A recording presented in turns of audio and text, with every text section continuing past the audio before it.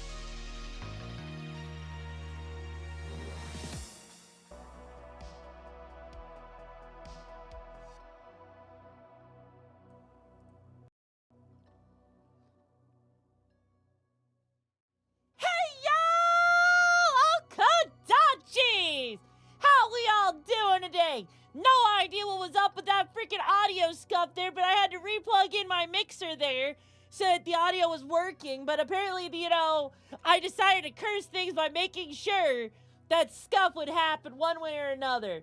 Don't know how it happened. Not gonna ask why it happened. I'm just gonna be happy that the audio's working right now, and hopefully there's no more scuff. And before we get into more God of War today, because I know that's how much you lovely little fuckerinos, my Okadachis, my lovable Okadachis are ready for it, right? But before we get into that, I got a story for you guys. And when I say story, I mean, I have had some wild adventures today. So, how many of you guys know about Waffle House, right? How many of you guys have ever been to a Waffle House? Raise of hands. If you've never been, it is a mythical place, a wonderful place of cheap food that actually tastes really good, you know? If you've never been to one, let me just pull up images for you real quick so you can actually see what a Waffle House actually looks like, okay? Here you go. This lovely establishment right here that you can see right here is Waffle House. It is basically a diner-style place that you can go to for really cheap that you can get some really good food from. Like, if you want to see one of their menus, here's one of their menus right here. You know, you want yourself an all-star breakfast? There you go. Get yourself some eggs, some hash browns, bacon or whatever. Do they have blue waffles? You can get blueberry waffles, so technically, yes, you can actually. But, no, it's mainly a thing in Southern America, actually, believe it or not. But, here's the thing, though, with this. The food is actually pretty good. However, today, I had a wild ride at Waffle House. When I say wild, I mean it mainly has to do with the server being, like, way too honest, okay? And when I say way too honest, let's just say there are some things you should never, ever, ever, ever, ever tell your customer.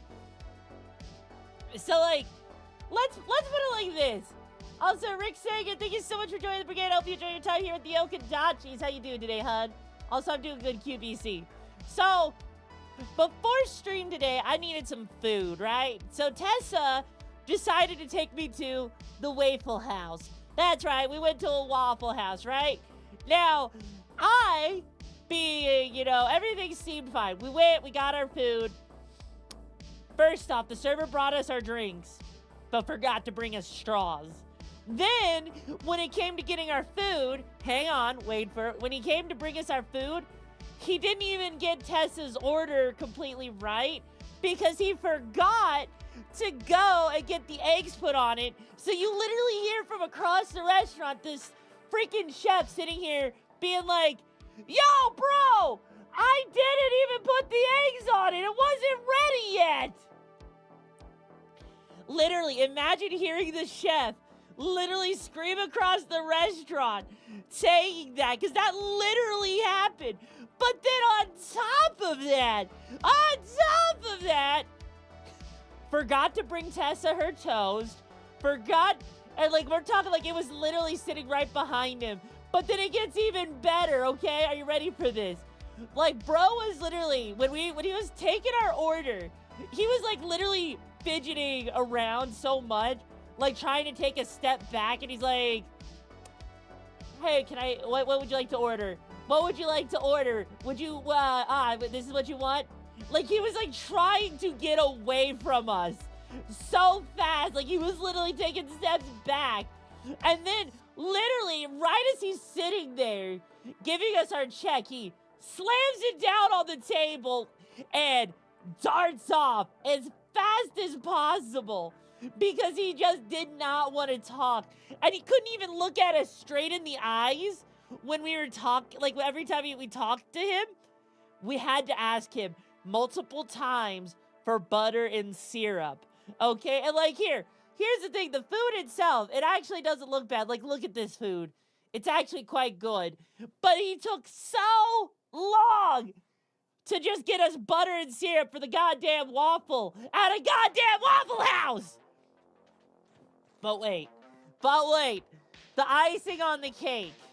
The icing on the cake. Are you ready for this?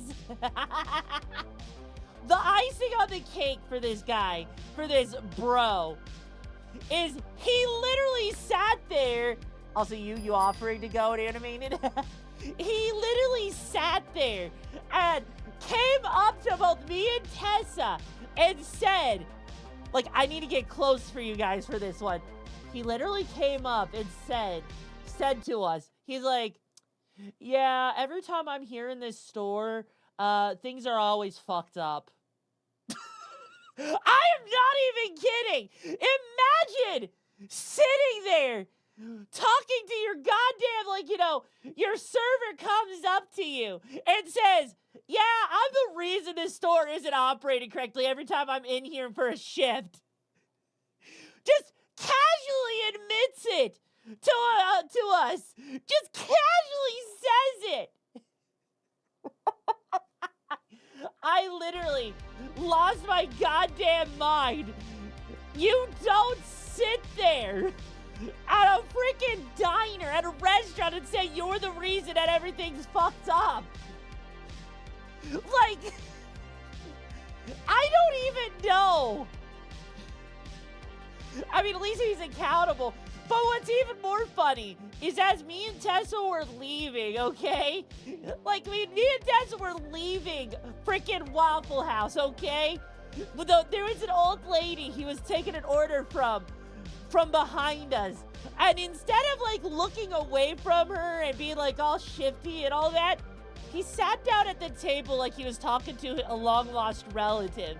Like, he sat down, was looking at her, being supportive, even had, like, his hand on her hand while he was writing down her order and everything, being really soft and gentle about all of this shit. And I'm just like, bro, where was this customer service?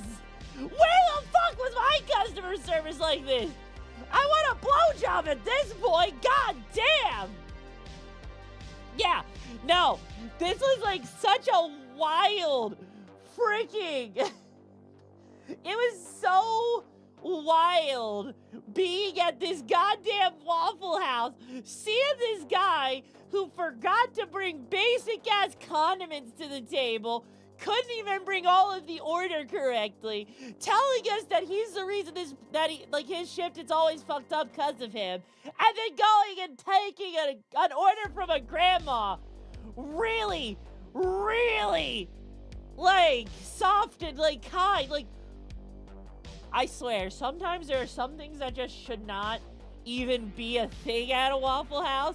And, yeah, no, Waffle House is wild. Like, I am just, like, shocked at that. And not, like, but also on top of that, having the freaking cook yell across the restaurant at him because he literally forgot to bring the goddamn eggs on Tessa's freaking meal. How do you pick up a plate that is supposed to have hash browns, cheese, and eggs and be like, huh, this looks right, and there's no eggs on it? It's the first time I've ever been to a Waffle House where it's been that bad. Because Waffle House is usually pretty good. Like, America even freaking has a Waffle House index of, like, how bad a natural disaster is. Like, seriously, if you've never heard about that,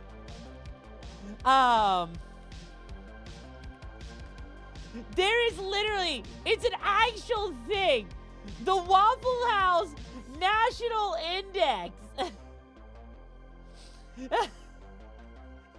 Right here. The Waffle House Index is an informal metric named after the restaurant chain to determine the effect of a store and the likely scale of assistance required for disaster recovery. If it's green, full menu, the restaurant sustained little or no damage and has full power. Limited menu, the restaurant is running out of food or has limited power. Red, it is completely closed. And here's the thing, if it gets down to red, like, literally all panic breaks loose. Like, if Waffle House closed, because it's a 24/7 establishment, if it closes, you are screwed. Like, it is so fucking crazy that Waffle House is a metric for this shit. Like, I've actually seen Waffle Houses closed before. Like, it literally is run for the hills or get into your bunker. The fact that there's a goddamn Wikipedia page for Waffle House Index is kind of terrifying. Like, it's also used by FEMA. I don't even know what, the Federal Emergency Management Agency. It's unofficially used to respond to disasters.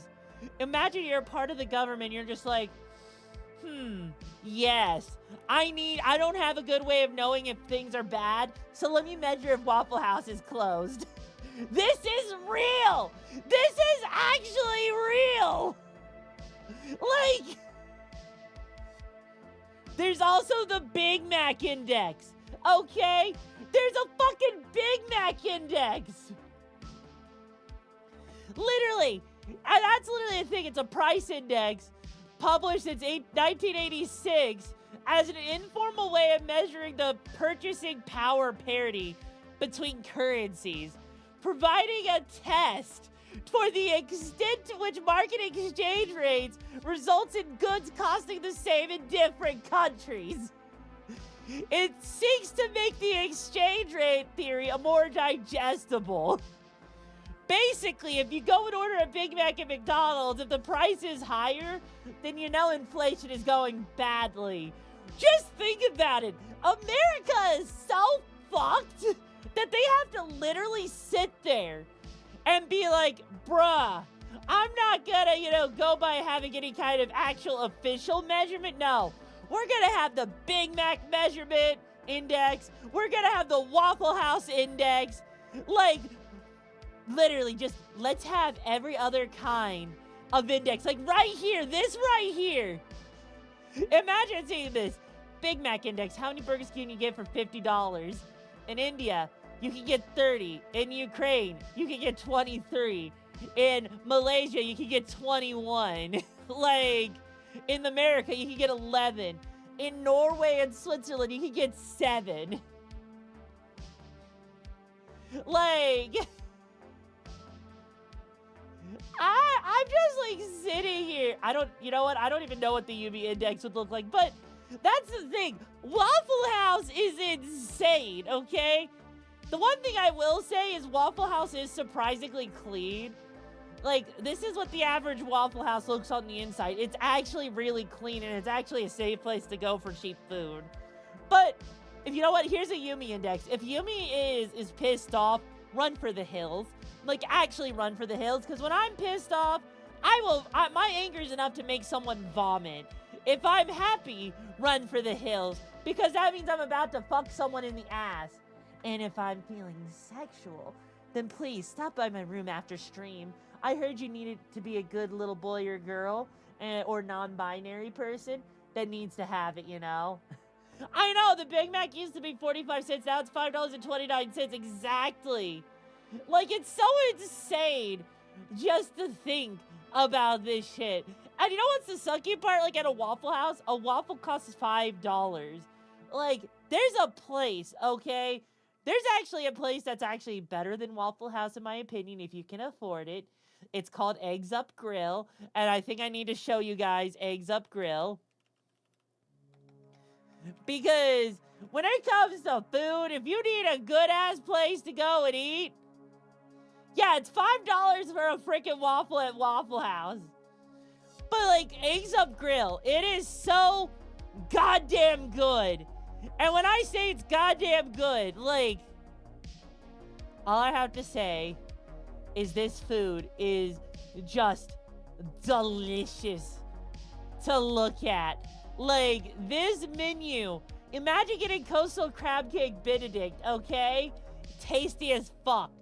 You want steak and eggs? You got it. You want avocado toast? For all you millennials, Like, it actually is good. It is so good. Like, one of my favorite things that they have is, the Founder Hash and Egg. This shit is so good. I usually get it with the home fried grits and everything. It tastes so good. They have homemade like corned beef hash with the eggs. It's and their freaking coffee is so good. Like seriously, their coffee is legendary because they make it all in house. But then not only that, they make some good waffle you know what, everything there is good. But no, they actually make some really good donuts. But look at this. Look at this cafe mocha. It is tasty. Seriously, I could, you know, if you gave that to me right before sex, I would orgasm immediately. Give me a cafe mocha. I will drink it up. I will orgasm and I'll be like, take me now. Take me hard. Seriously, that shit is so good. It is so freaking good. And they also have mimosas, okay? You can never go wrong with fucking mimosas. But then on top of that, hang on. I need to, like, show you guys Egg Up Grill. The Egg Up Grill donuts. I need you guys to see how goddamn tasty. Also, Rex Mortimum, thank you so much for joining the brigade. I hope you enjoy your time here at Okadachi. Here you guys go. Look at these donuts. Look at them. Look at how... Okay, that's probably not the best picture, but, hang on. Here we go. Wow. Look at how Wow, that's really not a good image. Hang on. Really, Lena? You know what, Lena? Fuck you. Fuck you. No one asked for your opinion anyways. But no, their donuts are actually really good. Wow! You know what, Lena? Look at these donuts. Look at them. Enjoy them. They are so good. I know. Strawberry cream. I'm not the biggest fan of strawberries. They are tasty. They're made in-house. They are so soft and fluffy. It's like having a wet dream in my mouth. That's how good they taste, okay? It's like having a wet dream in my mouth. Seriously, Satan, don't knock until you tried it. Also, they have some of the best shit ever. Chicken and waffles. Chicken and waffles, baby. Chicken and waffles. You can never go wrong with some fried chicken, some waffles, and some maple syrup. Yummy, yummy, yummy. For my tummy. Kev, if you've never had chicken and waffles with maple syrup, go try it. Trust me, you will be a changed person after having it. It is so fucking delicious. Waffle House is pretty good too, but you know, hey, who's counting here, you know? Who's counting here? Cooking should we make chicken nuggets and waffles? It's not that hard. You know how long it would take me to make that shit? I would literally, here's the thing. If I were to do a cooking stream, which trust me, it would be a very short stream, okay? Yeah, what's your point, Emperor? At least I go out and touch grass, okay? But here's the thing, though. If I have to go out and eat goddamn motherfucking food, if I had to do a cooking stream, do you know how short a lot of these recipes would be? I could get most of this stuff done in an hour, okay? Waffles, at most, take like 30 minutes. Freaking, you know, me going and making eggs, that takes like 5 minutes. You want me to make chicken nuggets? Okay, that takes a little bit of time, but it's still 30 minutes. Do you really want a cooking stream that badly? Okay, Chinese is special fried rice with special chow mein. It's not that hard. That's, again, like, you know, making it like, you know, 15, 20 minutes if you know what you're doing right, okay? Especially if you haven't prepped before time. Like, literally, you know what? How about this, bitches? How about this, Okadachis? Let's put it to a vote. Mods, get that poll ready. Let's see if people actually want to see a cooking stream or not.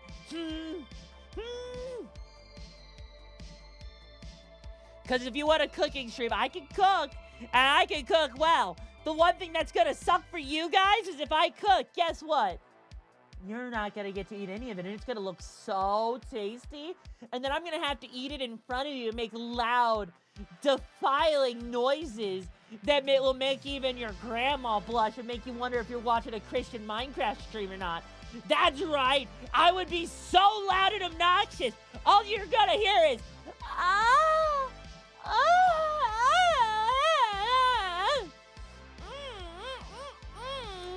so good. Hello there, Kevin. I'm just moaning about all the lovely food. Make a steak that needs to be prepared 3 hours beforehand? Really? Really? Why would I do that? Why would I sit there and do that? Looks like someone's trying to sell the money. Who is Kevin? It's on the YouTube side, Lena. YouTube side. Remember, we're dual streaming both Twitch and YouTube, so you get like, 2 places for the great price of 1. That's right, you mean 2 places at once. But no, honestly, that does actually sound pretty tasty, though. I'm not gonna lie. I'm not gonna lie, that actually does sound pretty good. But what kind of steak would you want me to make that has to be prepared like 3 hours in advance? What?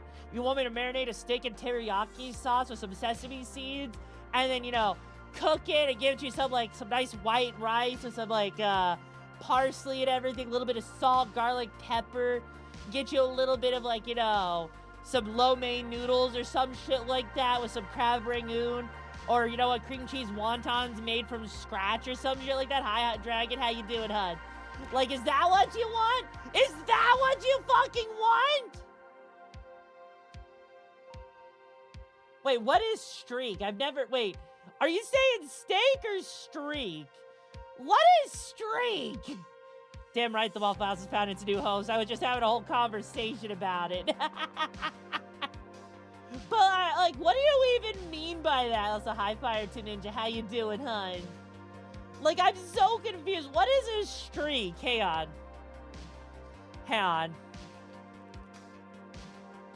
You mean a steak? Our Lord and Savior, Brazilian Miku. Oh, I love the Brazilian Miku. I would absolutely would. 10 out of 10. Would again, Steak. Okay. Steak. Yeah. No. If you want, I could literally make a goddamn list of things and I could cook it easily, okay? Use black garlic. Honestly, but black garlic's not even all that special. It's just garlic that's slightly prepared in advance. Yeetus the Turd, thank you so much for joining the brigade. Now then, if you're a Yeetus the Turd, does that mean that I can shove you up my bum and then use you as a projectile? That way I can then later on go and say I literally yeeted a turd at my enemies? Call my affiliate? Wait, I don't even know what that means. What do you mean Minecraft stream win? What does that even mean? No! No! I will never do Minecraft. I'm bored of Minecraft. Do I look like someone who plays Minecraft? Do I look like someone who plays fucking Minecraft? Do I look like I enjoy Minecraft? I probably don't enjoy Minecraft. Oh my god. Wait, what? Wait. Hang on. Hold the fuck up. What is the Minecraft thing that you just sent me? It would help if I could actually hear that. Maybe I should just copy that and then post it in right here. Here we go. That's not what I meant when I said I was going to post it. There. That's right. I would be so loud and obnoxious. All you're going to hear is, oh my god.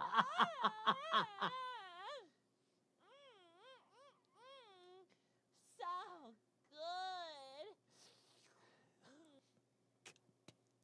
good. God damn it, Satan. God damn it. You know what, Satan? At least you're not making me post it to Twitter, at the very least. At least you're not making me post it to Twitter, so we're fine. We're safe. We're good. Holy shit. No.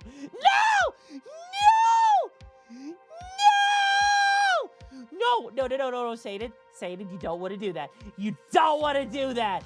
You don't want to do that, Satan. Fuck.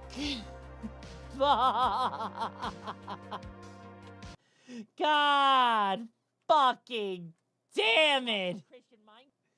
Okay, Sadie. Bet. You know what?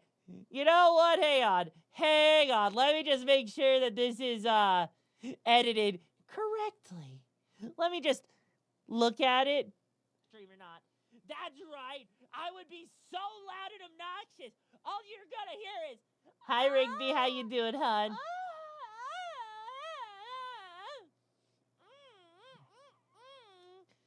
So good. Oh my God. Watching a Christian Minecraft. I'm debating if I should use the portrait version or if I should use the full landscape version, honestly. Sadie, that one's on you. Do I use the portrait version or do I use the landscape version? Yes, you are, Johnny. I see you there. You want me to use the portrait version? Okay, here we go. All right, all right. All right. You know what? This is getting featured. I'm surprised Twitch hasn't given me a content warning at this point. Why hasn't Twitch? You know what? I'm glad that Twitch hasn't attacked me or anything for this. But I just gotta say, the fact that I get away with this shit is kind of insane. That's right. I would be so loud. Okay, Sadie. Are you proud of yourself? Are you proud of yourself for this? What you are about to make me go and goddamn fucking tweet. There. Okay, here we go. Oh my God. Context.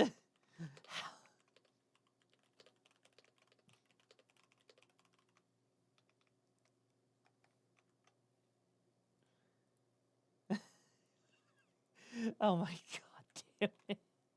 There, Sadie, are you happy? Are you happy? There, the context is there. I don't need to worry about shit. It's okay. It's been posted to fucking goddamn motherfucking Twitter.com, X.com, because for whatever reason Elon Musk decided it's no longer Twitter. Actually, what happens if I type in Twitter? Does that actually work still? If I just type in Twitter.com, does that actually just work? Oh, it does work. You know what? That actually does work. Never mind. Okay, I'm glad it works, actually. About to share and retweet that. Oh, no. Well, you know what? I see that Lena also shared a video for us to watch. So what are we going to be seeing here today? We need to get the fuck out of here. What are you talking about? He's probably the worst one here. Everyone else should be cool. Forgive me, Father, for I have sinned. Please make these urges go away. My cousin is not hot. My cousin is not hot. Okay, we need to get the fuck out of here. Oh my God. Sweet home Alabama. By the way, actually, Tessa gave me something to show you guys, okay? Tessa gave me something very specifically that I need to share with you. That is specifically in conjunction with Brazilian Miku, so here you go.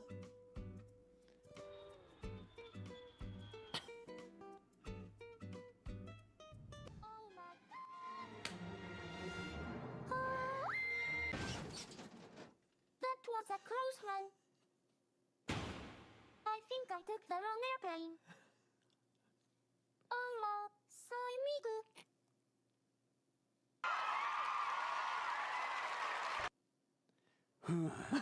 Latina spotted.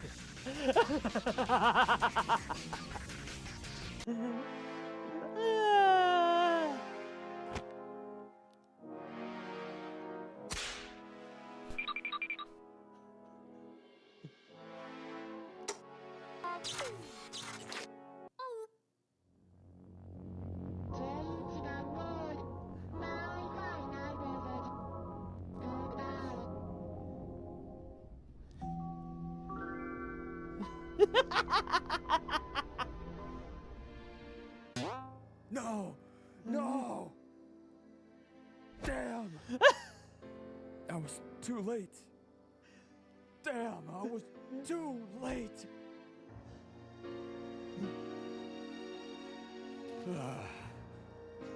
You. I swear I'll put an end to you. Elon Musk. Hey there, Latinas and subscribers. Today's episode was sponsored. Tessa thought you guys would like that.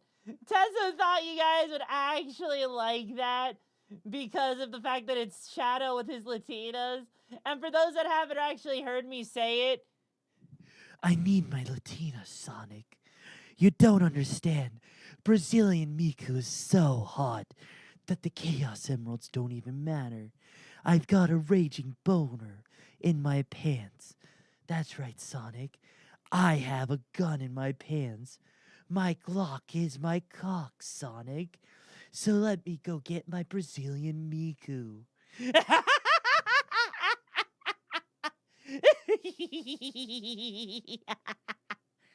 But also, there is one other thing that Tessa shared with me real quick. And I feel like, what did you join into? You joined into the best thing ever. But then also, Tessa had one other thing she shared with me. Fun fact, did you know that Digital Circus is getting a manga? Fun fact, the amazing Digital Circus is actually getting a goddamn manga! Hell yeah! If you haven't ever watched it, it is probably some of the best thing ever, and I know there's like a new episode coming out soon, I think. But yeah, Digital Circus is actually getting a new manga, is like actually popular enough to get an actual manga, which is so freaking cool. I mean, to be fair, Has Been Hotel is on a whole different level of its own. Let's be real here. Hang on. I mean, I'm a wolf girl, not a fox girl. Hang on. Hang on. There's actually something I need to pull up specifically for Has Been Hotel, okay? Where is it? Okay. I gotta pull this up because this song is perfect to describe my feelings towards Has Been Hotel. Season 1 is done. We killed Alex Brightman twice. Both his characters gone. A24 can't pay his price. And now my show goes on in a limbo, 'cause Amazon doesn't trust animation. Industry is unfair to creators. We should have done this in live action. Action instead of drawing cartoons. Come on, Viv's OC, why the frown? For the last 6-something years, people on Twitter look like clowns. I greenlight it. Yeah, I said it. Season 2 is in your hands. You can't quit now. Go on, write it. Make the story just as you planned. You're trending now. Your writing's mid. Controversy everywhere. Made moms mad. You're one big bitch. But by God, Vivsy, you've made me fucking rich. Twitter hates it. Best reaction we've ever seen. Plus there's 4chan, they despise it. With Rule 34 on your screen. It's because of you, you know it's true. But it's hating on your bitch. At least I know our songs aren't shit. To nail the season, I think we need some plot. I know the angle. Check out this shit with Husky Angel. It's already there. Fan service is always the key. It's time for crying. We've got a lot of work to do, and we've got to try and make the best of the next season. I like girls. 50 grand from Verbalase. Everywhere we see his face. 4chan.org, time for a newborn.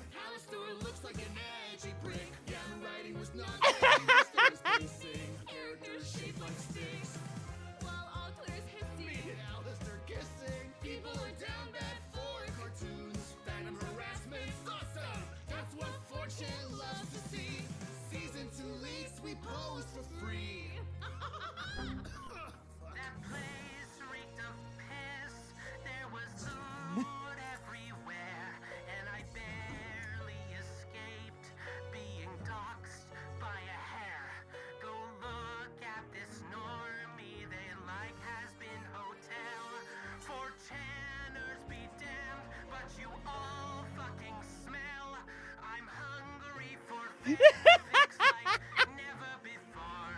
I've read the good angst, surely there's so much more. Once I figure out how to write my own fics, guess who will be writing all the ships?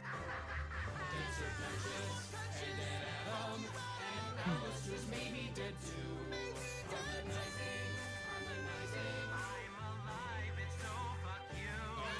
We'll make a series, wait and see. Make a season 3. And then tomorrow it will be a freaking happy day in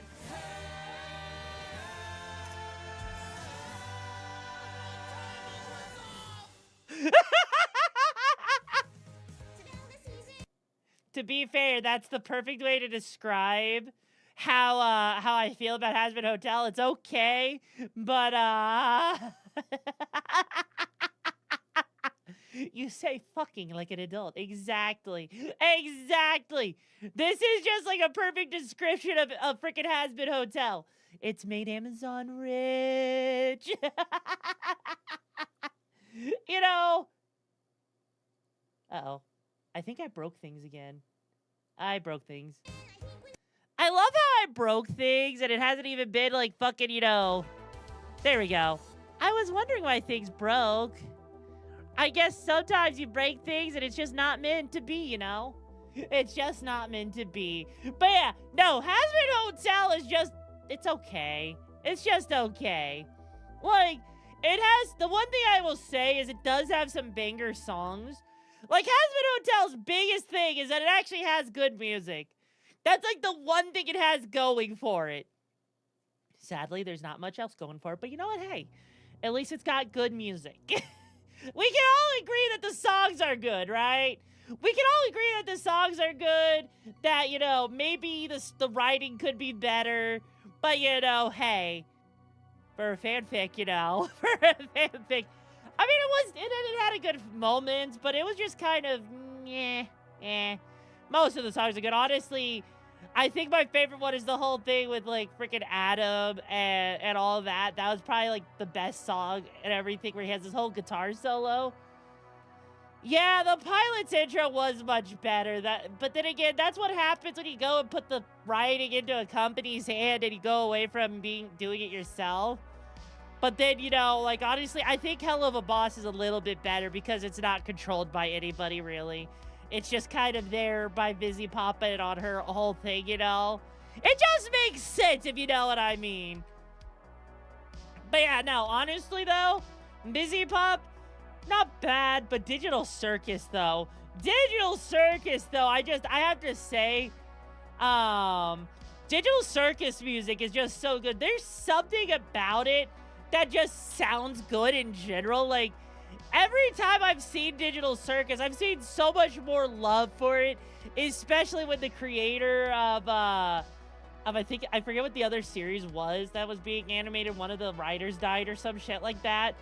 But, like, I also like Digital Circus because the sound, the main song for it sounds like it, yeah, Murder Drones. But the thing I like about its song is that it sounds eerily similar to Super Mario World. Like,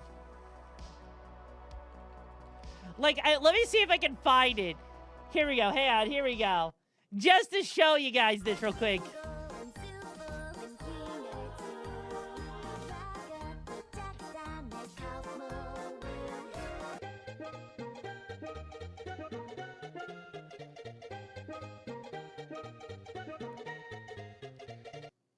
Yes, I noticed that, and I fucking love that attention to detail, you know?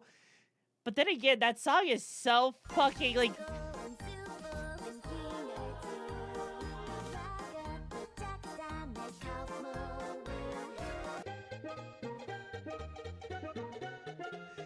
Like, there's just something so catchy about the Digital Circus that I just like so much more.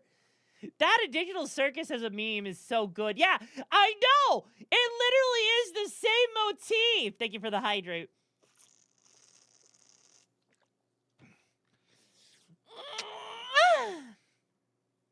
It literally is the same motif from freaking Super Mario World. I'm doing good, Manic Raccoon. I hope you're doing well.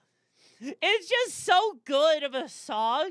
And it's like everything you would expect out of the Digital Circus. And here's the thing. Someone actually took the song and put it directly into the freaking Super Mario World sound font. And here's how it sounds.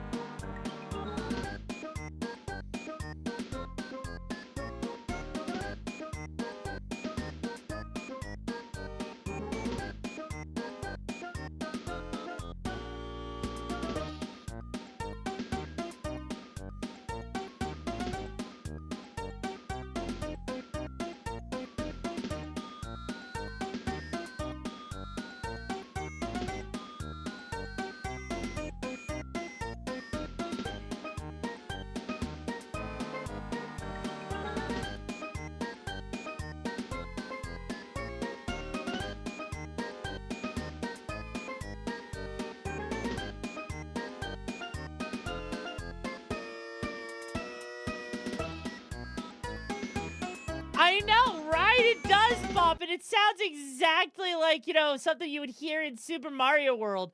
And I saw someone mention Freddy Fazbear. I have one thing to say to you.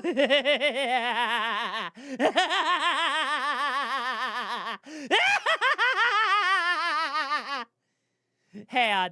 I need to show this to you guys.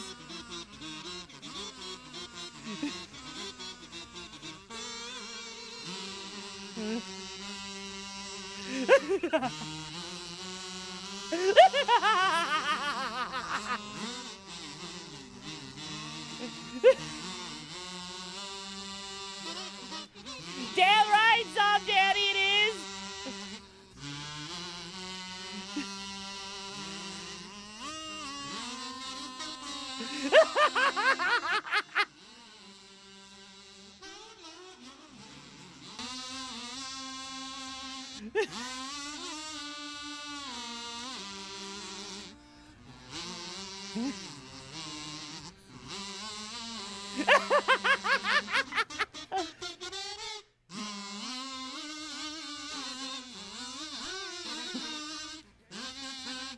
Little Caesar!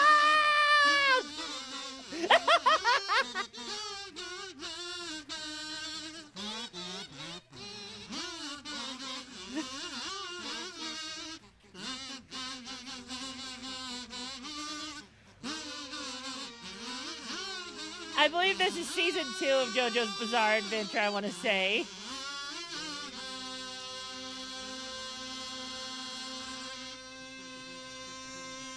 Yeah, Battle to Tennessee. But okay, so like season 1, I believe. But hang on.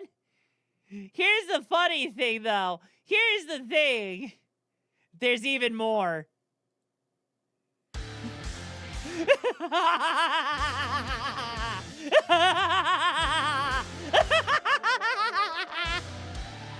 There's another one. Destiny feeling so heavy. This way, I swear it's gonna get me.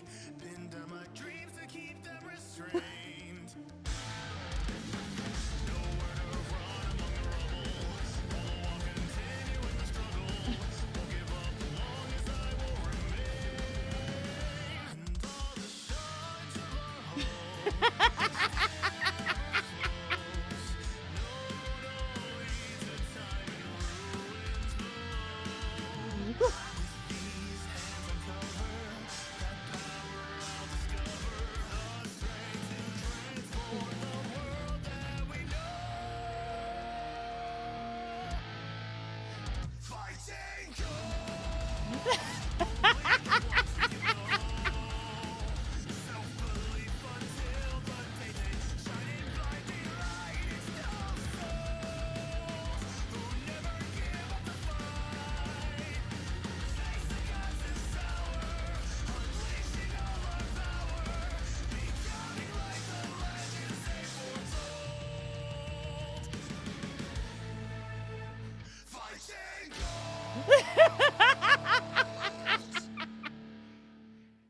You know, I will always be impressed by just how much effort someone's willing to put in to this fucking shit for no goddamn reason. Like, who literally thought, yes, give me Five Nights at Freddy's as a freaking JoJo Bizarre adventure, you know? Like, it is just amazing that people are willing to go that fucking far, you know? Like, it is absolutely amazing. Like, freaking, what was it? Diamond is Unbreakable. There was someone did a reanimation, right? Of Diamond is Unbreakable. And if I remember correctly, like, someone did it with freaking Gravity Falls. And it was great. See, like, the Gravity Falls version, like, I need to show you Gravity Falls. Like, it is great.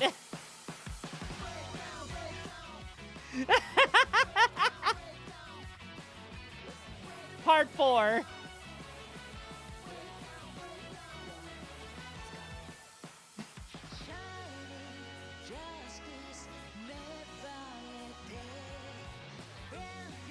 There was no right. They had no right actually putting this much effort into this, you know?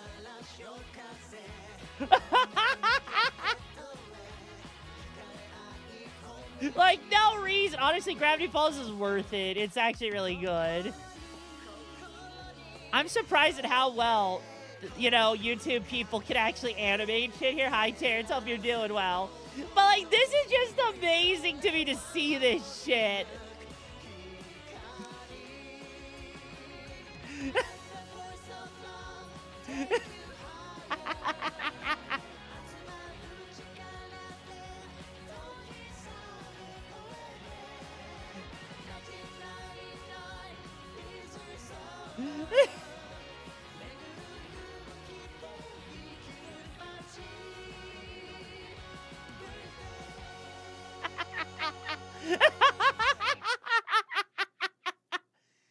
Like, seriously, I am so impressed with what people are willing to do. What people are willing... Oh, there it is.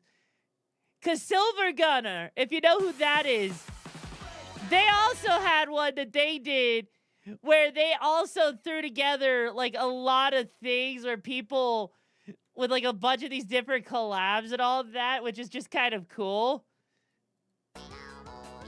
And, like, it just is mixing the song together with a bunch of different genres, like, with a bunch of different, like, you know, games. The fact that some people do this is just amazing to me, you know? Honestly, I love this Gravity Falls remix here.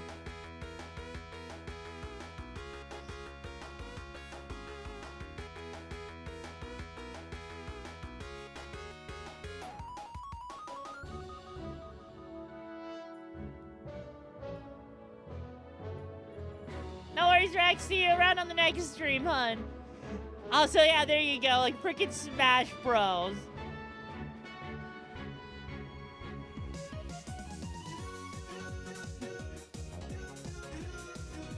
Like, whoever comes up with this is amazing, you know? Absolutely! 100% insane. The Noid, exactly! F-Zero, my beloved.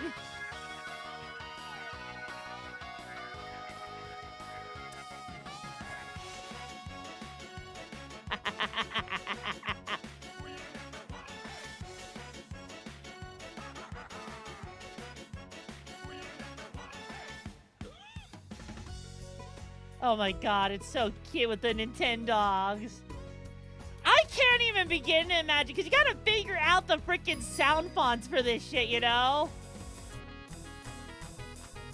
Oh god. What is this game? I don't even know what this one is.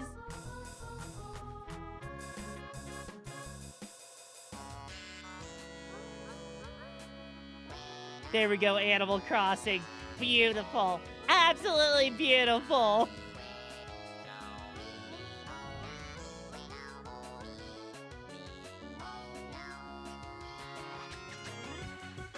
Oh God, yes!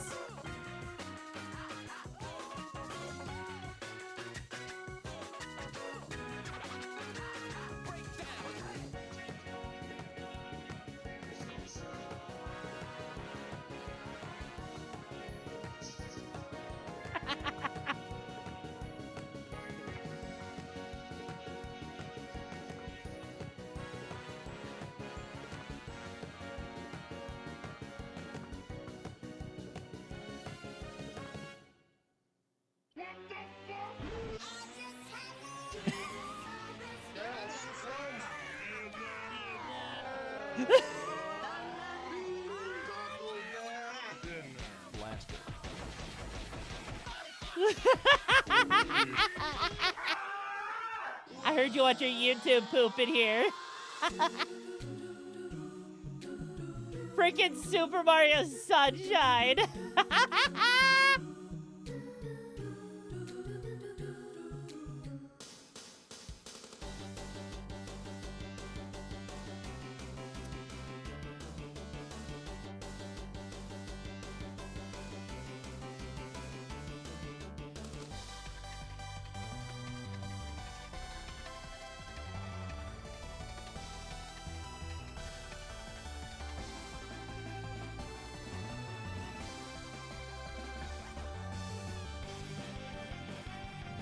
And you had to have the Undertale in here.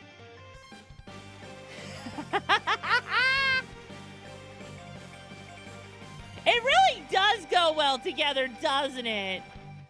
And also, for those of you guys who don't know who Silva Gunner is, he comes from a different era, okay? And when I say a different era, I mean...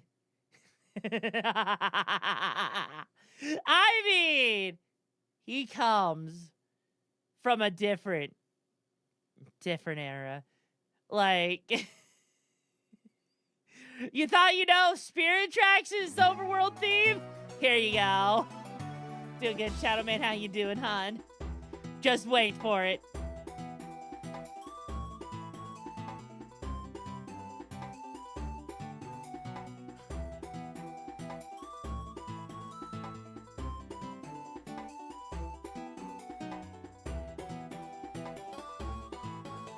Here's the thing, you may think that this is the Spirit Tracks theme, but it's not. It's Smash Brothers, if you can tell.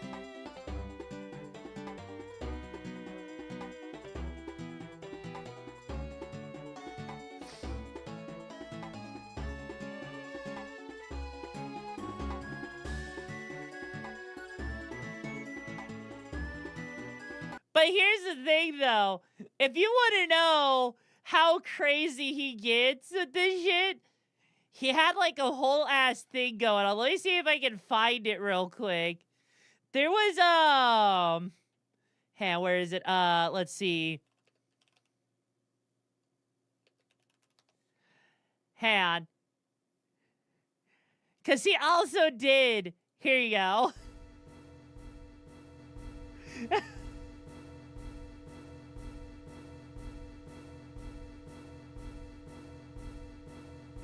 Hiya, Jake. How you doing, hon?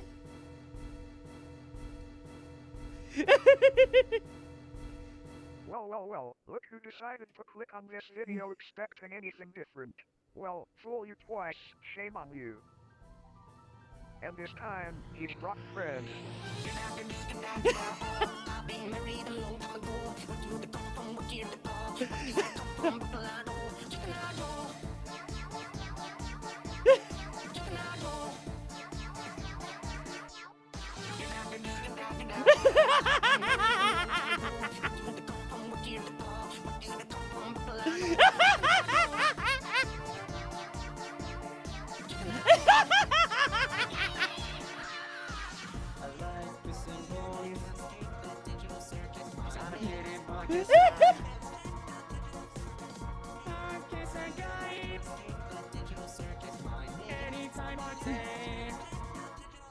This has no right working as well as it does, though, okay?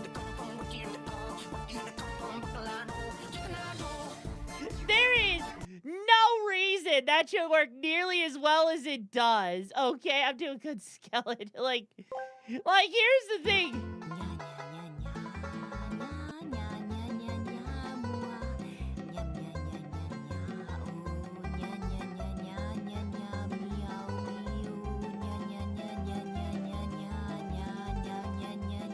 Hi, Evan. How you doing, hon?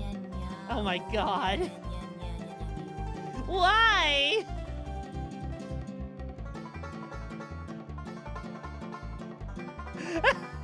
Why?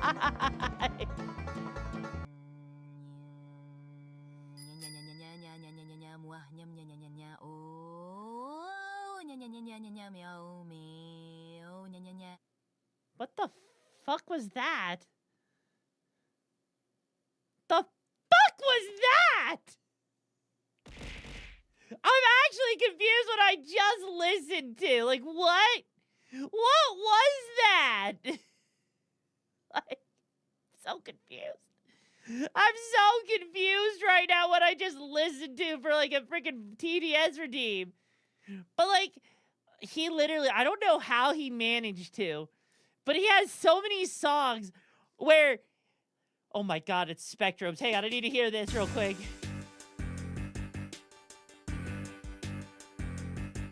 How many of you guys remember Spectrums?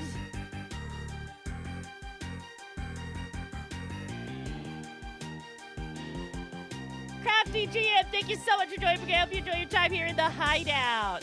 How you doing, hun? Honestly, it was a lot of fun. I actually loved it. Also, like,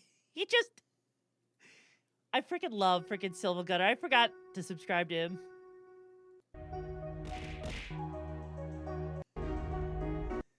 He literally finds ways to sneak in. Like, he had a whole thing for a while where he tried to sneak in as much as he wanted. Hey, Lena, you like your persona, right? You like persona, right?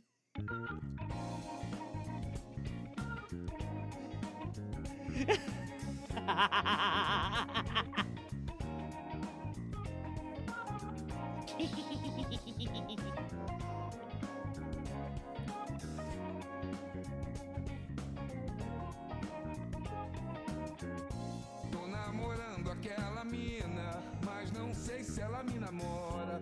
Na maneira do condomínio, lá do bairro onde eu moro. Tô namorando aquela mina, mas não sei se ela me namora.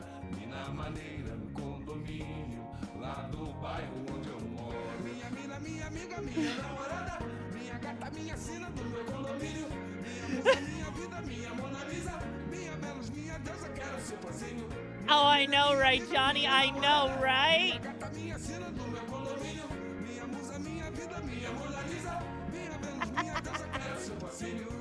Seu cabelo me alucina, sua boca me devora, sua voz me ilumina, seu olhar me apavora. Me perdi no seu sorriso, nem preciso me encontrar. Não me mostra o paraíso, que se eu for, vou voltar. Pois eu vou, eu vou, eu vou, eu vou, eu digo, e ela nem nada, passa na minha calçada. Honestly, fair, Johnny. Absolutely fair. Like, it's not just so good for no good reason. Somehow, Silva Gunner just manages to pump out freaking, freaking banger after banger with all of his shit. I don't even know how he manages to do this, but like, it just somehow turns out to be even more amazing than you would think. Like, freaking Majora's Mask is the last one I'll do from him, but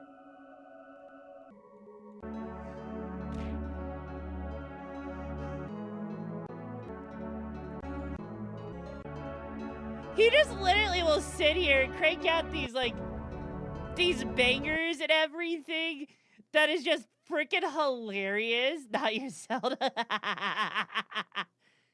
Really? You think anything is safe from fucking Silvagana? Do you really think it? Look, like literally. Austin Kai, thank you so much for supporting the brigade. I appreciate it.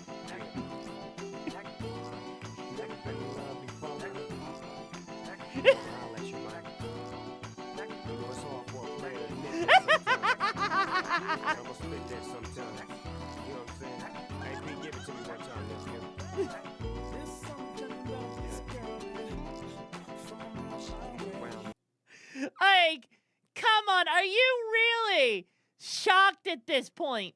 Are you really shocked at this point that Silvagana is gonna sit here and mess with something, right?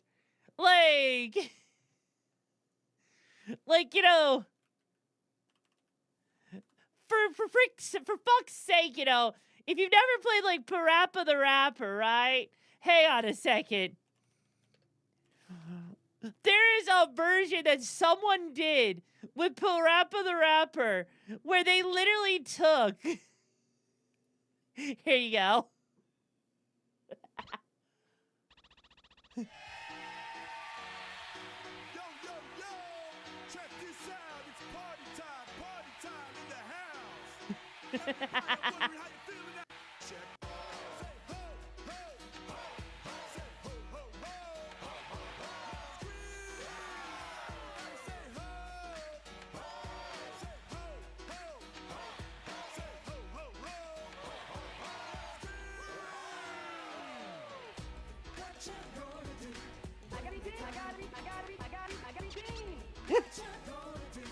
I gotta be, I gotta be, I gotta be, I gotta be, I gotta be. All right, all right. You got it. Now take it away. Wait now, what's the name of the day? I gotta be. Wait now, what's the name of the day?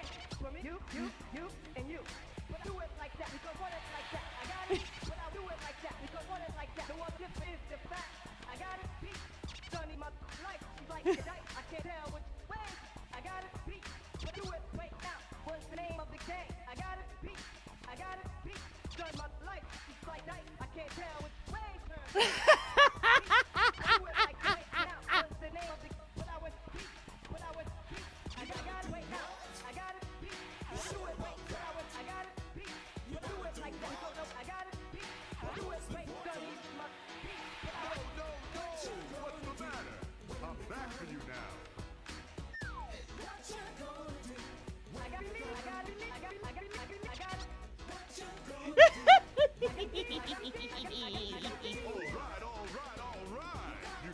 I heard you gotta pee. I gotta pee, but I do it like that because what it's like that. The one difference is the fact. I gotta pee. Wait now, what's the name of the day? For me, you, and you. Wait now, what's Sunny, my life? I gotta pee, Sunny, pee, but I do it like that. You want to know where I find things? It's called being freaking, you know, cultured. I gotta pee. Wait now, what's the name of the day? For me, you, and you. I gotta pee. Wait now, but I do it like that because what it's like. He's saying I gotta pee. I gotta be, because my life, I gotta be, do it like that, do it like that, I gotta be, wait now, what's the name, I gotta be, do it like that, I gotta be, Sunny. Have you guys never played freaking Parappa the Rapper? Have you guys never actually played that game? Like, hang on a second, hang on. Hey, I need to show you guys Parappa the Rapper real quick. Like, an actual thing. Okay, that's it. Burger. Me too. And I want 10 of them. Noodles again? What reason? Not the point now. Here you go. Okay, I'm having a date with a real man. You babies can stay home and play with your toys. If you've never seen it, this is like one of my favorite series of games for music. Just because of how hilarious it is. When are you guys going to grow up? Still a bunch of babies. Because this music is fucking great, okay? And look what happens the moment my son takes charge. Here, let me show you how to make a real Parappa Town traditional Wild burger. Pitching, thank you so much for joining the brigade. I hope you enjoy your time here with the Okadachis. And play exactly. Okay, Vibram is honestly a mood, though. Yeah, I know. I gotta believe.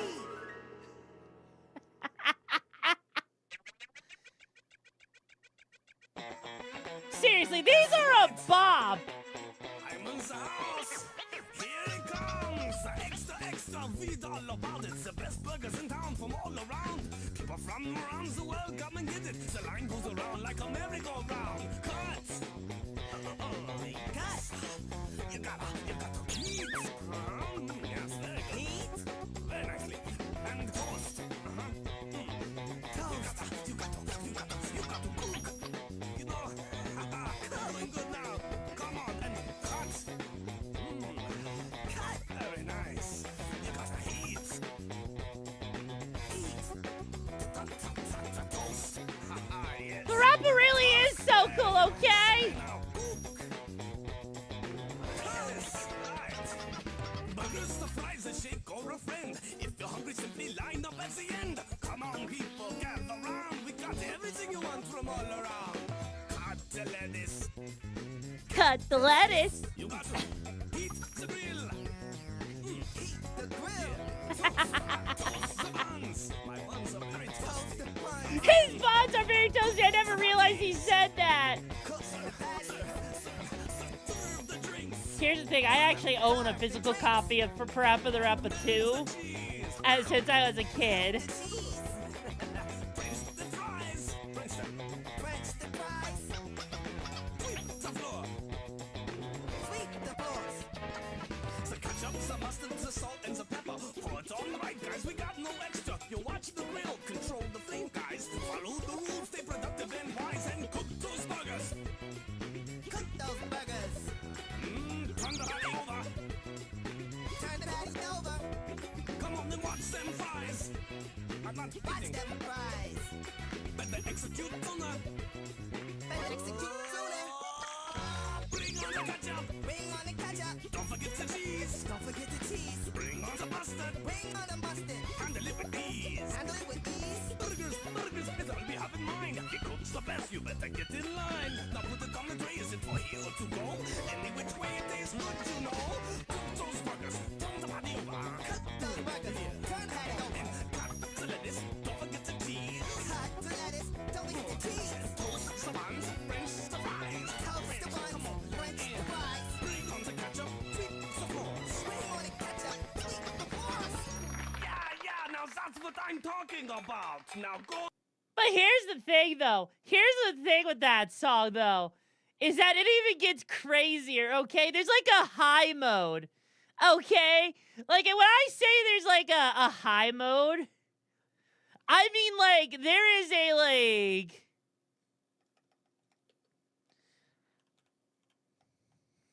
Let me see if I can find it real quick.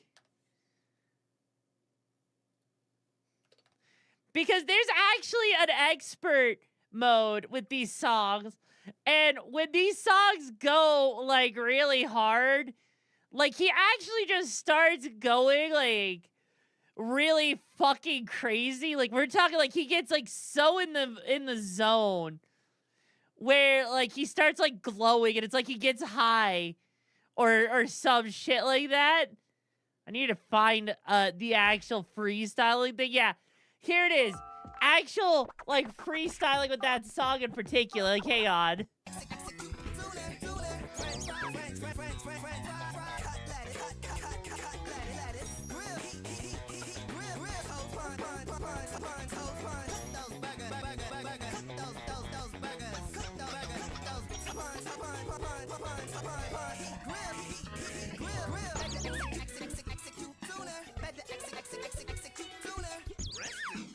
Rest in agony. Come on, guys, what's going on? Cook burgers, cook those burgers. There is no reason this should go as hard as it does, you know?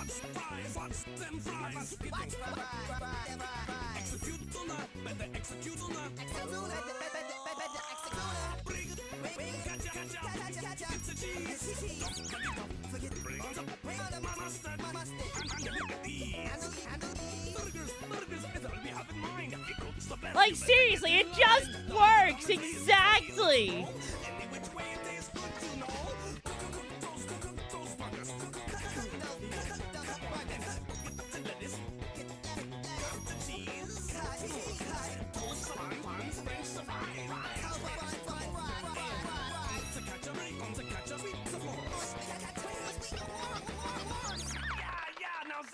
I'm talking about.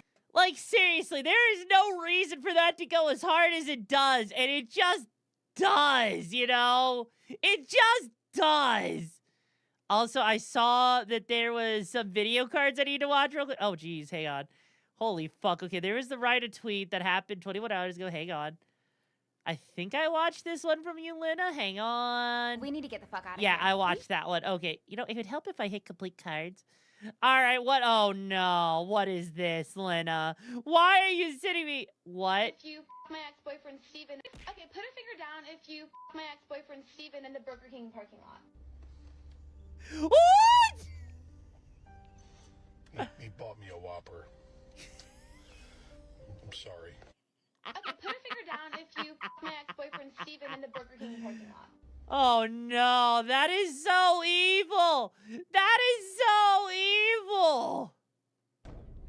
Oh, no. What is this? What is this?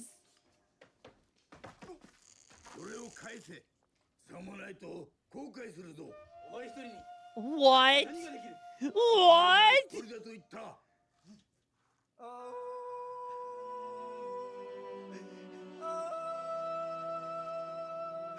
You should know that a man with the power of nature can bring you to the end of your life.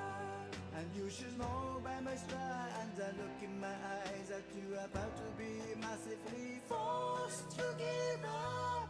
Chicken attack, chicken attack.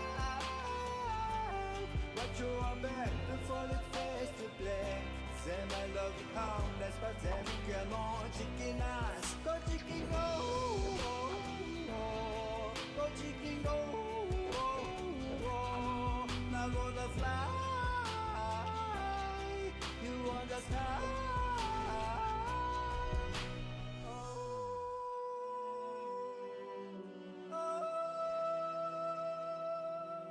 With the power of nature, you're never alone, and you can't let it. Hiya, Wild Pitching. How you doing, hon? Every beast, every tree follows me to the end, and you're about to be massively fucked. Chicken attack, chicken attack. Before it fades to black. Say my love harmless, but then come on, chicken ass. Go chicken go.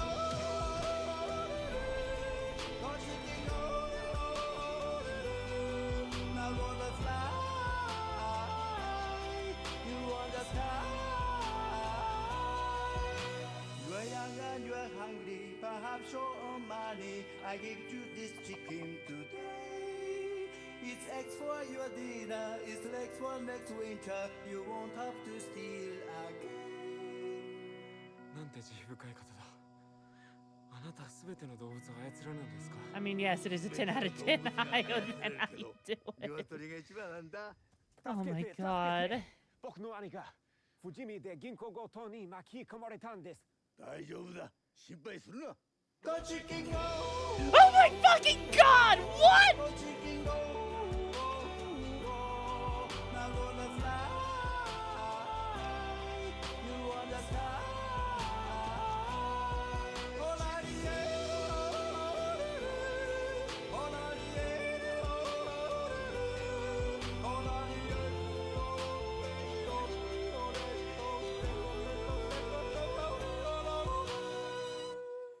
You know what? I think I think I need to go. I think my people need me. Chicken attack, chicken attack. What you are back before it fades to black. Oh my god. Why? I can't believe that's an actual song. I've never actually heard of that before, but dear God, what the fuck? You know what? You know what? You know what? Just for that, I'm going to subject you to my TikToks. That's right. I'm subjecting you to my ticky-tacks. That's right. You're going to be subjected to fucking hilarity in culture. Actually, it's pretty decent.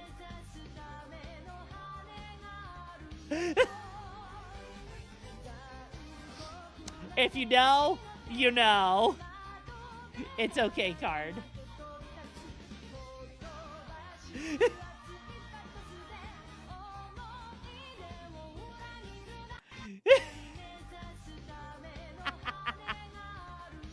In a gay bar because you've never been to one before. You know what? Just casual. Just enjoy yourself. He's even got the right kind of mop for this though, too. Like, look at it. It's freaking purple and green.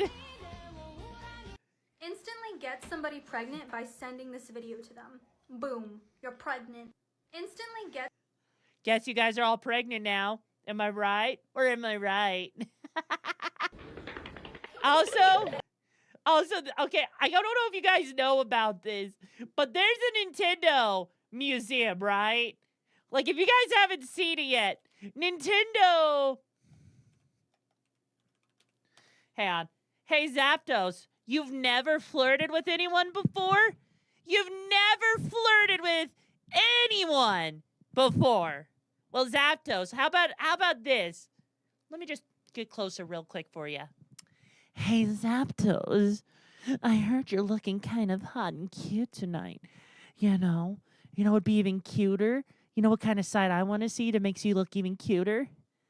The side from looking at you from your crotch. That's right. I want to see you from your crotch, baby. Then you'll look extra hot. Mwah. Anyways, anyway, so if you guys don't know about this, there is actually... Your face is red, you're welcome. Anyways, yes, Nintendo has a museum that they made that's opening up. And said museum is literally going to have a freaking place with a goddamn massive Nintendo 64 controller where you can try to play like a goddamn, old 64 games and stuff. And it looks really cool. Like a little history of it. Like right here, you can actually see a big controller for the NES or like the Famicom. So now with that context, okay? Uh-oh. I think Nintendo broke my stuff. Okay, there we go. So now with that context in mind, here you go.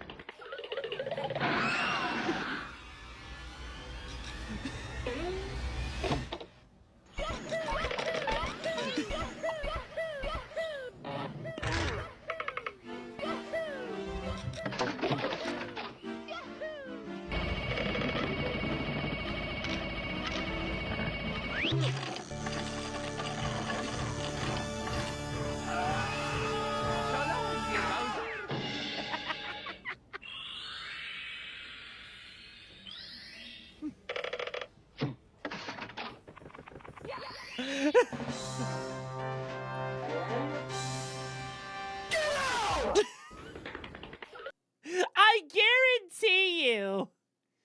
High school tried to ask a guy out. He said he didn't know. And next year, on my senior year, asking, oh, wow. Oh, God.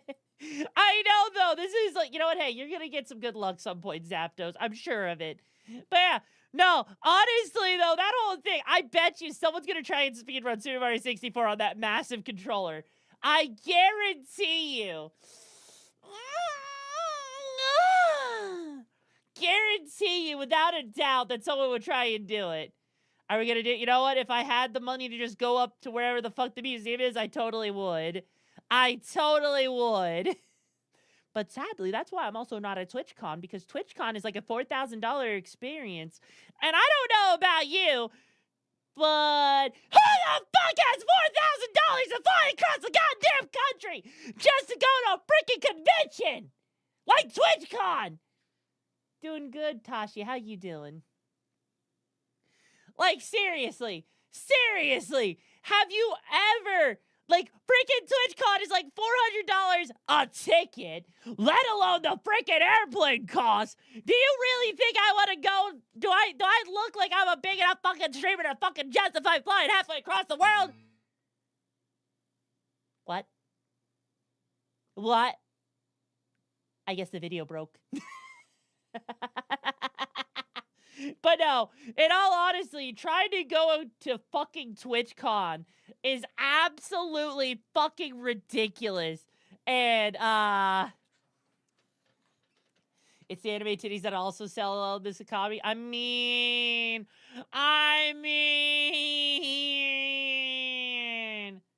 not gonna lie, that actually doesn't sound too bad, you know. I don't think that sounds too bad. Anyways, here's another one for you guys.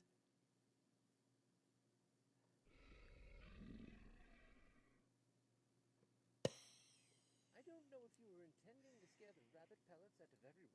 Start a purple Twitch and let that found you. Oh, god damn it. Excuse me, ma'am, but can you tell your tits to stop staring at my eyes? I need to do that. I really need to. Yeah, I know, right? That freaking dog is freaking big and black and scary. Kind of like the last stick I had. It literally looks like a freaking Final Fantasy character. It really does. Like, that is just so terrifying.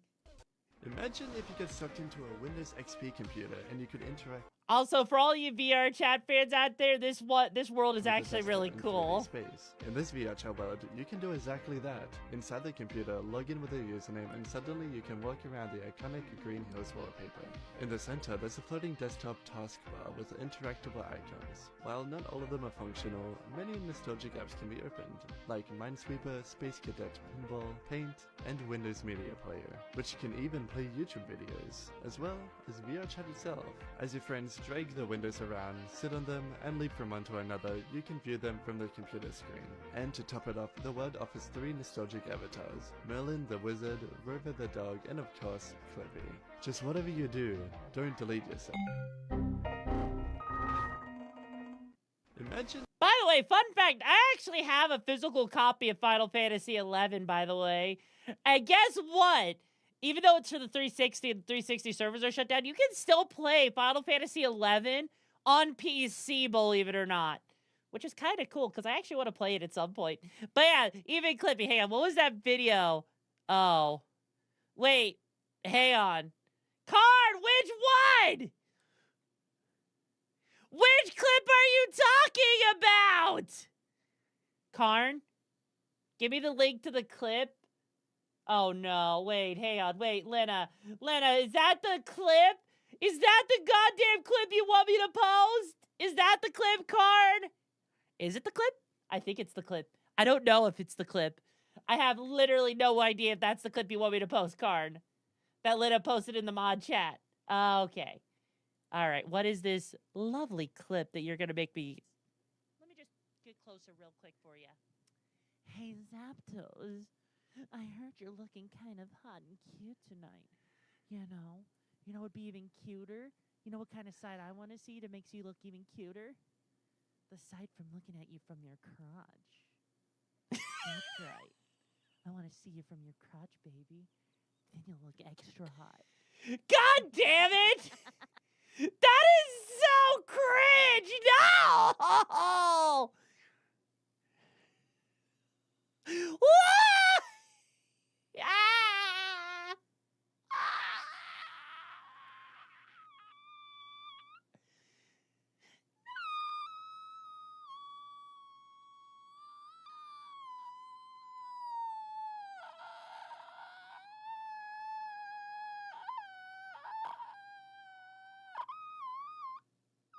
Also, hi Connor, it's a pleasure to have you here. I hope you enjoy your time here in the hideout with the Oak. Well, I'm dead. I'm officially dead right now. Holy shit. Okay, there we go. I think that's pretty good. There we go. Yeah, that works. Hang on. Makes you look even cuter. The sight from looking at you from your crotch. Oh, no. Hang on. You from your crotch. Let me just get closer real quick for you. Hey, Zapdos. And I need to like make sure this is perfect right here. From your crotch. Let me just get Aside from looking at you from your crotch. Oh my god, there we go. There we go.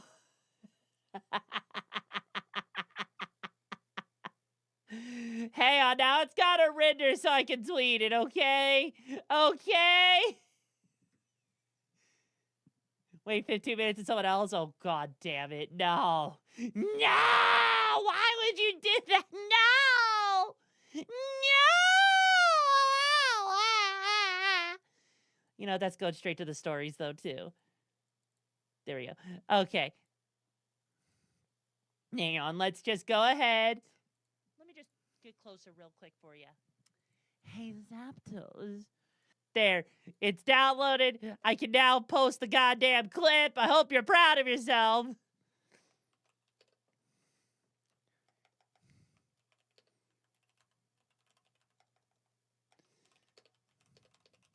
An effective way to flirt.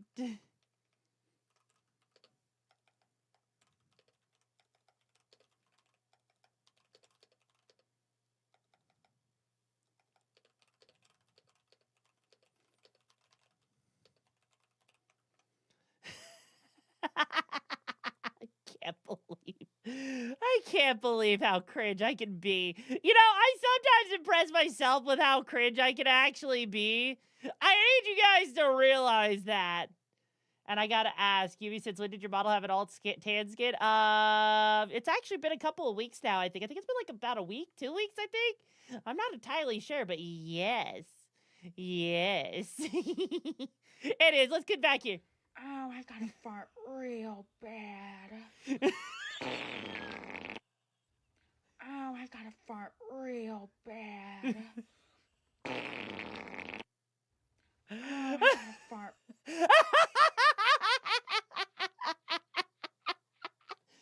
Whoever comes up with this timing is so damn perfect. Oh, Jesus. We are no. Okay, here's another one. This is for all you fellas out there that have freaking dick issues. Fellas, we are no longer measuring using length. We're now measuring for volume via the water displacement method. Instructions unclear. I've boiled my penis. Fellas, we are no longer measuring using length. We're now measuring for volume via the water displacement method. Instructions unclear. I've boiled my penis. Imagine you somehow fuck up so badly that you boil your penis. I guess that's a good way, though, for all the trans women out there. If you ever need to have free bottom surgery, just boil your penis. Then, you know, you'll be able to go to the hospital. They'll get to chop it off for you. How does that sound? Does that sound good? Does that sound good? I think that, you know what, new bottom surgery method just dropped. There you go. You need your girl dick removed. Just go ahead, boil it off.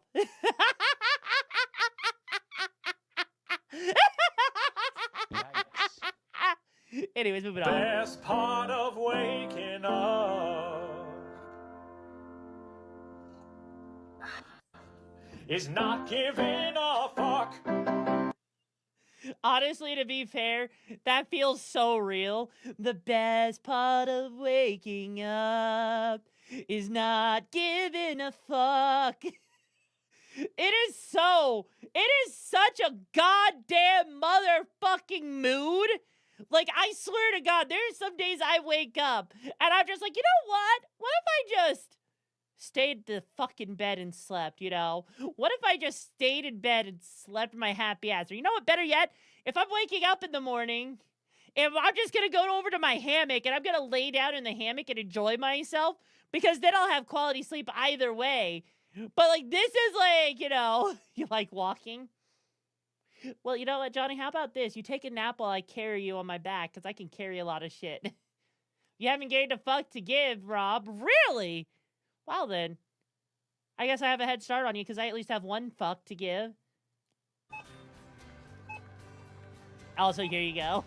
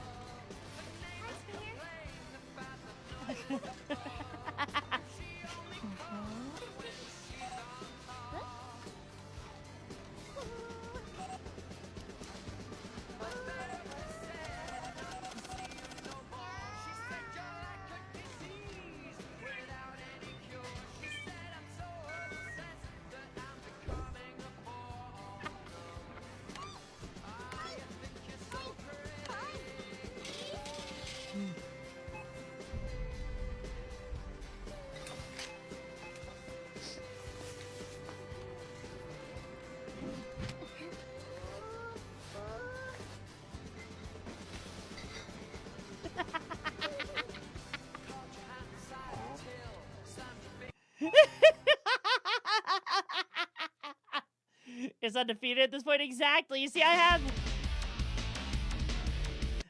actual taste. Okay, here you go. Here's the next one. Who am I? I need to find the answer to that myself. Shadow? Shadow? Shadow? What do you think it's like on Earth? I think it's a waste of time.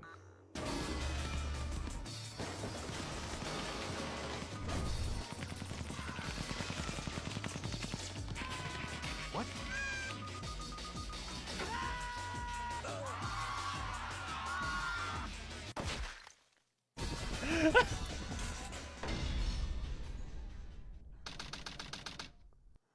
Now all I have to do is to place the Chaos Emerald into this console.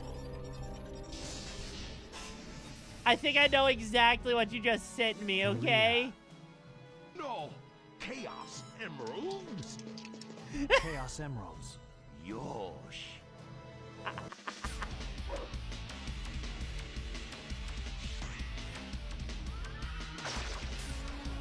Tessa, thank you for being here for 27 months. You're almost out of rings. Switch places with me.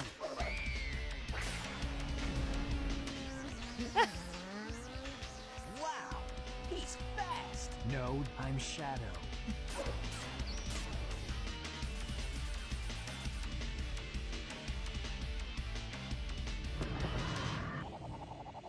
What? Shadow! Chaos Control! Sayonara, Shadow. Yosh. God damn it, I almost did a spit take while I was hydrating.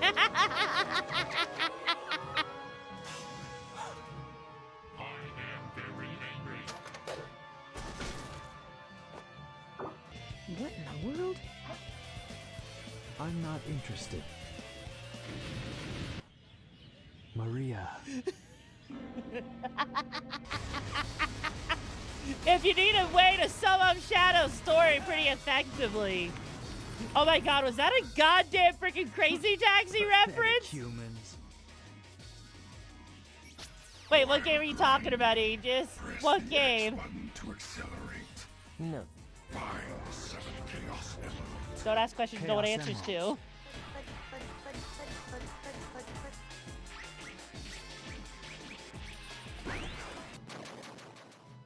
Yes, Shadow.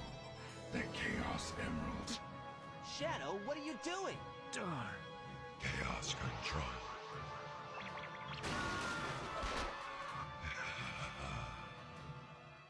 Shadow.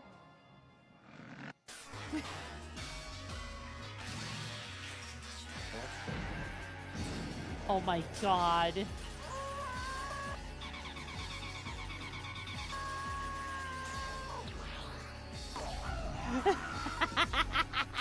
Chaos Control. That's one way to do it, you know?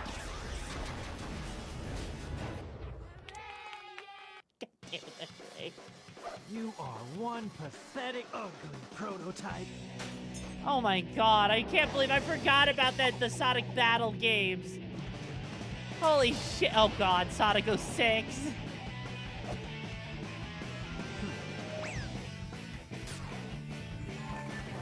Oh my god, freaking Sonic and the Secret Rings! No! Night into Dreams, oh my god.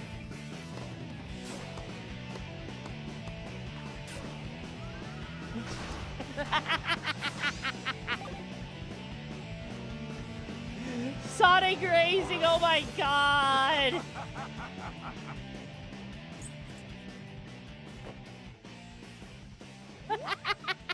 Oh god, Shadow smiling is terrifying.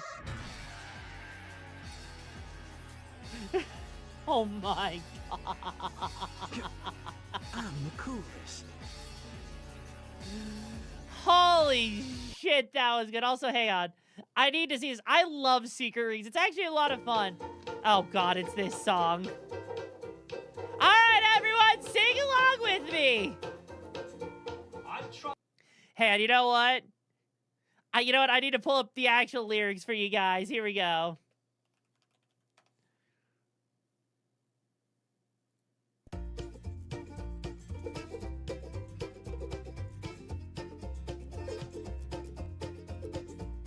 I've tried, and I've tried even more. I've cried, and I can't recall what for. I've pressed, I've pushed, I've yelled, I've begged, I know for some success. The only real fact is that I never will impress. I've no more fucks to give. My fucks have runneth dry. I've tried to go fuck shopping, but there's no more to buy. I've no more fucks to give. The fucks I've tried to get. I'm over my fuck budget, but I'm now in fucking debt.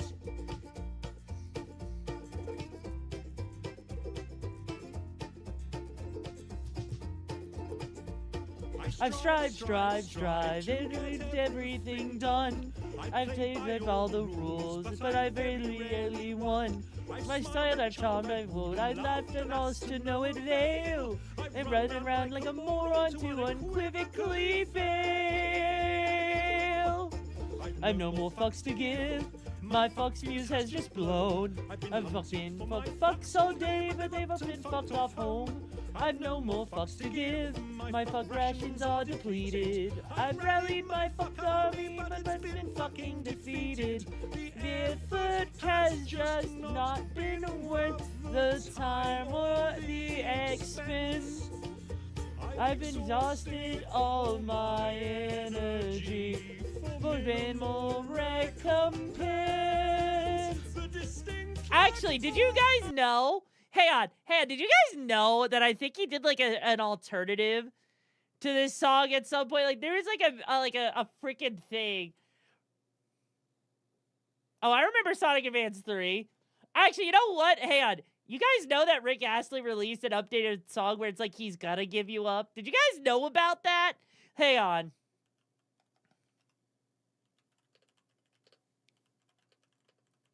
Yeah, hey, let me pull it up real quick. Here you go.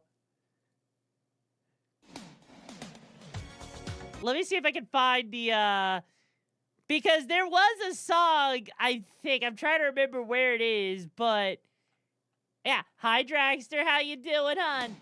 Here.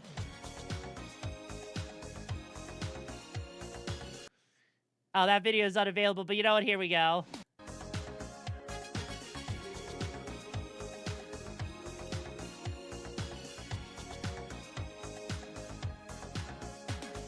Fire Force!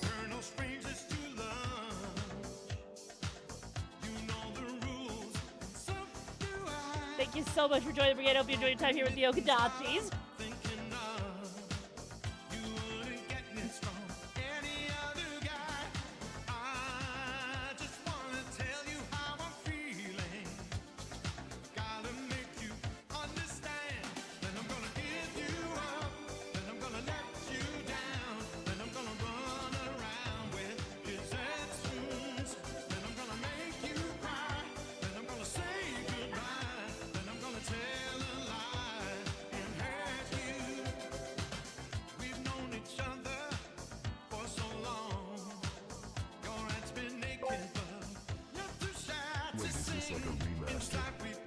Something like that.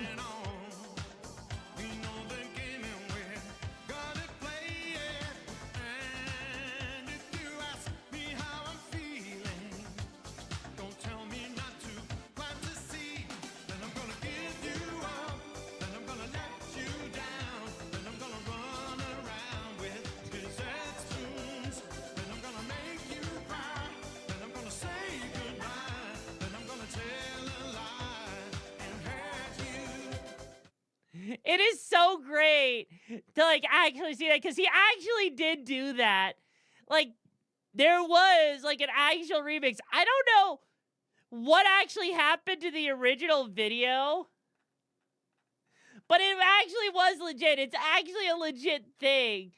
I don't know what happened to, you know, the Rick Astley channel that actually had the song on it.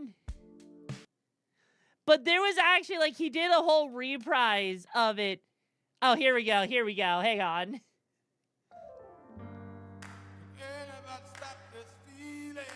Yeah, he still makes music, by the way. Sleep well, Shadow Man.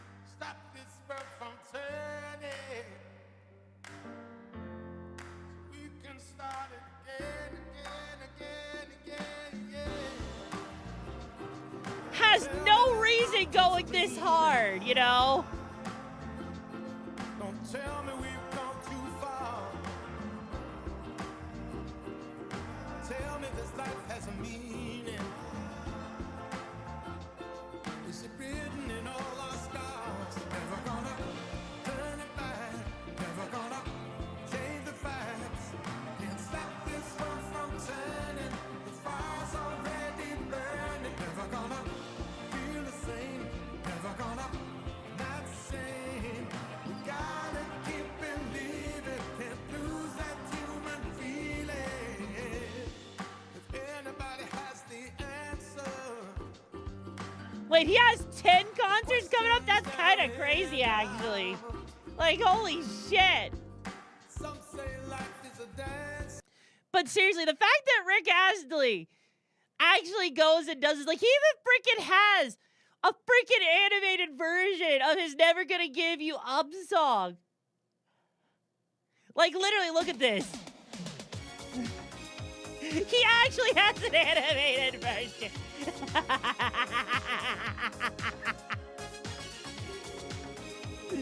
It's not really, the artwork's kind of awkward, but still, though.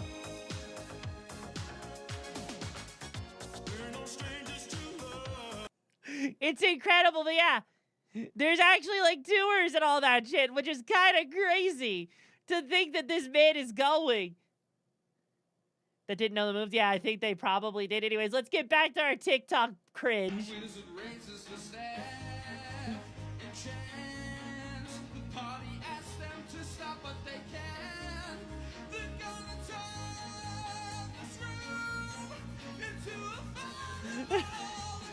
I am Sonic fan.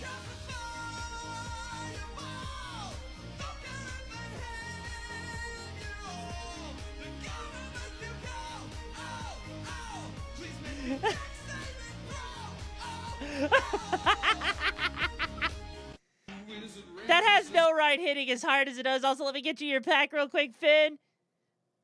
Oh, I'm sorry, motherfucker. Really? Okay, there we go. Honestly, the skits are so great. I love those skits. Hey, Shadow. Long time no see. We've got to stop those black aliens from eating all the dogs. Out of my way, Sonic. I'm on my own mission to find the Chaos Emeralds. What did you just say? The black creatures. They're gonna eat all the dogs. The cats, too. Watch out, Big. Why do you think they're gonna do that? Have you seen them do that? No, but if they're not from this country, then clearly they're up to no good. Oh my god, why are you saying this? I'm just saying, if they're gonna enter this country illegally, Fair enough, then Zap. clearly Fair they plan to enough. eat animals. Stop. Look, Sonic. It's obvious you've been swayed by rhetoric with no basis in facts, only fear. If you know what this is a reference to. If you know what this is a reference to. Are not going to eat any animals.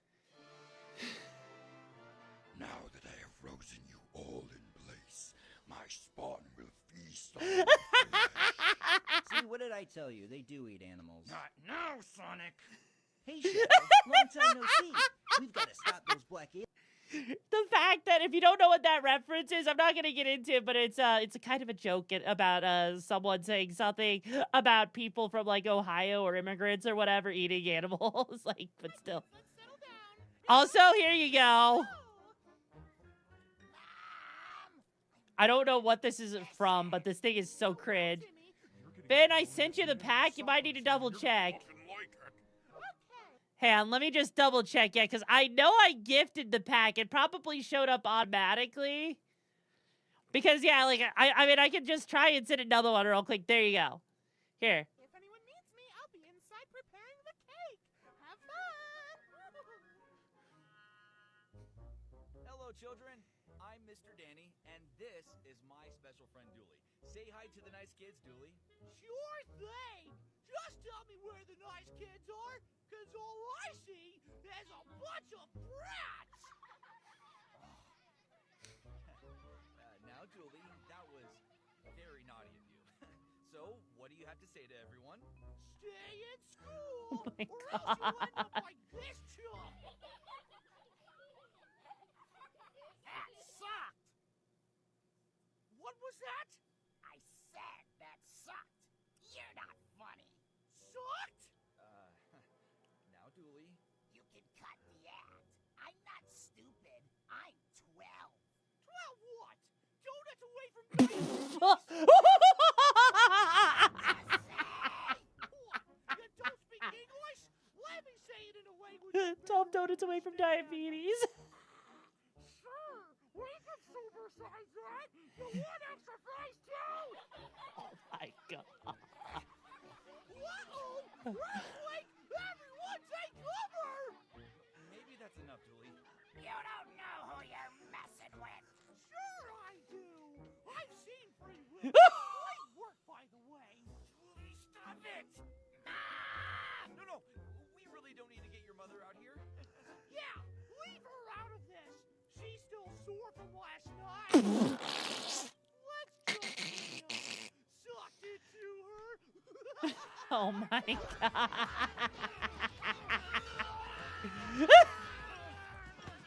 Wait, no, please!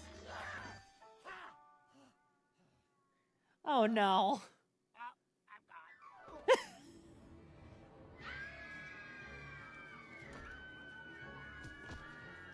What is all the racket out here? Oh my god! What the fuck? By the way, lady, we only take cash! Oh my god.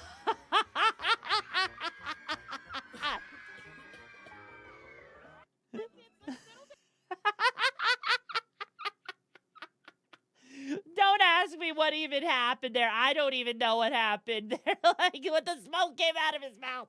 Which means his mouth and his hand must be connected, which means that the smoke came out of his butthole. What did you just watch? I don't know. You watched something really cringe. Also, here you go. All right, Mr. Anderson. We keep meeting like this, huh? This is starting to turn into a regular occurrence, am I right? Sorry about the neck collar. We have to get that on there. Make sure your head next to it. Anybody with a head injury. Okay, hang on. You need to see this real quick. Hang on. If you know what that is, what that doorstop is. You know, it kind of looks like a butt plug, which is what I'm going to do to you guys later tonight if you're really extra good on good behavior. That's right. I'm going to peg you. We have to make sure that stays nice and stable. So what's going on today? When we got here, you were completely unconscious behind your bedroom door. Your wife said that when she got home, she tried to open the bedroom door and that you were down there. And as soon as she did, thump, and knocked you right unconscious. So what were you doing behind the door? Where did you fall or something like that? What happened? You were just down there. Okay, that's fine. You also had no pants on. Anything with that? No, nothing at all. Don't worry about it. Does it have anything to do with your door stopper? No! Why would it be my door stopper? Yeah, that's fine, man. What hurts on you right now? Everything. Headache? Sounds like that wasn't the only thing, guys. Headquarters, go ahead and call the hospital. Let them know we're going to be en route with a male patient. Also, why does that thing slide in so slowly like you're penetrating an asshole? Why does it slide like that so sensually? Like, seriously, that goes in way too softly. Like, that literally looks like you're penetrating someone's assholes. Bet you it feels good, though. I just figured out a way to jump nearly 20 levels in D&D in a... Okay, how many of you guys like D&D? Chat, how many of you guys actually like D&D stuff? And no, the door does not. Okay, you love D&D? Okay, you're gonna like this joke, okay? You're gonna like this. I just figured out a way to jump nearly 20 levels in D&D in a single combat encounter.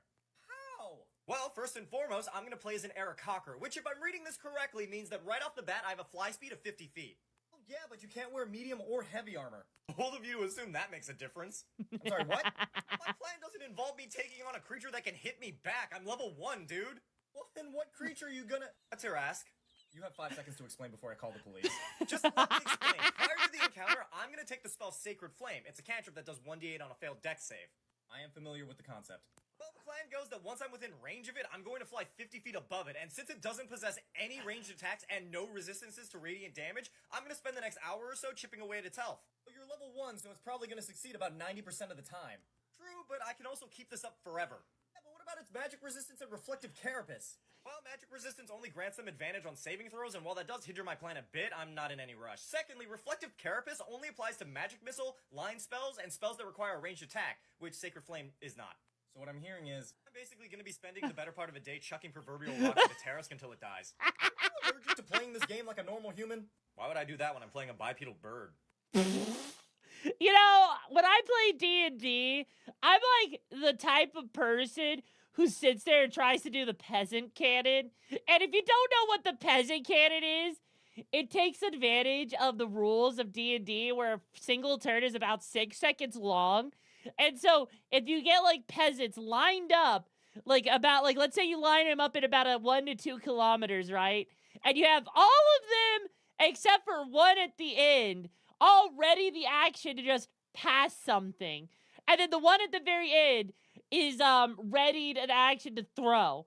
Basically, the one at the start has a rock in their hand, and then when you tell them to pass, because they have readied action, as a result, that rock travels from one end of that peasant line all the way to the other end, where the other one actually freaking goes and yeets it, and it becomes like a rail cannon.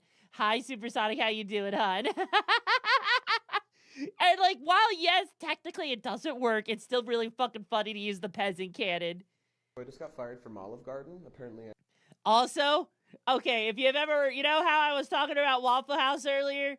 Here's another one in reference to all of that, too. I just got fired from Olive Garden. Apparently I was sounding too sexual. That's dumb. What do they mean by too sexual? They didn't like the way that I said, "Tell me when to stop." I just got fired from Olive Garden. Apparently I was sounding too sexual. That's dumb. What do they mean by too sexual? They didn't like the way that I said, "Tell me when to stop." I just got fired from Olive. You know what? If I went to a goddamn Olive Garden, you're damn right. I would be, you know what? I'd be happy if my waiter came up and was like, "Tell me when to stop." Like, seriously, when they put that cheese on, it hits different. Like, seriously, I'm pretty sure I would probably feel the same way cranking that cheese, especially when you know you can actually get those cheese graters plus the cheese for like $20 from Walmart, or from freaking, you know, Olive Garden at select locations, you know? It sounds like a fucking great time, you know what I mean? Excuse me. But seriously, though, it is, like, amazing thinking about the fact that someone can sound like that. Cranking that cheese, you did it on purpose. Also, sleep well, Fire Force. It's a pleasure having you here. All right, here we go. Also, if you've ever been on a road trip, I bet you this is how you feel. Oh, look, a strawberry. Oh, look, a strawberry. Oh, look, a strawberry. Oh, look, a strawberry. How many of you guys feel like that? That's like me when I was taking a drive to North Carolina to go to a freaking Micro Center and everything. I was at the point with that drive where I was like, you know what? Fuck this shit. I just don't want to be in the car anymore. Let me out! Let me out! I don't want to be in here! I need to do some public indecency and masturbate in front of some Karens and then get my jizz all over their faces, because then that'll actually make this road trip kind of spicy. Project Keeson, thank you so much for the raid. Welcome on into the hideout with the Okadachis. We're currently reacting to some TikToks and everything. How you doing, Project Kisu? Also, you heard nothing, Gunslinger. You heard absolutely nothing, but how you doing, Kisu? Hope you're doing well, hon. It's a pleasure to have you here. You guys just walked into horrible. At least no one's clipping it. At least no one's clipping it and not going to make me post it to Twitter later. No one's going to do that. But yeah, I hope your stream went well. If you were doing VR chat, I hope it went well. If you have to raid and dash, that's A-okay too. Positive about that, Lena. Also, Animal Crossing memes are legendary. Absolutely legendary. Hello, little rabbit. Dog. So happy you could join us for... Uh-oh. You don't mind that I invited a +1 to our little dinner party, do you? Please, Isabel! There's been a terrible mistake! Please allow us to take you home! Oh, you're too kind. But that won't be necessary. My husband is already here to pick me up. Who? Seems you already know, silly Billy. Oh, no!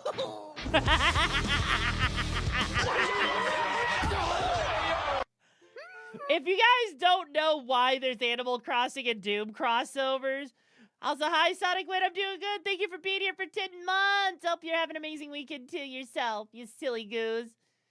I have seen the Intash smash one of her. But yeah, if you guys don't know, back when Animal Crossing came out, like the latest one, I think it's like, what, New Horizons? Doom Eternal came out on the same, like, weekend or day or something like that. And so Isabel and freaking Doom Guy just keeps getting shipped together. It's great. Also, hey, yo, Sadie, thank you for being here for 12 months. And holy shit, you've been on tier 3. Hey, yo, thank you. I'm glad that you've been here for a year. I hope you've been enjoying this year, Sadie. Now then, who likes Deadpool? And who likes Squid Games? I think you know where this is going. Oh my god! That was you! Oh. You probably get this a lot, but I am a huge fan. Really? You shot me. That's even better than an autograph. All right, girl. Let's do this. Give me your best shot.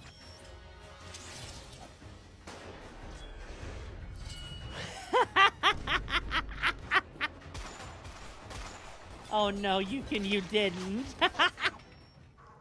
Oh, shit. Well then. Those bullets are like super fast. I don't know what you guys are scared of. This one is super easy. Watch and learn.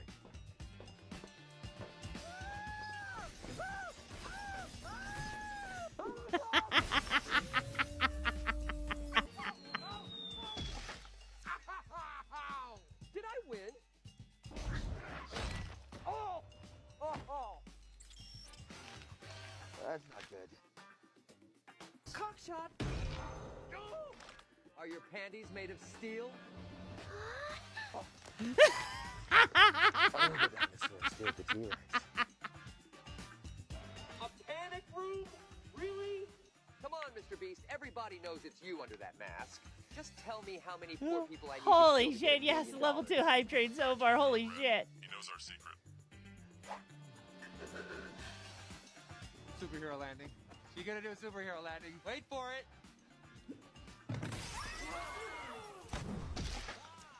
Superhero landing. I think she needs a little more practice, but her heart is in the right place. Oh my god. You know what? I need to go take myself a little potty break real quick. So while I go and take that potty break, you guys be on good behavior. And maybe I'll save you some of my piss lemonade for you to drink later. Sound good? Now be on good behavior. Whoop!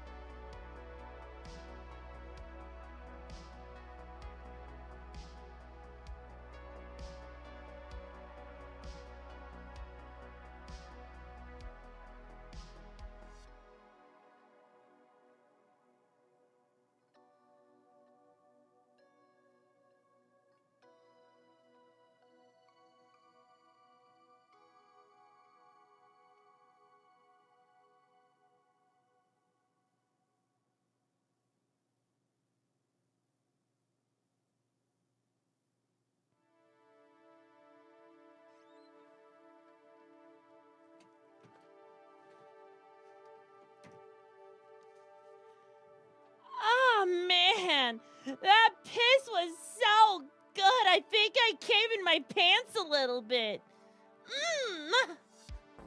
Anyways, hi. I see you guys were on good behavior there.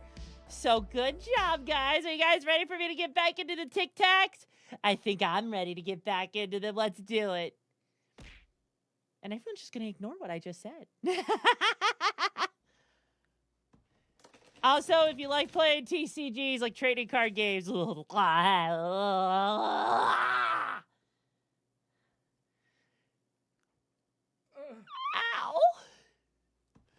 This hurts me so much. This hurts me so much. If you've ever played, like, you know, a card game, like Magic or The Gathering, Yu-Gi-Oh!, One Piece, Card Fight Vanguard, Pokemon, whatever, this probably hurts you. And also, everyone, thank you so much for the level 2 hype train. I really appreciate the support. You know what'd suck even more? If there was a Black Lotus in there. And if you don't know, if you guys don't know what a Black Lotus card is, hang on. I need to go to TCG Player just so you can actually see this, okay? Because for those that don't know what a Black Lotus is, this card right here, 2.5K, $2,500. Now, imagine, or also, there's the original one, okay? The original edition. The original edition is $65,000. Just think about that for a second. Alpha. The alpha grade Black Lotus. Think about it. Yeah, it costs so fucking much. Like this one right here is a freaking 8, really graded at a level 8.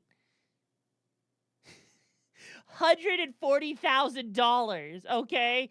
Now then, imagine someone buys it and then they do this to that.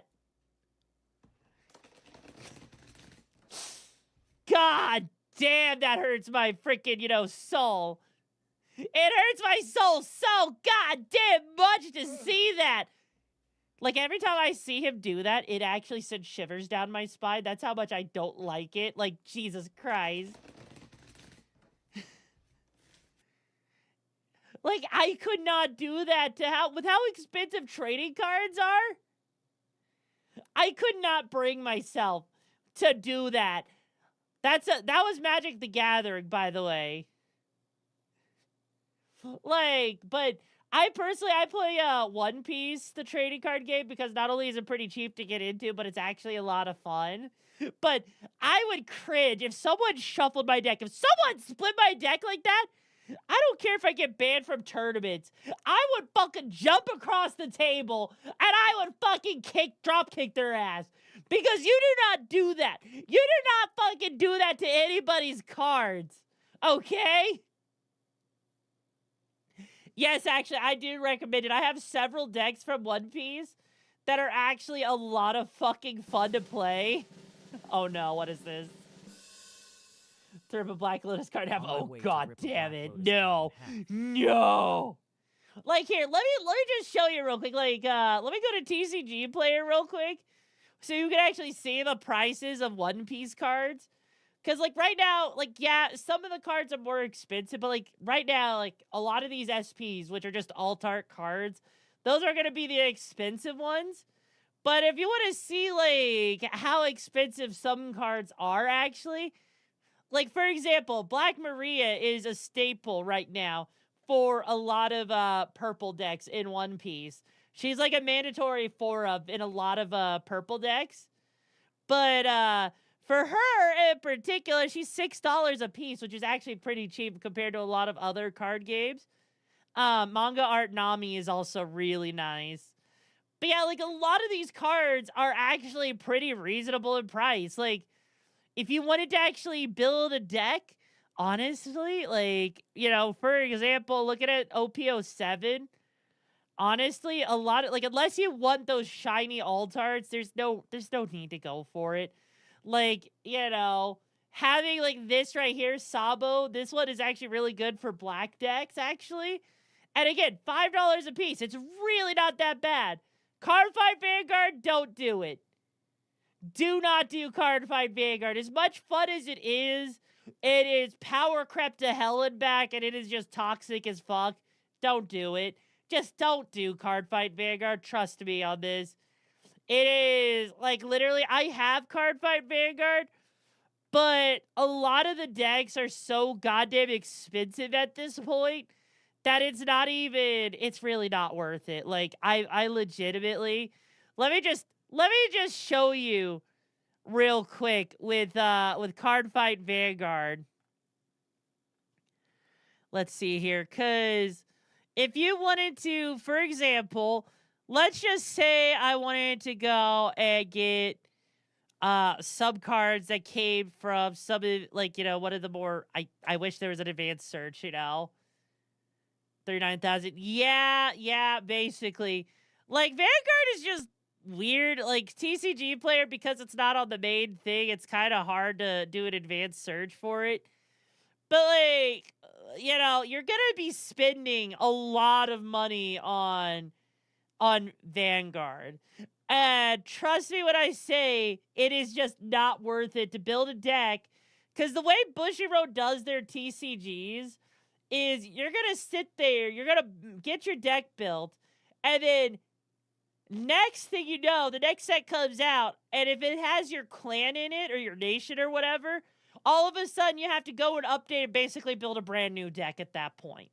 And some of those cards can be very, very expensive. Like, I legitimately, shit you not, the Vanguard is probably one of the most, while it is fun, it is also definitely not on the side of things you want to play. Like, for example, if you wanted to get into Vanguard premium format, for example, your G-Zone, you need 4 of this fucker. 4 of this fucker! Okay? And she's $110 a piece. And your G-Zone is like 16 cards. Yeah. Your G-Zone is 16 cards in the premium format. And with that alone, you're looking at spending upwards of $500 and like somewhere like between $500 to like $800 just for a G-Zone alone in Vanguard. You don't do that, okay? You don't fucking do it. Yeah, dropping $500 on 4 cards. I mean, yes, it kind of does. But the problem is... Yeah, no, thanks. Yeah, no, like that's... Well, here's the thing, though. The problem is, the card packs that she came in, those no longer exist. There's no reprints in Vanguard, okay? Vanguard does not do goddamn reprints. Also, how you doing, Vodka Sunny D? But no, like, seriously, I've been sitting there, okay? I sit there, and unfortunately, like, let's put it like this. You were never... No.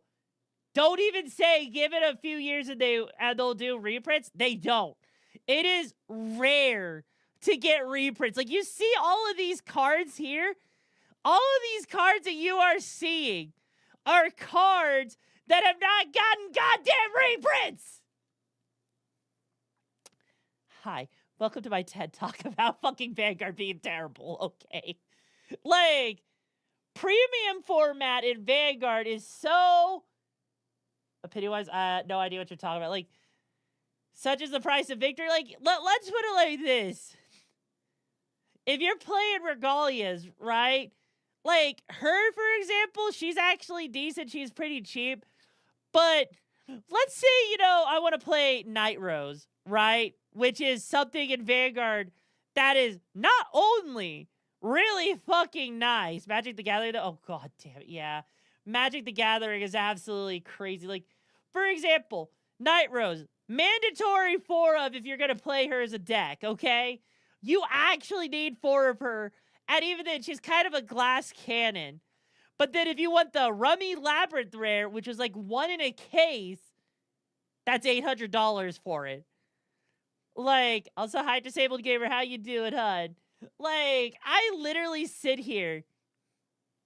I used to play Vanguard. Like, one of my favorite decks to play was Astral Poets in Vanguard, okay? And Astral Poets Oh, you saw the one that was the police? Guess what? That deck's terrible, actually. I actually built that deck, and it is not meta, so you're fucked with the abilities. Because guess what? Those freaking police in the D format, while they are fun, unfortunately, they kind of got out-competed by other things that they released at the time, and they haven't given it enough support for it to actually be really good. But Astral Poets for Vanguard was actually so much fun for me because it's like throwing freaking planets around. And it was like, I don't want to really try and explain the rules of Vanguard because of how crazy it is, but let's just say that deck alone cost me like $800 to build back when I had it. And that was probably because I maxed rarity the damn deck, okay? Like, I actually freaking, let me just see if I can find, where is it? I'm trying to remember. So, Yumi, quick question, since I have Yu-Gi-Oh on my mind, what type of Yu-Gi-Oh summoning is your favorite, or what would you pick to use in a tournament? Honestly, with Yu-Gi-Oh, if I had to play, I'd probably be playing Trap Trixes. So I'd probably be trying to do Link summoning and Exe summoning and everything, because Trap Tricks is kind of a fun little anti-meta deck. Or if I had to play Yu-Gi-Oh, Desk Bots. Desk Bots all the way, okay? Desk Bots are such a hilarious deck, okay? If you don't know what Desk Bots are, okay? Hang on. If you guys don't know what Desk Bots are, it is, like, they're not expensive in Yu-Gi-Oh! They're kind of fun. Not really meta, but they are, like, one of the weirdest decks I've ever had the pleasure of playing. But these guys, Pendulum Summoning with them, they are so much fun. They are so much fun. Damn right I'd be breathing hard. But, honestly, though, Trap Tricks is so much fun. Like, hang on. Let me just pull up Trap Tricks real quick for you guys. Because Trap Tricks, they actually had a starter deck they released that actually made it to regionals just with like 3 of the boxes alone. But they are so much fun. Never be meta, but funny vehicle roids. Vehicle roids are also a lot of fun, yes.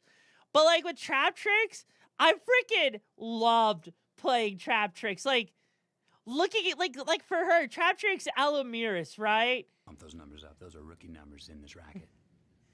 Like, while you don't need the Starlight Rare version, the whole thing with her where, you know, you Exe summon her, detach 2 materials from this card to special summon a 1 level 4 insect or plant monster from graveyard.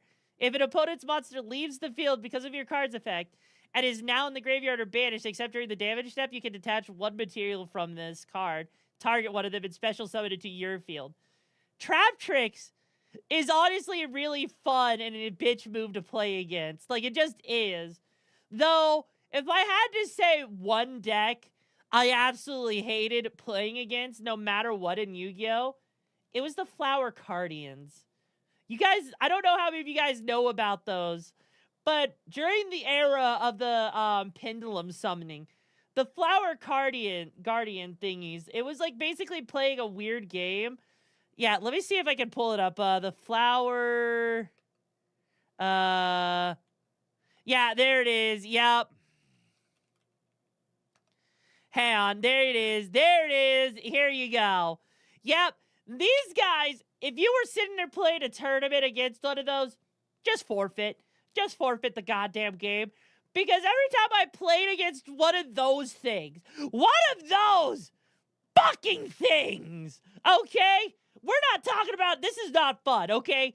One turn from those fuckers, if you went up against one of those people, one turn against a Flower Cardian was like 30 minutes long. I fucking hated these things. Like, every time I just saw it, I just like, you know what? I scoop. You win. GG, bro. I don't feel like dealing with these fuckers, you know?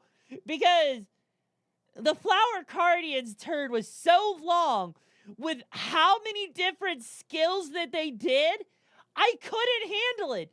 It literally was like, let me just swarm the field. And it was like almost always on OTK if you weren't careful. And because of it, the timer would almost always run out. And it just, I couldn't. I fucking couldn't with it, you know? At least with Magic the Gathering, I actually enjoyed that when I played my black-green tribal elves. Because at least the tribal elves were a lot of fun. Sadly, I don't play Magic much anymore because it just got too expensive to keep up to date. Same thing with Pokemon. Like, you know what?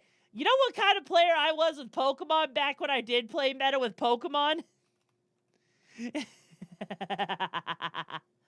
Hang on, where is, I think I mistyped it.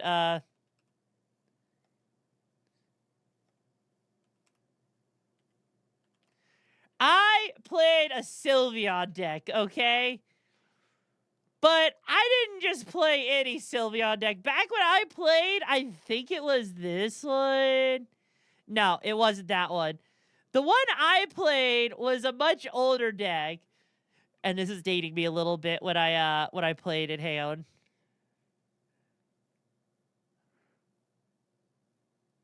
Yeah, no, I have to find the right Sylveon one. Yeah, no, freaking it is standard, most of the modern. It can be cheap. It can be. But it's not. Okay, hang on. There it is. Okay. So literally, this was the Sylveon deck I played. Now, what was so stupid about playing this particular Sylveon back in the meta with Pokemon? When I played it, okay, are you ready for this? Are you ready for this, okay? What I literally did is, if there was an Eevee you could play, that if you attach an energy to it, you could search your deck for the Eevee Evolution type of that energy. So if you got that Eevee out on the field, attached a Fairy energy to it, search your deck, evolve it into Sylveon GX. Then on your next turn, you just do Magical Ribbon to search your deck for up to 3 cards, any 3 cards. And so you only ever ran 8 Pokemon in your deck. 4 of the Eevee and 4 Sylveon. And then every single time, you basically were just playing a bunch of item cards. And the deck was like almost tier 0 with how broken it was. I was a bitch. Like, I literally was the anti-denial. I was the denial game where you couldn't even do anything against me if I played a Sylveon deck. It was really evil. I'm one of those people that I like playing my meta game, but I'm also evil enough to where, you know. I was actually a black-green deck in Magic the Gathering, actually. Believe it or not. Like, I played tribal elves, okay? So, like, back when, I forget what it was. Like, back during, like, Zendikar Rising, and, like, the one with, like, the snow plains and all that shit. That's what I did in Magic. So, like, my deck, let me see if I can remember where it was. Hang on. Kaldheim, yeah. Kaldheim here. This is the last time I actually played. I would actually use the Vorniclex in my deck because I loved Vorniclex. It was so much fun. But then on top of that, I was even more evil with it because on top of that, I would sit there and I would make sure that all of my stuff could swarm the field, get trample and rush, freaking swarm the field with goddamn elf tokens.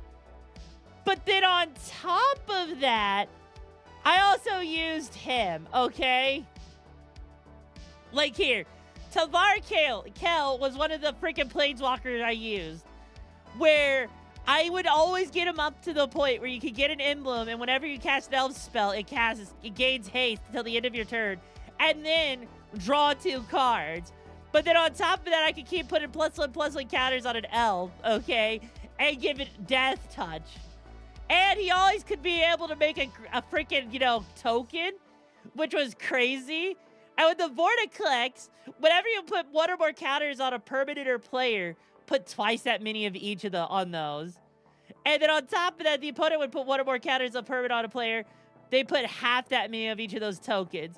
So, like, I basically did this, and I was just such an evil monster in freaking Magic the Gathering when I played with the tribal elves as black green. Never really liked I actually really never liked blue in Magic. I mean, you could, but I had a lot more fun. I had a lot more tricks up my sleeve, Ages.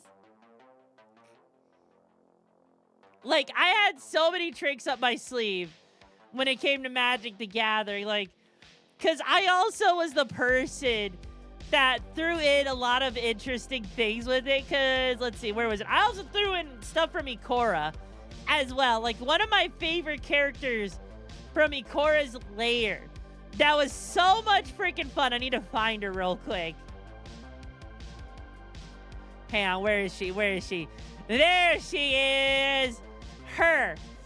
You may look at the top card of your library at any time. You may cast creature spells from the top of your library. But then also on top of that, a +1, create a 3/3 green beast creature token. Put your choice of a vigilant counter and a reach counter or a trample counter on it.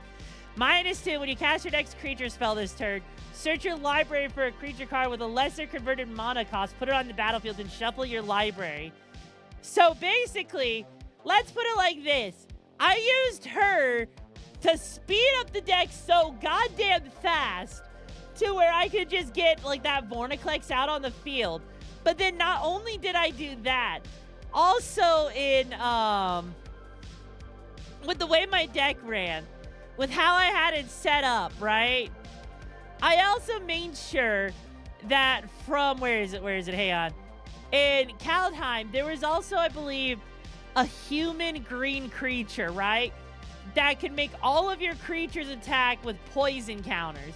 And if you got up to, I believe, 10 poison counters, your opponent would just die and get a game over immediately. Yeah. Yeah, no, that's a thing with the poison counters. And so what I did is I would make sure I had alternate win conditions, speed my deck up. So imagine sitting there, mana ramping to hell and back with the way my deck ran. But then on top of that, getting, like, let's put it like this. Let's put it like this, okay? All right, are you ready for this? Imagine getting the Vorniclex out on, like, turn 3 or somewhere between turn 3, 4, or 5. So imagine getting him out on the field, right? And then also, because of the fact that you had your Vivian out on the field. So imagine searching your deck just to get the Vorniclex out on the field, but then on top of that, having elves swarm the field. So then you now have to deal with, like, you know, anywhere between 40 to 60 damage with all the tokens I would swarm the field with. It was so broken that people did not like my build. When I play freaking card games, I build things that are stupid. Oh yeah, and what card is that, Aegis? What fucking card is it you need to stop me from doing any of that shit, huh? Ha, ha, ha, ha! Fog? Fog, huh? Huh. Really, are you sure about that?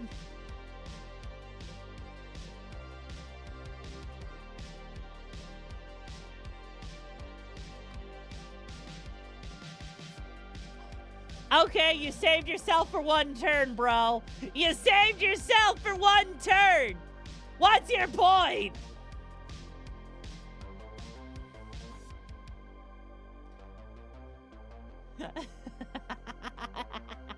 You really think you can stop me, bro? You think you stop me? Well, you know what? Maybe I'll go and play Fog back at you. I'll play Fog right back at you. Then what, bro? What you gotta do then, huh? Huh? That's what I thought, bitch. That's what I thought. Also, if there's a card game you should never play, by the way, don't ever play Lorcana. Just don't ever touch Lorcana with a 10-foot pole, okay? You want to know why? Lorcana is such a stupid game. It is so bad, okay? I've tried Lorcana.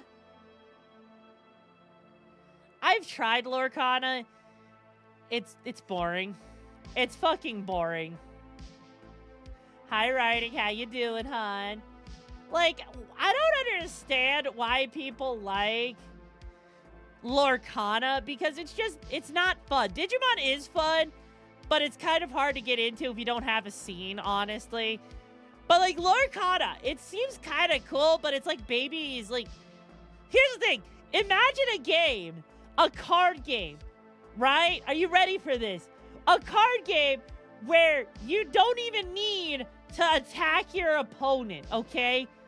Like, with Lorcana, you see these two little, like, weird diamond things here? Lorcana is basically, what if you just had to get yourself up to, like, basically 20 witch power? Like, don't even worry about attacking your opponent. Just get yourself up to some wish power and you're good to go. There was SD. I didn't even know there was a Gundam, a Gundam thing. I have played Weiss Schwarz. Weiss Schwarz is pretty good as well. I have also, okay, there's a card game I've been hearing a lot about. Grand Archive. I know nothing about it. All I just know is, holy mother of titties, let me suck on them and motorboat them, please, mommy. Holy shit, a wooga.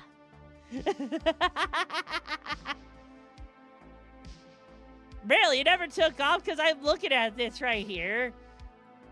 I am, however, like, glad at the very least that One Piece did take off, though. Like, but even still, like, the artwork is so pretty. It is so goddamn pretty, you know? Also, Flesh and Blood. What is up with Flesh and Blood? Because I have never been able to get into it.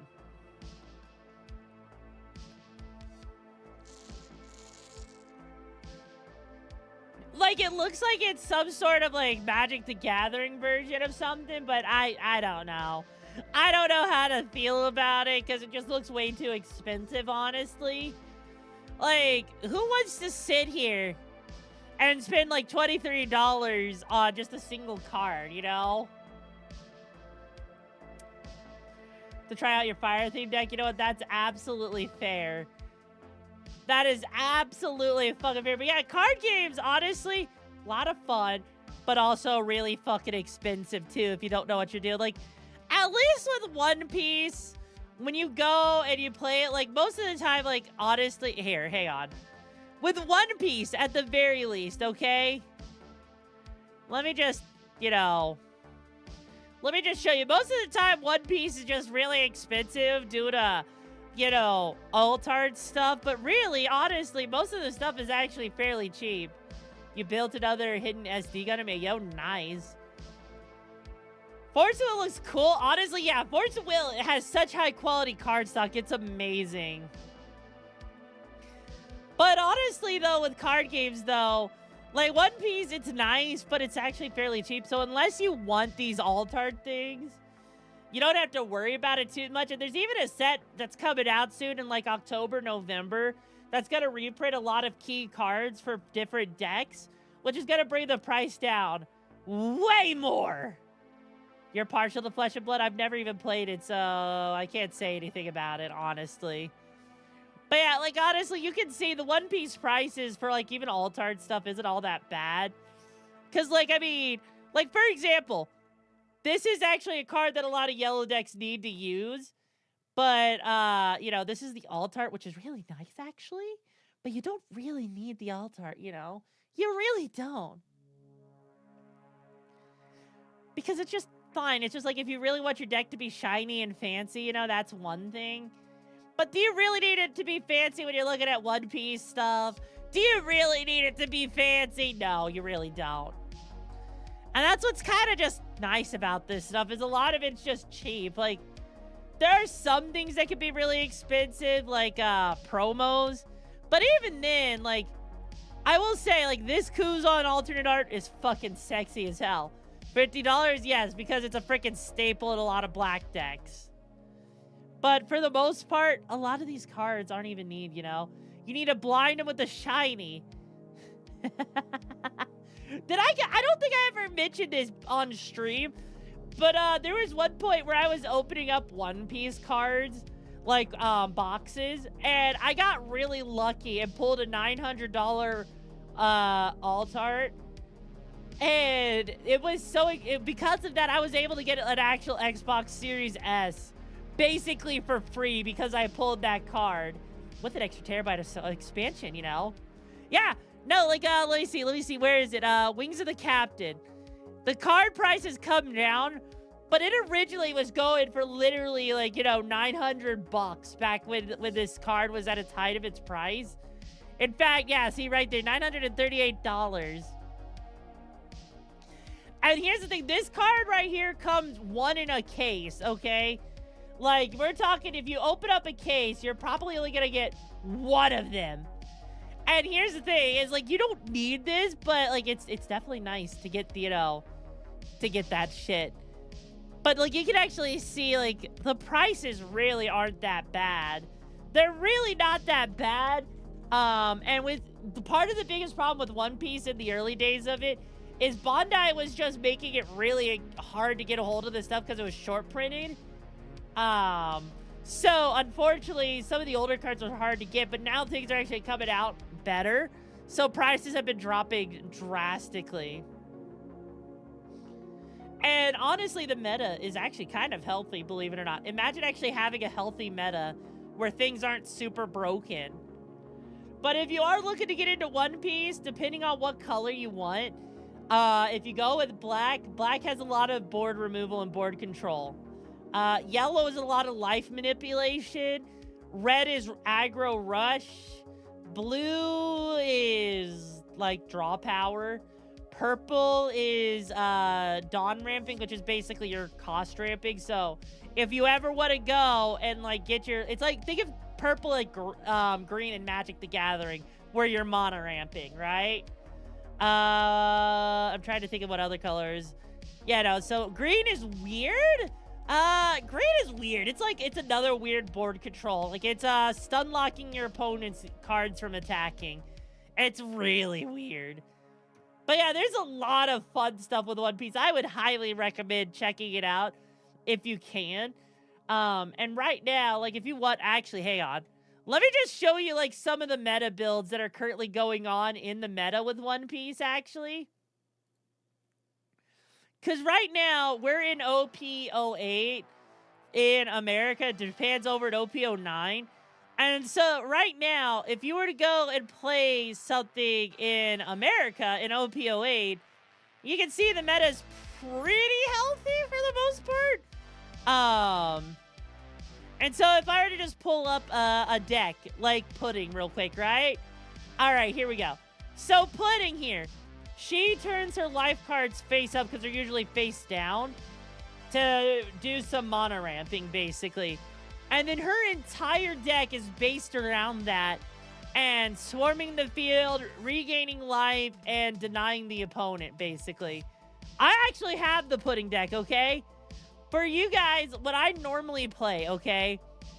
If I'm playing a deck, I'm actually playing Boa, okay? Now, Boa is really, really fucking cool. Because with Boa, you may activate this character's ability once per turn when a character leaves her play from one of your abilities. If you have 5 or less cards in hand, draw a card. And so Boa basically draws a card. Then you got this Kaido right here. If you have 3 or less life cards, if your opponent has 3 or less life cards, draw 4. Now, so imagine for a second, imagine you're sitting there playing a game and you have like 8 cards in your hand. That turn, 12 cards. Next turn, like 16 cards.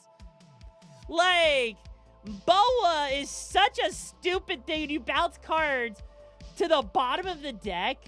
Literally, you bounce cards. You don't KO them. They go to the bottom of the deck, okay? It is absolutely insane. God damn, I look pale as fuck now. Holy shit.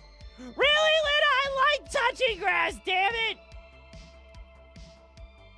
Like literally, Boa's entire thing here is that you're literally sitting there and you're like, not only are you making a massive hand advantage and pressuring your opponent, you're also sitting there and you're just straight up bouncing everything and forcing the opponent to not have a field. Boa is so much fucking fun to play. And she's actually fairly cheap. Here's the thing. Fun fact, if you ever want to play blue decks are really cheap in One Piece and they're a great way to get into the game. But then on top of that, how many of you guys like being anti-meta How many of you guys like having your rogue decks that make absolutely no sense? Because there is a deck out there in One Piece that is not only cheap, but stupid as fuck, okay? It is the Nami deck. Now, you're probably wondering why Nami is so fucking stupid, okay? Are you ready to know why Nami is so stupid? She doesn't play many characters and she's anti-meta as fuck. She literally comes in and says, oh, you want to play the game? You want to actually play freaking One Piece? No. Also, hang on. Oh, Boa Hancock Queen, stone me mama. Snoo me, but don't tell Luffy. So, here you go. Are you ready for this? Nami. As an additional rule, when your deck reaches 0 cards, you win the match instead of losing it. And then with 1 Dawn attached to her, 1 mana attached to her, when your opponent takes damage to their life through the attack of this leader, trash a card from the top of your deck. So, let's put it like this. Nami's entire game plan in freaking the One Piece card game is you are sitting there and you are milling your deck and drawing cards just so that you can deck yourself out to win the game. It is so fucking stupid and hard to play against because Nami stops you from attacking. Here you go. Draw 2, trash 2. Here you go. Trash 2 cards from your hand. Look at 5 cards from the top of your deck. Take a card. Look at 5 cards. Search. This one right here hasn't come out yet, but still. You may play 1 card from your hand. Place 1 card from your hand at the top of your deck. Attach 2 rested onto a leader or character. This one right here gains 4,000 power for the duration of a battle. Basically, Nami draws stuff, and it's so stupid. It's great. They do include filler cards, but here's the thing, though. Even if they include filler, a lot of times, those cards can actually be useful later on. One of the most expensive decks in the game right now, actually, is Enel. And because of this, Enel, let's put it like this. With Enel, he is not only beginner-friendly as fuck, and he is currently meta-defining. Like, we are talking, he is overpowered. He's like almost tier 0. That's how powerful Enel is, okay? And what Enel does, one of the most expensive cards for him is Katakuri here, which is a $60 card. Actually, I think it's down to like $38, but basically, Enel keeps you from losing life. Oh, your life hits 0 once per turn on your opponent's turn. If your life hits 0, place the top card of your deck to your life, then discard a card from your hand. Enel is so ridiculous with shit that you cannot kill him. If he's at 1 life, you have to attack him 3 times to end him. Enel is stupid. He is so fucking ridiculous to fight against. Most people struggle just because of that alone. And thankfully, while this one is not up to date, there was a deck that was tier 0 that had to get banned recently, which is Law, because he just played cards for free. He literally played cards for free and denied the opponent from playing cards. It was such a bad meta with Law, you couldn't win.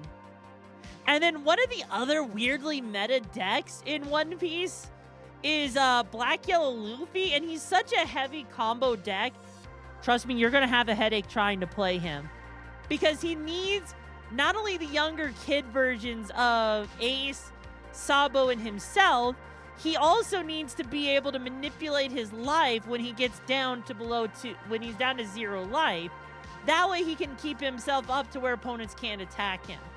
He is such a difficult deck to actually play. It's not worth it. Just don't ever try to play Luffy. Trust me. I actually played this deck. I have this deck. He was actually a really expensive deck to build because back then Gecko Moria was like $20 a piece. Sabo's like $30 a piece. Gecko Moria is now like $5, but yeah, no. Black Yellow Luffy is not a fun deck to play. Like, you will literally be sitting there doing so much calculation, trying to figure out how to play him, that one game is enough to use all of your freaking spoons, like all of your energy, and you're just like, I don't want to play this anymore. Spray tag, ignore the stream title, okay? Ignore the stream title. We're just kind of vibing and chilling here. But yeah, another one that's very beginner friendly, actually, is Uta. Green Uta. All you got to do is pick up 2 of the starter decks, right? Just pick up 2 of these, and then pick up this Nami card right here. That's like $10. And you already have, and I guess this Sanji right here, right? And all you gotta do is you pick that up, and you're basically set with a deck that's really fucking good. Like, here, let's put it like this. She is kind of anti-meta, but she's also such a fun deck to play. Very simple, very easy to get into. Like, I honestly would recommend her with how cheap she is. Another deck that's actually really meta, if you guys like control. How many of you guys like control decks, actually? Because if you guys like your control decks, right? Let me present to you Bonnie. The Bonnie deck here, unfortunately... Okay, Izanagi, I'll get into a mill deck you'll really like then. Bonnie here is a card where once per turn, pay a mana, basically. Rest an opponent's leader or character. And her entire deck is about locking down your opponent's cards to where they can't attack. So, for example, Flamingo. 3 of your opponent's rested characters or leaders do not become active during your opponent's next refresh phase. It's absolutely ridiculous. And so her entire deck has a lot of blockers, so you can never hit her. Has insane draw power, so she can always guard if she needs to. But then on top of that, locking you down so you can never attack. And then, like, you have him, for example. Once returned, this character will be removed by an opponent's effect. Rest up to one of your opponent's characters instead. Really fucking stupid.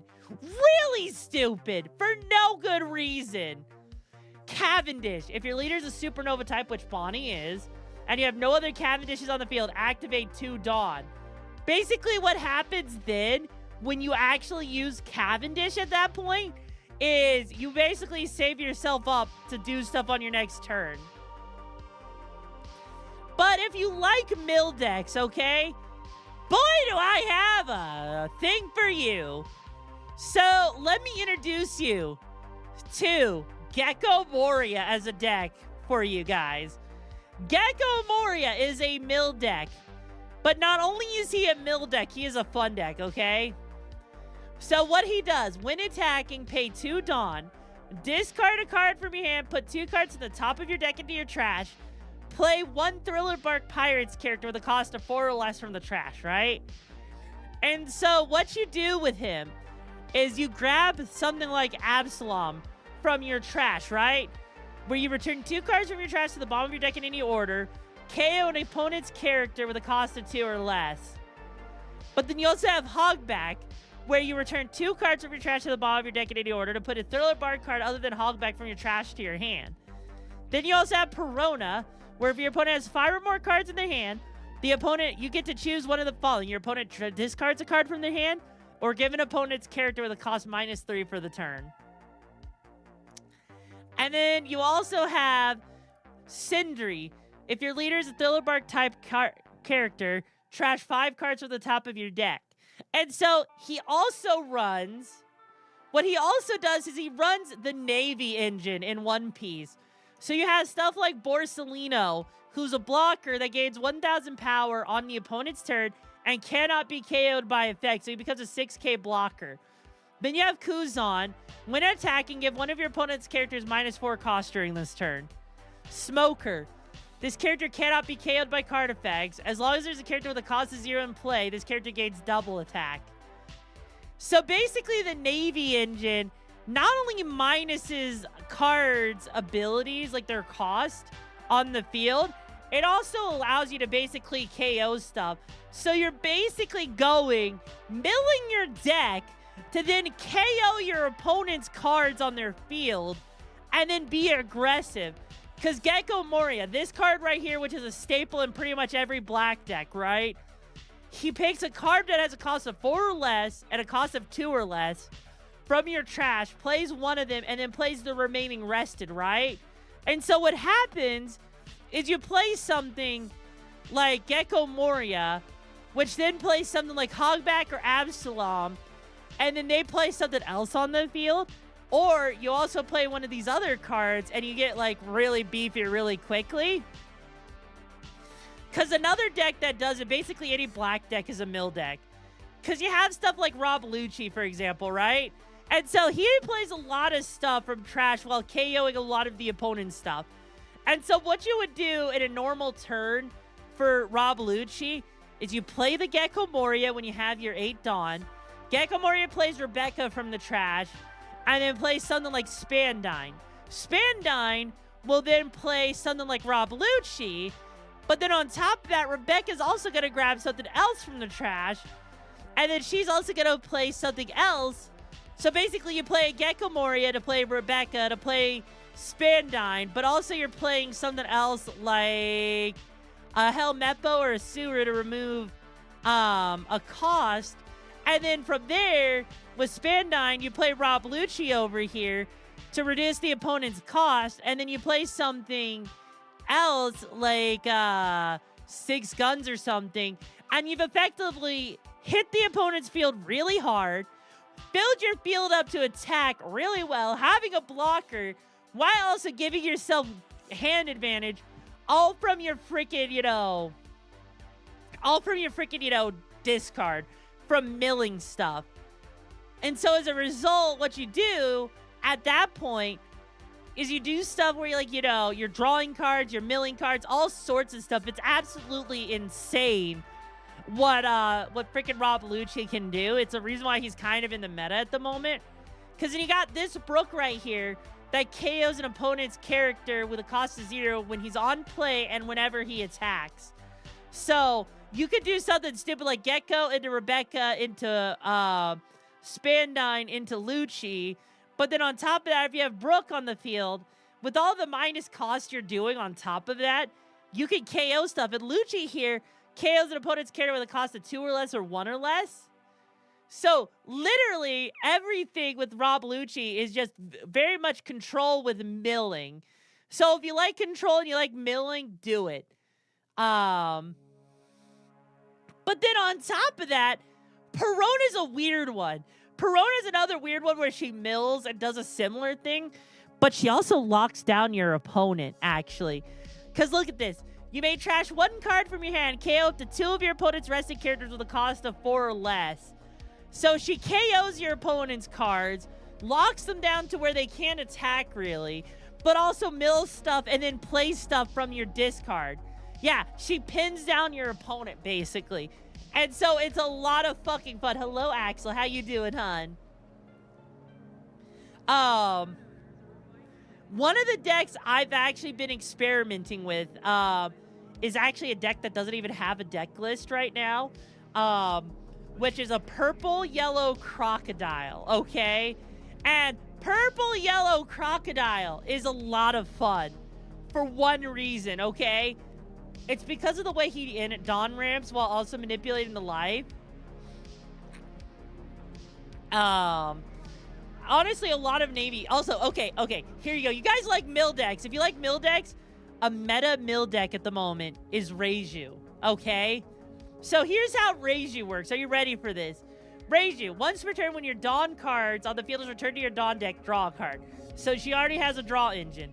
You have Queen, which is a fantastic blocker, staple for a lot of purple decks. -1 Dawn, draw 2 cards, discard a card. But then on top of that, you also have the Vinsmoke family, where you have the lower cost ones that minus a Dawn trash itself.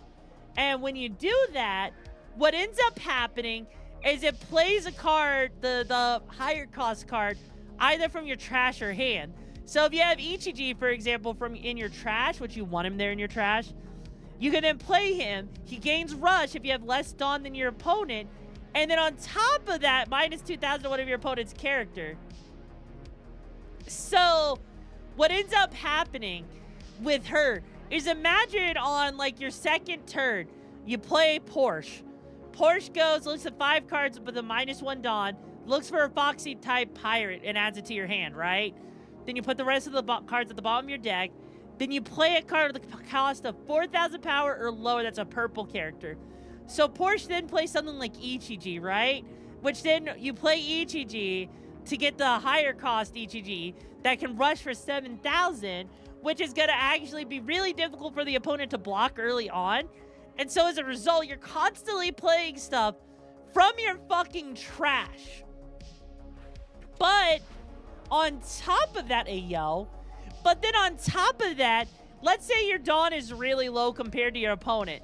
You have this Black Maria that's a new staple, where if you have no other Black Marias on the field, add 5 of your, basically 5 mana from your mana deck, rested.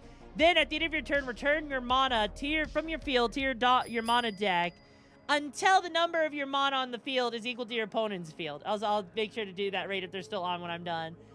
And so as a result, what that basically means is that you can always keep your Dawn going. And on top of that, she basically rushes the opponent and the opponent will lose really quickly. Ah, fair enough. But yeah, Reiju's a lot of fun. She has control. She has, like, milling. She's kind of got a nice balance to her, and she's a lot of fun, actually. Fair enough, Spray Tag. I'll make sure to check her out.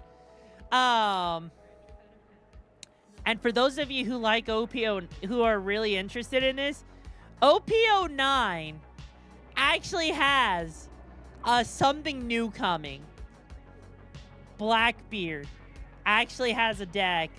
And I'm actually kind of terrified of Blackbeard. Maybe it did, Spray Tag. Maybe it did. Maybe I went and touched grass. You never know. Blackbeard is awful.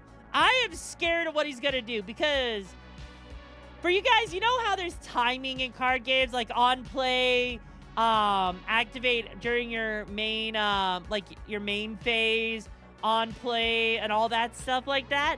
Here's the thing with Blackbeard. When he comes out in a couple of months, your on-play abilities don't activate.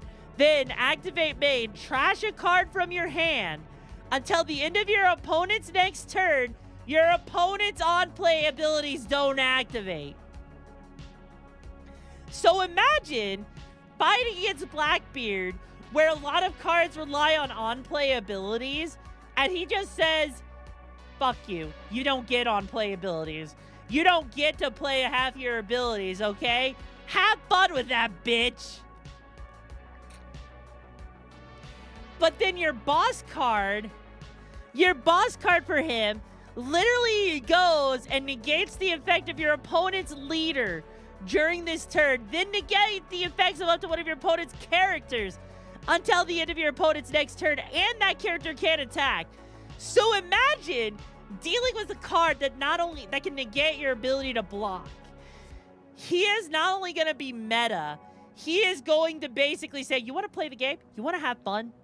No, you don't get to have fun. No one gets to have fun. Fuck you, bitch. I'm fucking up the meta. Like, he is so awful. I'm actually terrified of him. And then, of course, we got Zuma, Zuma, Zuma, Zuma, Zuma, Zuma, Zuma, Zuma. Honestly, I'm actually looking forward to this, to Queen. I actually have him where he's kind of got a weird ability where you have to have a total of, your life in your hand has to equal 4 or less, which means, like, at minimum, like, 2 life and 2 cards in hand. But he can add card life back to your hand, you know? Or, I mean, yeah. But also on top of that, it's just a very interesting deck build. Oh, Yamato? Yamato's actually sadly kind of boring. Yamato is a boring deck to play, okay? Like Heian. Yamato is probably one of the easiest decks to play in One Piece. But she's also one of the most boring to play for one reason. It's because you just play the leader, and that's it. How do the card things work from stream? You just play the card, and then depending on the effect, I'll do whatever it takes, you know? Like, for example, with someone guiding the raid, basically, when we go to raid someone, I'll actually raid that person. When someone had me write a tweet, I actually write a tweet. If you do the top change thing, like my top will actually change and stuff like that. But yeah, no, with Yamato, you literally just play Yamato. She has double attack, which means she does 2 damage to the opponent's life. Then, once per turn, if your opponent has 3 or less life, attach up to 2 Rested Dawn to one of your characters. The reason why she's boring is because she doesn't do anything all that interesting. You're basically just playing the leader, attacking with her with big dick number, and that's about it. You have cards in your deck as alternative win conditions. No, it does. The top change does work. It's just that the top change, like with the way I'm positioned on screen, like here. Right here, this is the top that you guys just changed me to. This is the top that I was just in, as a heads up. It's just a little hard to see because of where I'm positioned. That's all it is. That is all it is at the end of the day. But yeah. Usually you can see it a bit more when I'm in my gaming side of things.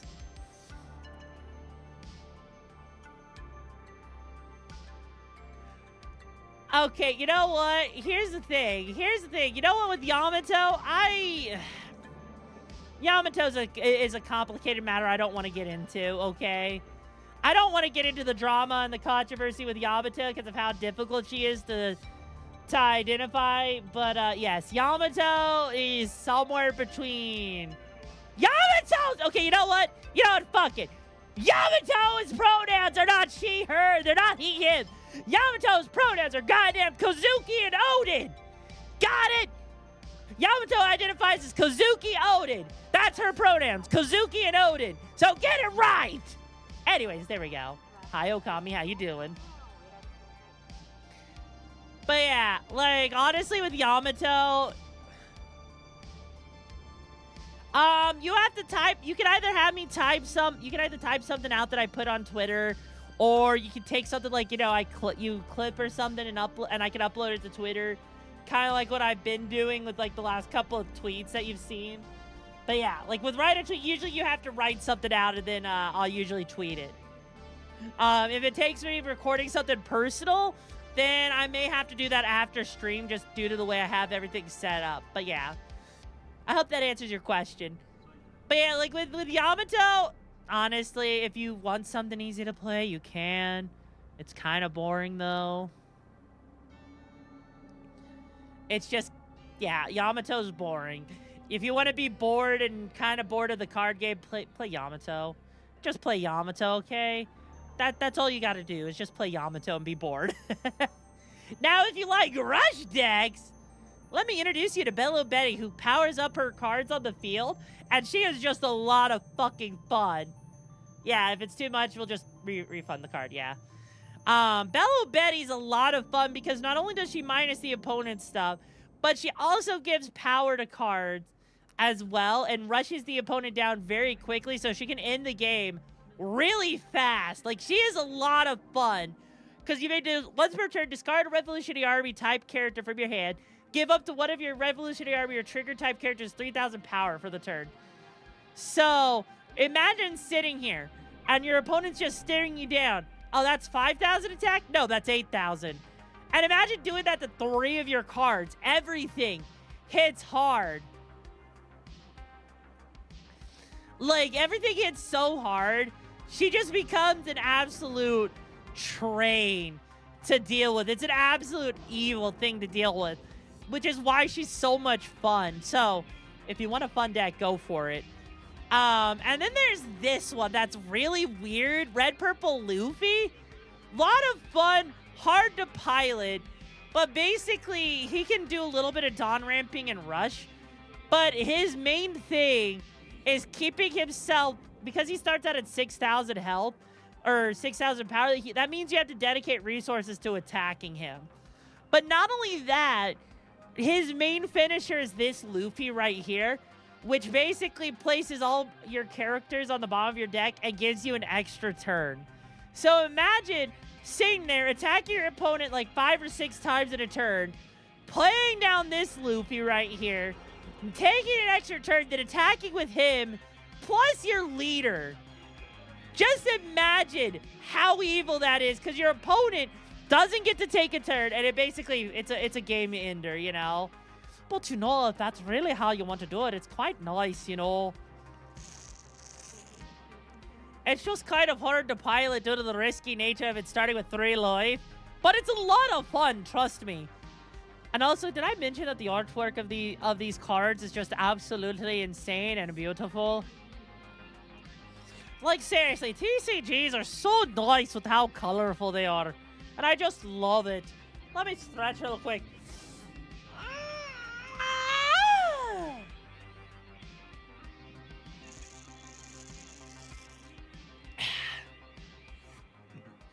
But yeah, if you like your card games, one of the things I've actually debated on doing, let me see real quick if I still have it. Hang on. Where is it? I know I have it somewhere. Where is it? Oh.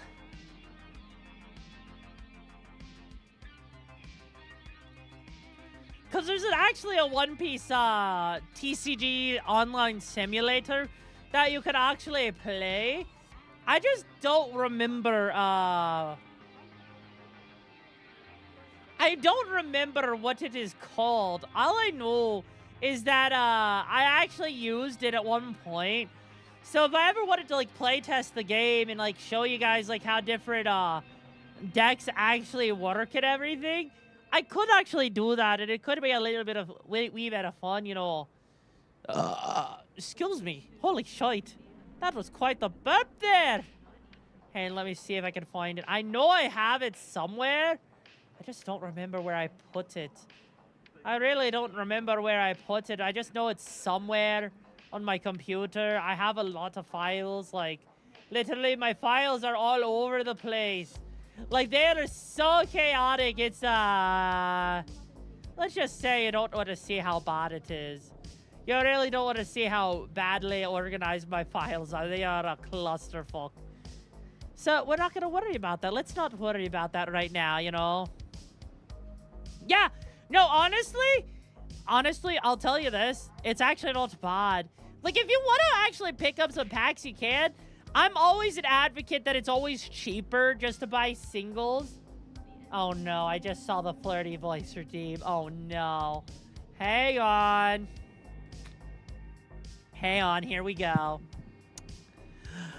Hey, guys. Did you know that in terms of male human and female Pokemon breeding, Vaporeon is the most compatible Pokemon for humans?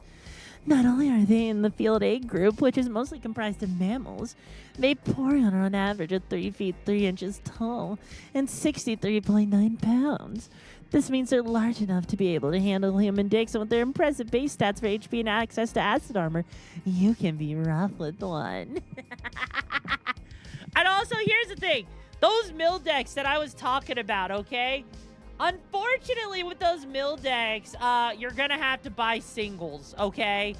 There is no way. Like, for example, Gecko Moria, right? A lot of the Gecko Moria stuff. Let me just go back to OP08 real quick. And pull up Gecko Moria real quick. Because Gecko comes from OP06, right? So, a lot of the cards you need for Gecko Moria, like Borsalino here, you don't need him, but he's definitely really useful. He comes from OP02, and unfortunately, OP02's set is not out at the... He's kind of, like, sold out at the moment, so you're going to have to buy singles for him, and I think he's getting reprinted soon. Same thing with Kuzan and Smoker. A Smoker right here, he comes from a new... he came from a starter deck that you're going to have to, like, probably source the cards from. A lot of these cards that you see here come from a starter deck. So you can literally pick up a lot of starter decks, like 2 starter decks, and you're going to be fine with getting most of these cards. And then Suru here comes from OP02. You're better off just buying singles of her again. Branu, OP03, again, buying singles. This Sabo right here is expensive, okay? When I say expensive, like, let me just pull him up real quick.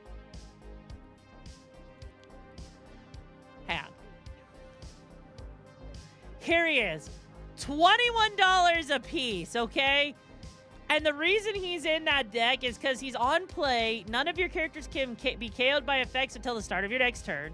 Then, draw 2 cards, trash 2 cards from your hand. So basically what Sabo is a staple in black decks. He is $21 a piece, and you just need to buy singles of him.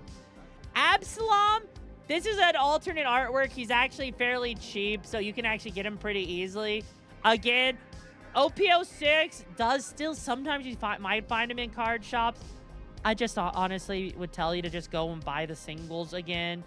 Gecko Moria, same thing. Buy the singles. Even though he's like, you know, he's like $8 a piece. He used to be like $20, $30 a piece.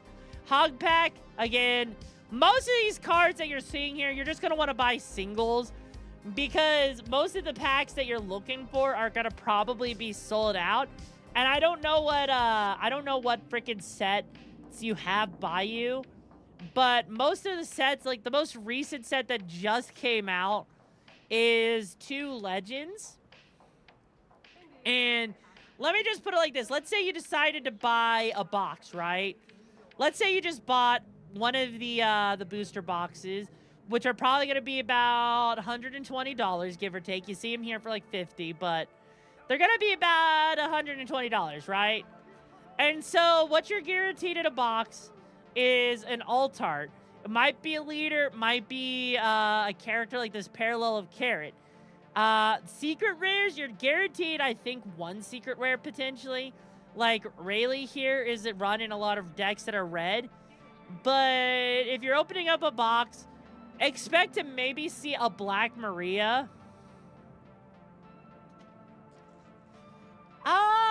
Okay, you know what? That's fair, Otaku. You got a good point there. Sometimes they are. In my area, there's not, unfortunately.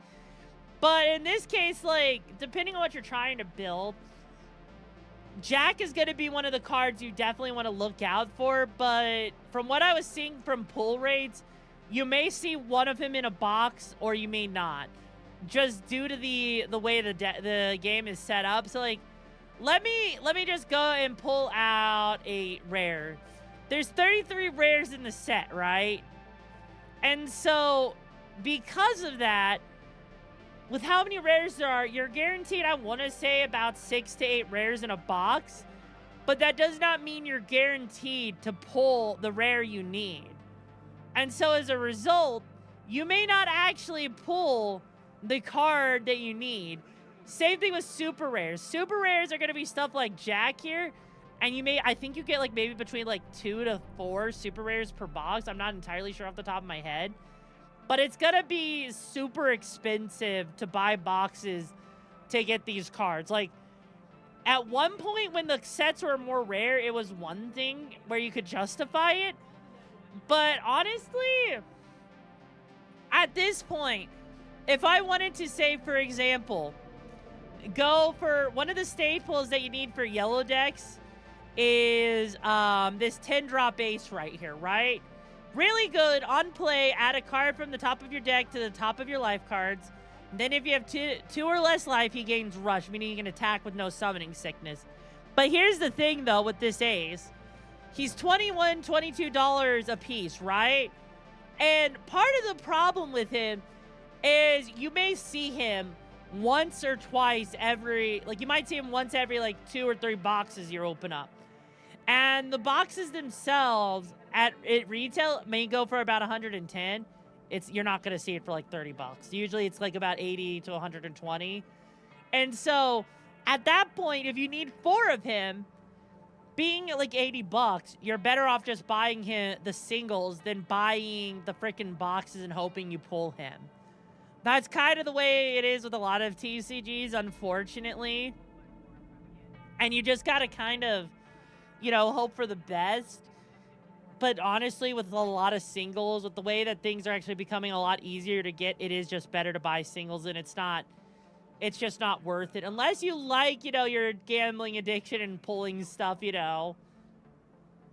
Okay, you know what? Fine. I won't stop you from doing your gambling addiction, okay? I won't stop you from doing your gambling addiction as long as you don't stop me from buying waifu cards and using them as energy. Like, This Sabo right here, when I initially got him, he was at about $9 a piece. But when he first came out, he was at $20. And he is a really good thing. He's actually a really good card that KOs 2 cards just by trashing. It is amazing. But he actually has very limited application, so you got to know what you're doing. The Crocodile, like, you know, there's just so many different decks you can build. So, honestly, just try them out. Because of the ban on Law, the meta is actually changing right now. And so if you had to play, get into One Piece, now is a great time because of the red-purple Law ban, which means now people are experimenting since they don't have to deal with Law KOing a bunch of stuff and just completely tier 0 meta. So thankfully, Law is now out of the picture, making your life a lot easier. But yeah, One Piece, definitely a lot of fun. I want to actually do something at some point where I can like open up a whole case on stream because I know that would be a lot of fun to do. Cases are just really expensive, okay, guys? Like, seriously, if I wanted to buy a case of freaking, you know, One Piece, you're talking about spending like $900, and I don't have $900 to open up a case. But is that actually something you guys would like to see? Actually, now I think about it. Hey, mods! Can I get a poll for people to see if they would actually see a case opening of One Piece TCG at some point in the future? I think it would be a lot of fun, wouldn't it? Actually, are the mods even here at the moment? I think Lena just went out to go get some food, so I'm not sure. Yes, yes, yes, yes! Okay, Sonic, get a poll up. Let's get a poll up. I want to see if people would actually see that at some point in the future. Maybe we could, like, do some sort of, like, crowdfunding for it or something, you know? Actually, maybe I could put that on... Actually, no, actually, I don't think going and putting it on Throne would work. Who knows? You know what? I've given the mods a head start. I think it's time for me to actually get that poll up. I bet you I can get that poll up before the mods can.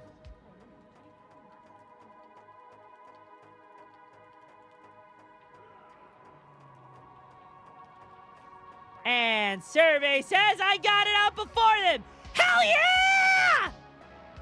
Apparently, Sonic, I guess you're solo at the moment.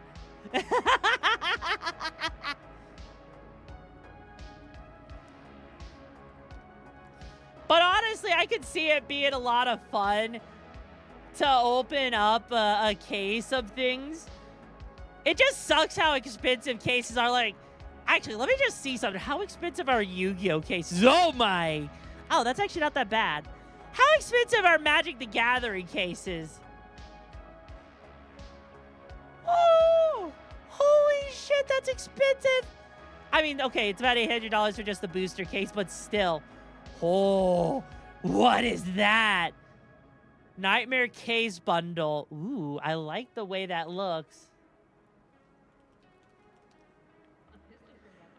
I think Sonic doesn't actually have access to a PC. Let's be real here. Also, look at how pretty that card is. Huh? Magic, you're gonna make me doubt with how pretty your artwork is. Ah! Magic, why is your card so nice? Why is your card art so nice? What is with this? I just need to look at this. Ah.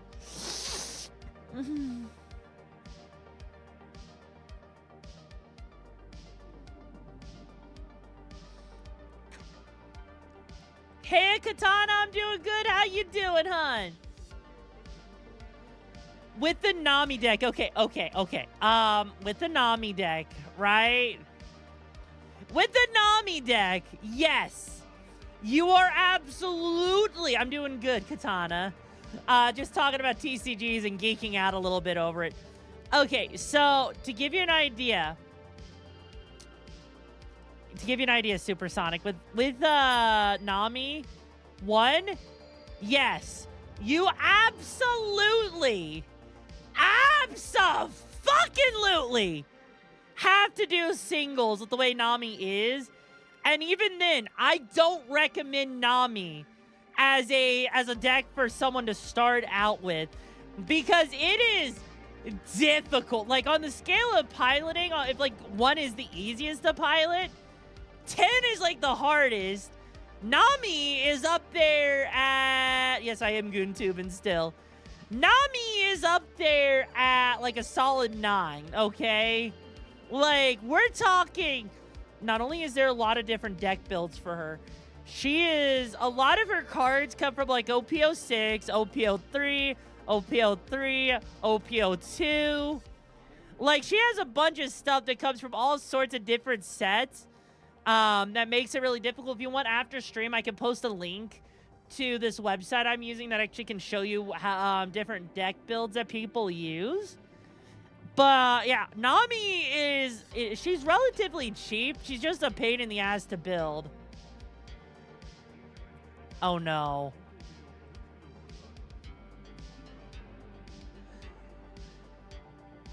Oh.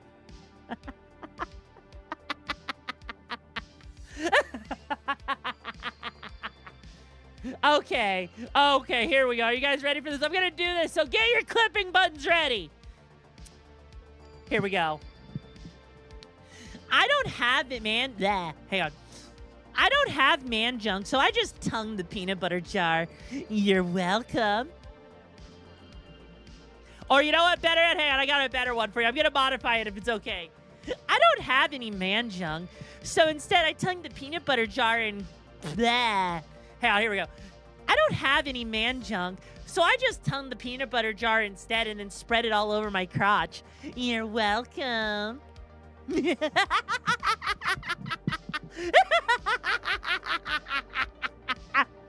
All right, who's clipping that? Who's clipping it so I can post it to Twitter? Come on.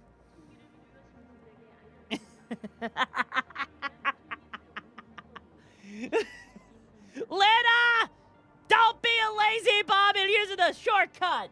That doesn't even work that well, Lena. And you know it.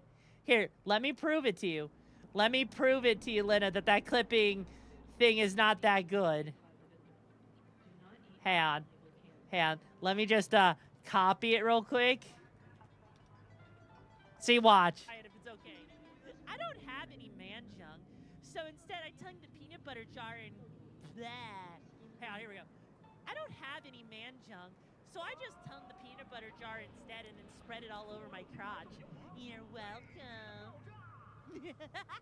Okay, you know what? I can edit this. Hang on. So first off... Hang on, here we go. I don't have any man junk, so I just tongued the peanut butter jar instead and then spread it all over my crotch. Hell yeah, Satan! You're welcome. I don't... Wow, that is like a short-ass clip. So I just tongued the peanut butter jar instead and then spread it all over my crotch.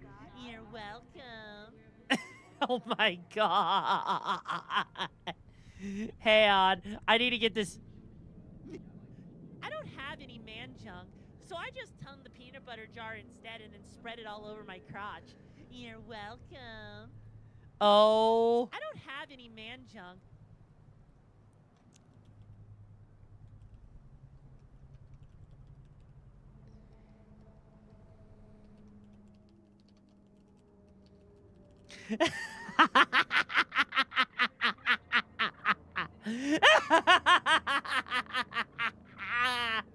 Okay, I have to now go over to my freaking clips over here real quick. Oh my god. Oh dear lord. All right, there we go. So I just the fact that I'm like having to tweet so much shit tonight with these clips, you guys are golden. I fucking love you right now for this.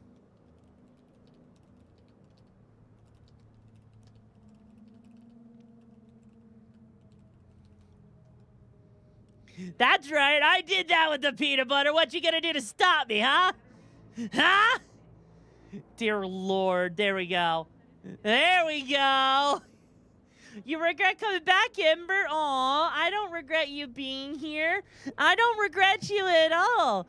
In fact, How about I get a little bit of a sniff of you, and then I can make some sweet, sweet snoo. Sound good? So how about I come down here and be like,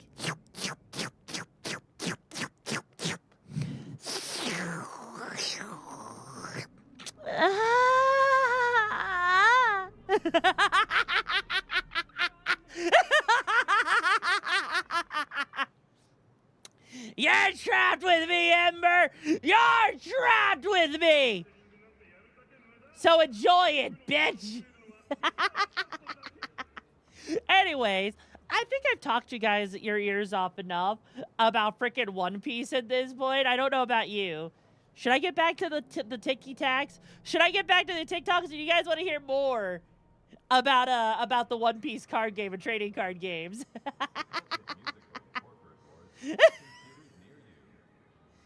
Wait, more what? More what? Clipping time for another. Oh, no. Ember, no! Who else will light the fire in my pussy and make me wet with freaking girl juices?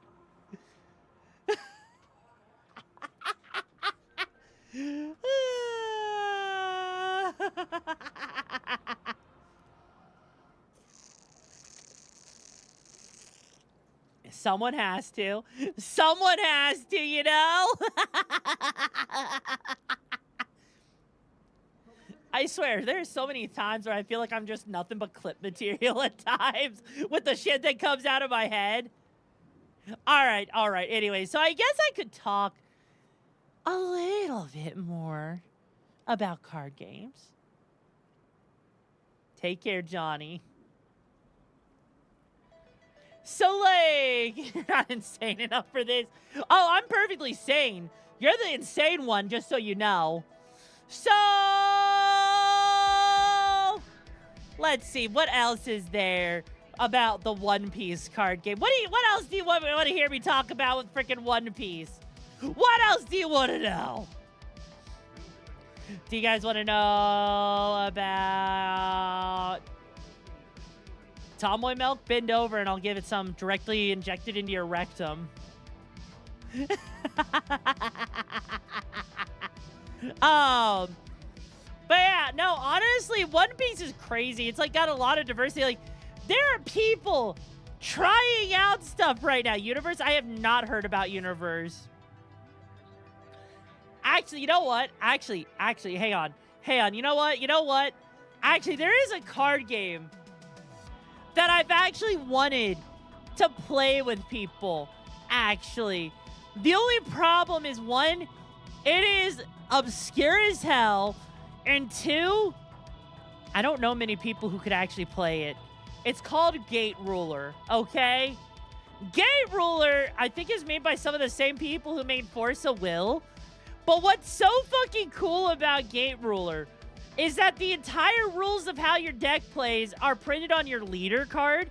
But not only that, the game actually encourages you to make custom artwork for your leader cards. And so you could actually sit there, take whatever leader you liked the most, and you could actually sit there and put your own character art onto the leader card, you know? And what makes it so cool is, like, look at this artwork. Look at this artwork right here.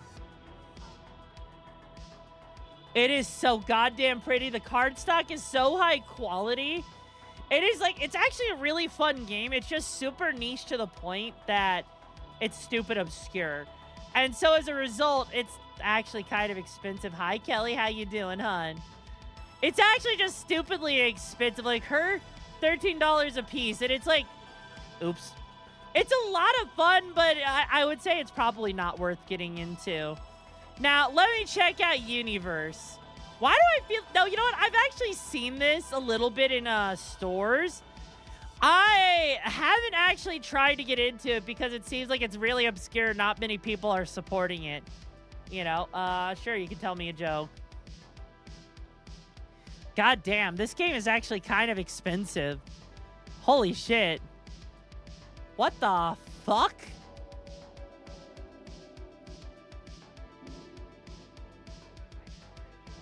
Honestly, this card game looks kind of lazy. I'm not gonna lie. This card game looks like one of those ones that you pick up, and it just feels like it's cheap. Like, I'm not the only one getting a feeling about this, right? This just feels... What do you call blind German? I don't know. What do you call blind German? But I can't be the only one that feels like this is cheap, right? Like, oh, God damn it. Jesus Christ. Yeah, no. This looks cheap. For a $33 card, I literally feel like I'm staring at a card. I'm staring at a card that I feel like someone went. I could literally remake this in like, 5 minutes. This looks so goddamn cheap. God, I feel like my freaking cards that I made for freaking Stream Loots looks better than this. Actually, hang on. You know what? Hang on a second. Tell me, chat. Which card would you rather look at?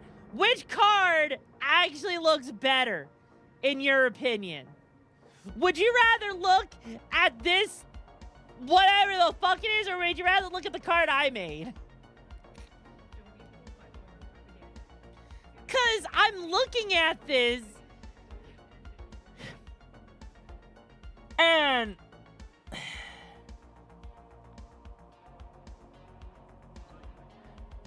no. Like, this literally feels like a card game that you, like, totally give to your kids or something that you know they're gonna, like, crumple up and not treat very well. And then you just kind of be like, here you go. Here's your discount Pokemans. Your discount Yu-Gi-Ohs. Like, this is just, like, totally awful, you know? I can't. I really can't, though. This is just no. Like, hang on. Let me look at the Godzilla ones. Maybe the Godzilla ones actually look decent. Please tell me the Godzilla ones look decent.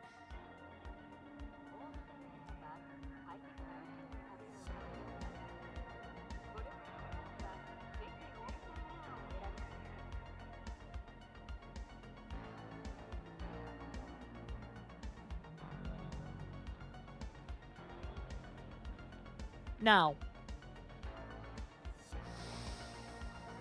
No. No. It's okay.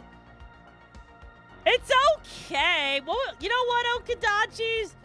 Chat, what would you rate this card? What would you actually rate this card? Because I'm looking at this artwork here, and this is just... Why does it feel cheap?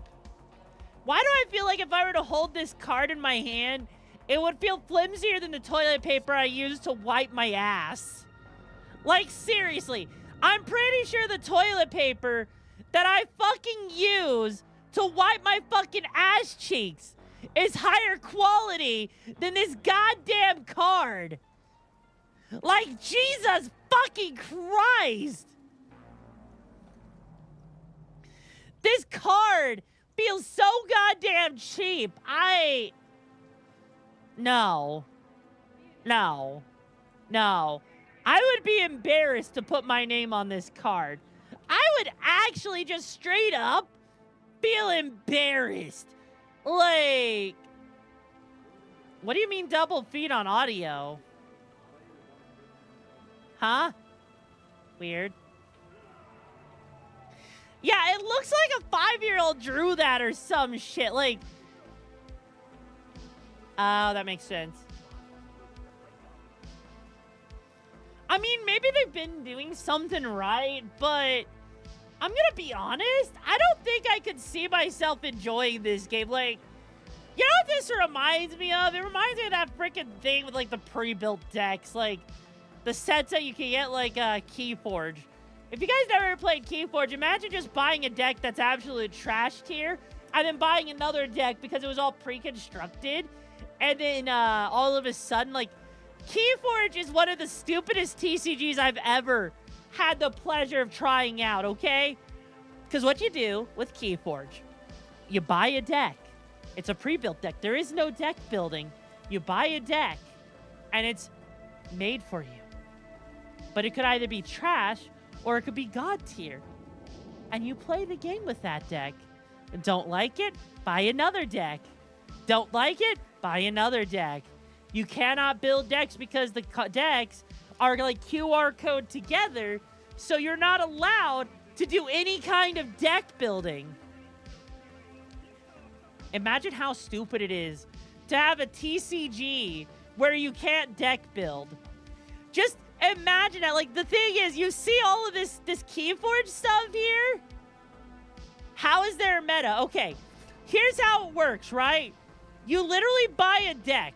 So let's say you go and you buy this Deluxe Archon deck, right, for $9. It's a pre-made deck that is registered to a QR code. That means that deck, if you tried to change it, is an illegal deck at that point. And so your deck is predetermined by a random selection of cards on if it's actually going to be good or not. And then, let's say you decide to bring it to a tournament, you realize it's actually trashed here. You go and you buy another pre-built deck. Maybe it's better. Maybe it's worse. Then you keep doing it until you get a really good deck. But then let's just say you get a tier 0 deck, right? Guess what? If it wins too many tournaments, it can get banned, and then you have to go and buy another deck. Entire deck being banned. That's basically Keyforge in a nutshell. I tried it out, and the game itself is kind of bland and boring. Like, hang on. Let me pull up a video for you guys real quick of how boring, like, Keyforge is. Like, here you go. Here's how to play on this freaking game.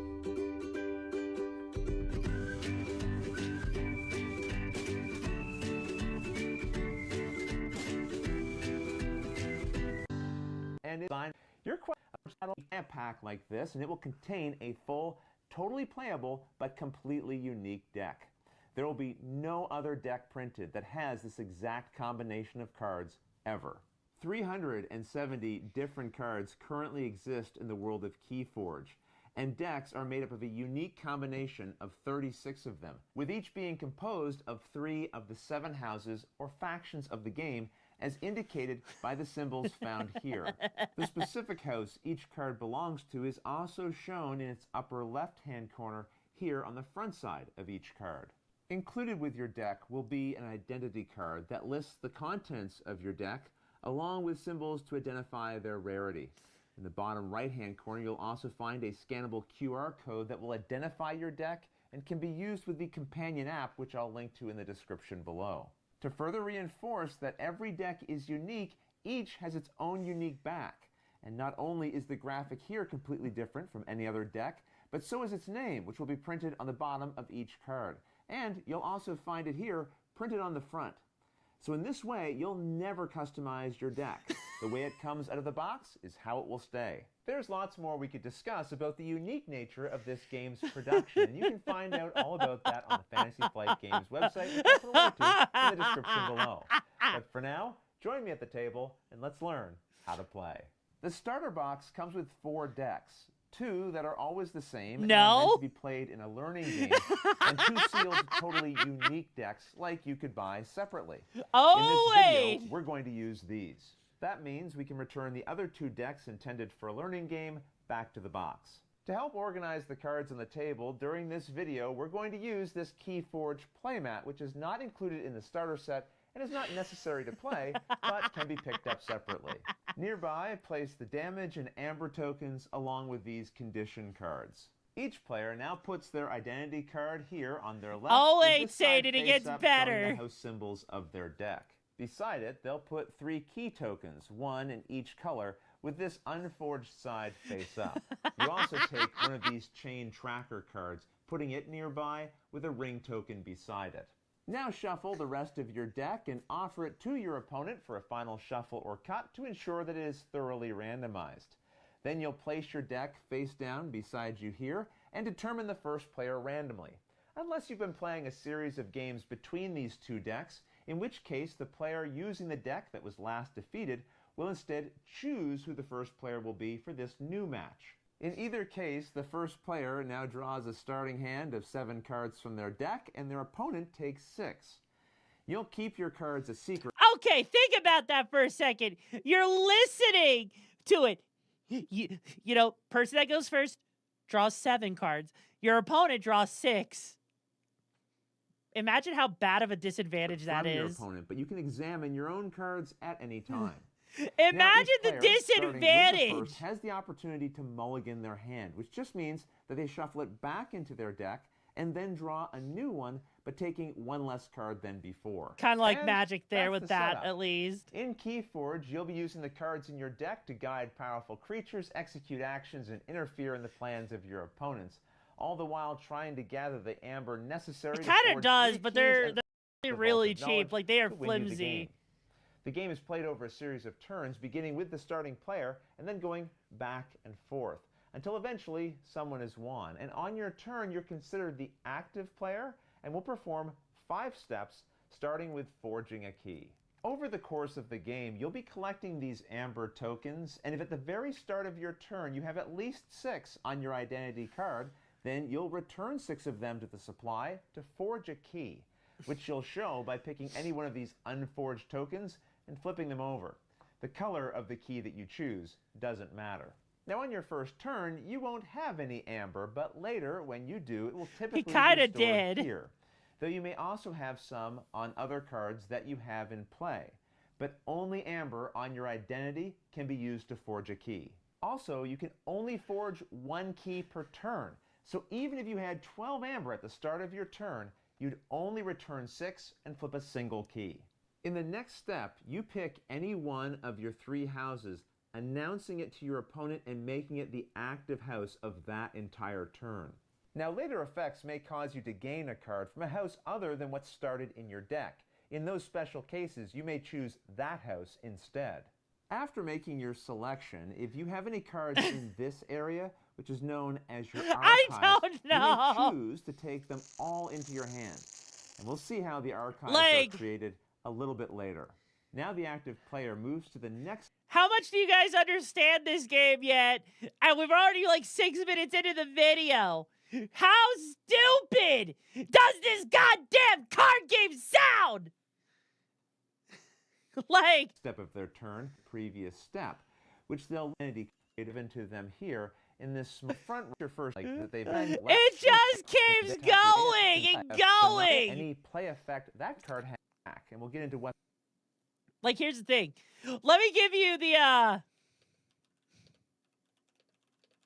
let me just give you the One Piece how to play from Bondi. Here you go. One Piece card game. This is so much better, okay? So much better. Actually interesting. This game looks so fun.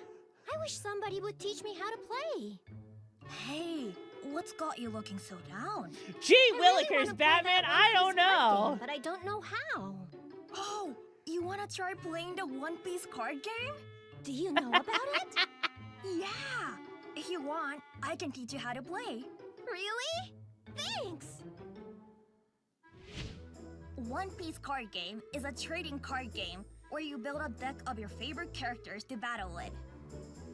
See, isn't this already so much better? I have 2 starter decks on me at the moment, so I'll lend you one. Purchasing a starter deck is all you need to do to begin playing.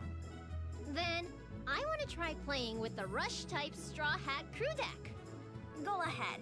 That means I'll be using the Animal Kingdom Pirates deck, with its super powerful dawn-based effects. Kaido, huh? He's pretty intimidating, but I'm not backing down. Like, this is just so much more fun and interesting to watch, you know? Card, 50 character cards of the color of your leader card, and 10 dawn cards. By the way, you can include up to 4 copies of cards with the same card number in your deck. Just place your cards in their assigned places, and you're ready to start. Yeah. But first, we need to decide who goes first with a round of rock, paper, scissors. Or you can roll a This time, d20 you'll go first, or and I'll flip go a second. coin. Nice. I get to go first. To start, draw 5 cards from the top of your deck. That's your hand. If you're not happy with your hand, you can return all the cards and redraw your hand once. I drew so many Frankie cards. I'm going to redraw.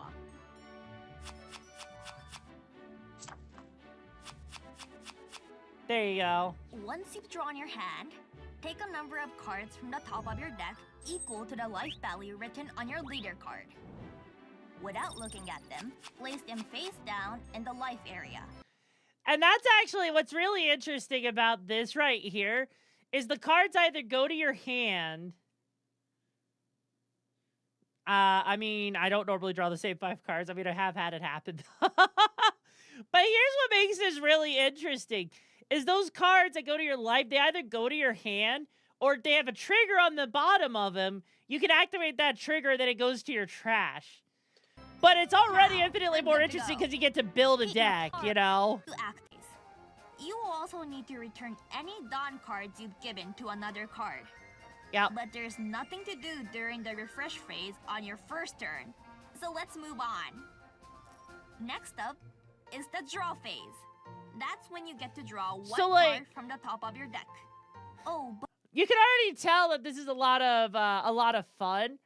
But the player that goes first, it's pretty standard. They skip their draw phase on their first turn, like they're saying there. The point is, this is a lot more interesting. It's a lot more easy to follow. It's a lot more fun. You can actually have fun with this game, you know? Like, it actually feels like a playable game. Unlike Yu-Gi-Oh!, where you basically have to bring yourself a freaking dictionary to actually play that game. Like, seriously.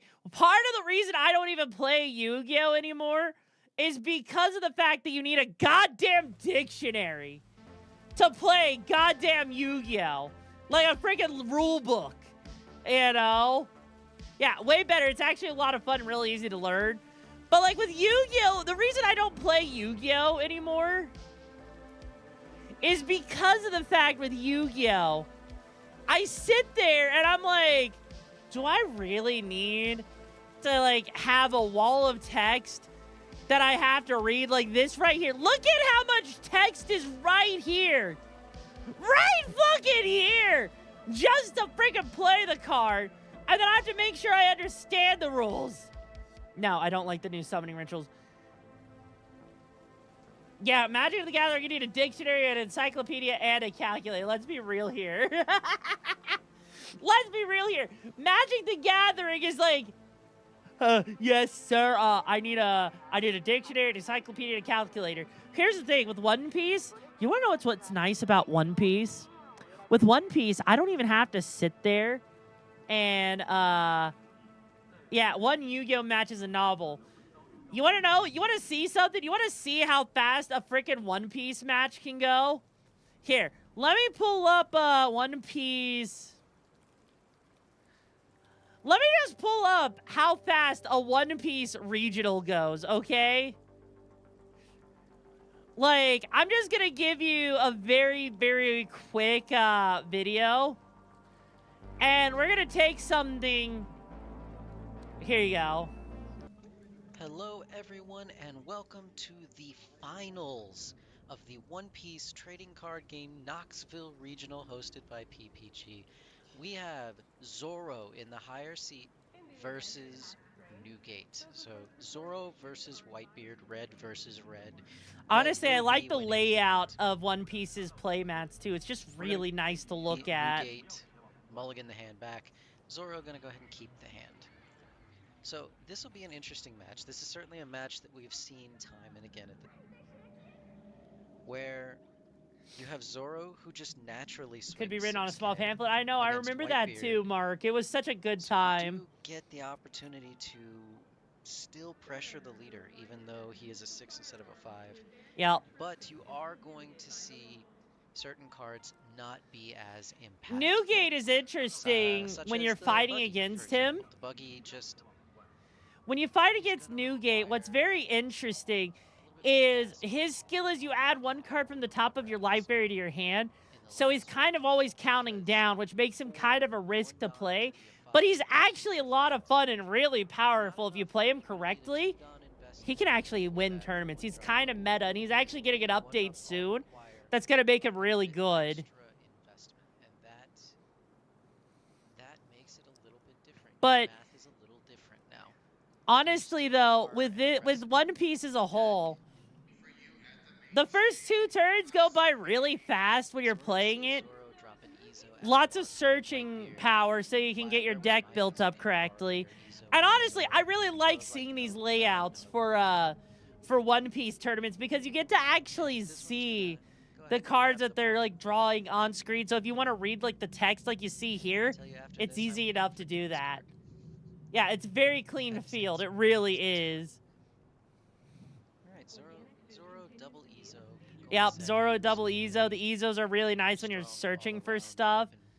And it's going to make it very easy for later on. Probably. I know a lot of people who don't use sleeves. I use them because I like to keep them protected, especially if they're high-value cards. Whitebeard's gonna go ahead and pass and go to 4. Yep, Whitebeard does play a lot of high-cost cards. And so as a result, he's not going to actually do a lot, but there's a reason why he attacked.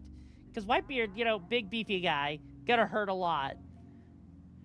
And also those Dawn cards are expensive as hell. I think like each one of those is like, you know, 20, 50 bucks a piece. 4 Dawn turn, we could see all manner of 1-drops come down. And right now, both of these deck strategies is they want to actually try really hard to rush down the opponent with low-cost characters. But right now, as you can see, they're not really doing too much of anything, as you can see. Unfortunately, the Whitebeard is kind of bricking a little bit at the moment, it looks like. Not getting any of the stuff he needs. But you can see, like, this game can be fairly fast-paced. And just things in general get really interesting really quickly if you're not careful, you know? And we're just gonna slam a Marco of our own. Yeah, like that Marco there you see? That Marco they just played down right there.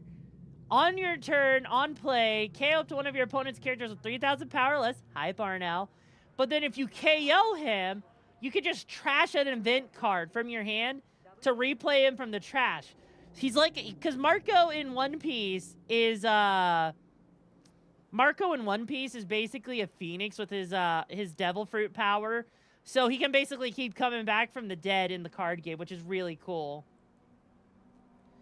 In decoration you have to do, but like, oh my god, it's so worth it, idiot. I mean, yeah, you got a point. You do actually got a point by that. And also, Yumi Tanart win. I don't know if Arising, you tell me.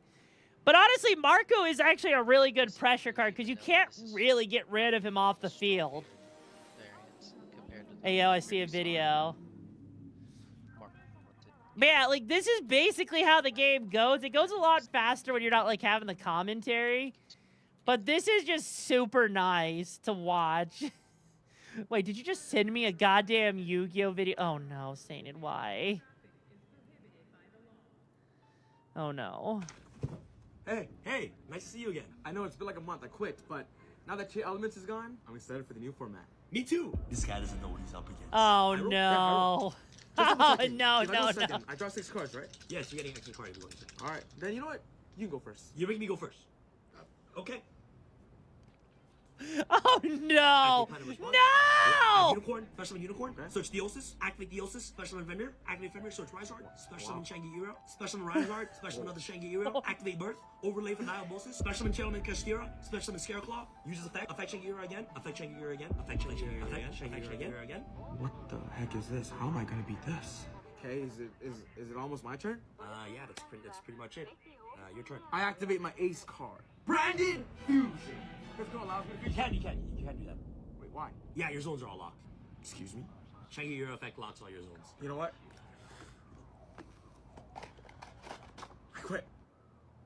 Yeah, that sums it up. That basically sums it up. Jesus Christ. Damn it. Oh my fucking god. It was at that moment his brain died. Honestly, Honestly, though, have you guys seen, like, the Exodia players? Like, the people who build, like, Exodia decks, like... I'm trying to remember. There was, like, one deck build that I actually saw that was really fucking hilarious. Like... Hang on. Hang on, let me see if I can find one of those deck builds that made me laugh really, really hard. Oh,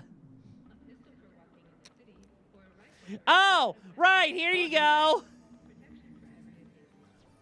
Here we go. Hang on. Another one. Here we go.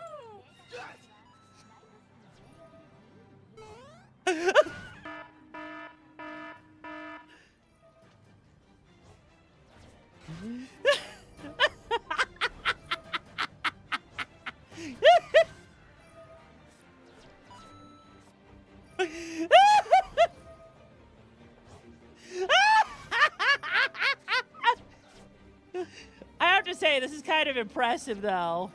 Here we go.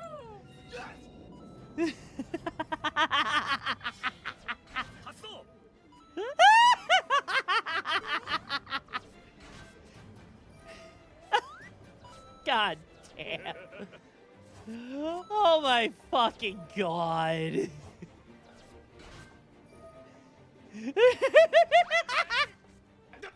Okay.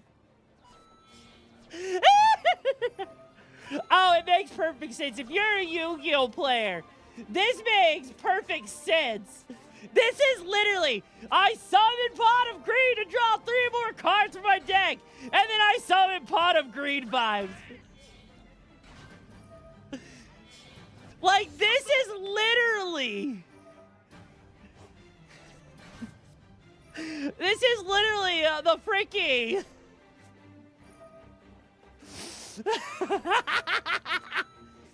And they're not even using Pot of Greed.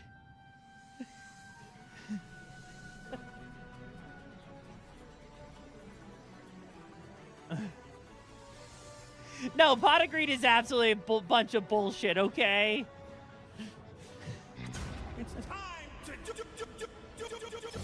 do. But at the same time, this deck is kind of bullshit, you know? Like, just imagine you're sitting here dealing with this. Could you imagine, like, sitting there watching someone doing this shit to you? Like...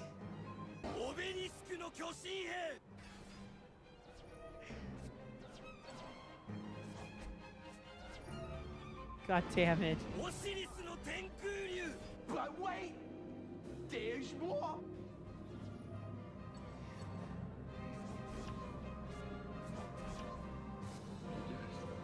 You crazy son of a bitch, you did.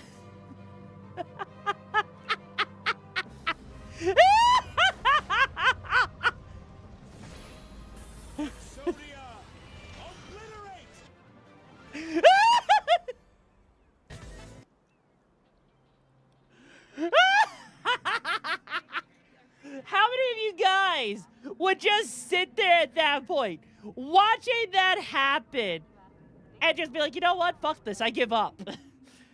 That deck, I feel like, would make so many people rage quit, like flip the table and everything. Because not only is that Pot of Greed vibes right there, you'd morph over that, yeah. That's the thing. That's the thing. Is that is what happened there is so goddamn stupid. Yeah, one hand trap and it's all over. But let's be real here, though. Let's be real. Even if a hand trap did come in and it was all over, the problem is how stupid it is. Like, you would have sat down. Because, like, it's just the fact he wins the coin toss. He has Treasure Panda, right? And if you don't know what Treasure Panda does, let me just pull that up for you real quick. Here, let me just pull up Treasure Panda for you real quick. This 8 synth card. Banish up to 3 spell traps from your graveyard, face down. Special summon 1 normal monster from your deck whose level equals the number of cards banished to activate this effect. And so basically,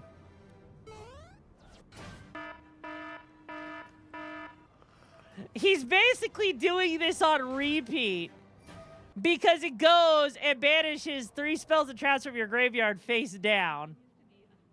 So it's like, it just keeps going on loop. And because of that, it just keeps going and going and going and going and going.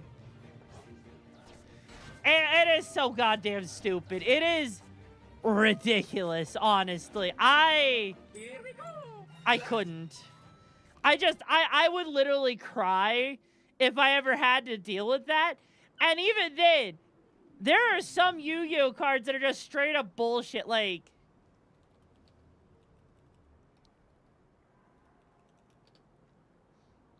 let me pull some up real quick. There won't be a body. Oh my god. Such one man's treasure, another man's treasure. Exactly. What's the treasure panda to some is trash panda to others? Exactly. Or hell, this card right here is one of the stupidest ones, right? You can't use this card unless you were at the World Championship in 2007. You are not allowed to play this card. Because literally what happens, by the way, thank you for the Hydrate Mega Flower. Because you not only have to be present there, they have to pull up a list of the people from 2007. All of your elemental heroes and Neospatian monsters on the field are doubled. How you doing, Mega Flower? So basically, if you're playing elemental heroes, you can double the power of them. And it's a spell card that's basically infinite, but the problem is, though, is you can't even use it. Like, it freaking sucks. Like, if there's some XZ summoning cards that are, like, really ridiculous to try and get due to the requirements, some of them are really broken if you manage to summon them. But, like, for example, this card right here, you know? You need 2 level 12 monsters. Once per turn, if an XZ monster battle this turn, also XZ summon Divine Arsenal, AA Zeus, Sky Thunder by using 1 XZ monster you control as material. Quick effect, detach 2 materials from this card, send all of the cards from the field to the graveyard once per turn. If another card you control is destroyed by battle or battles an opponent's card effect, you can attach 1 card from your hand, deck, or extra deck to this card as material.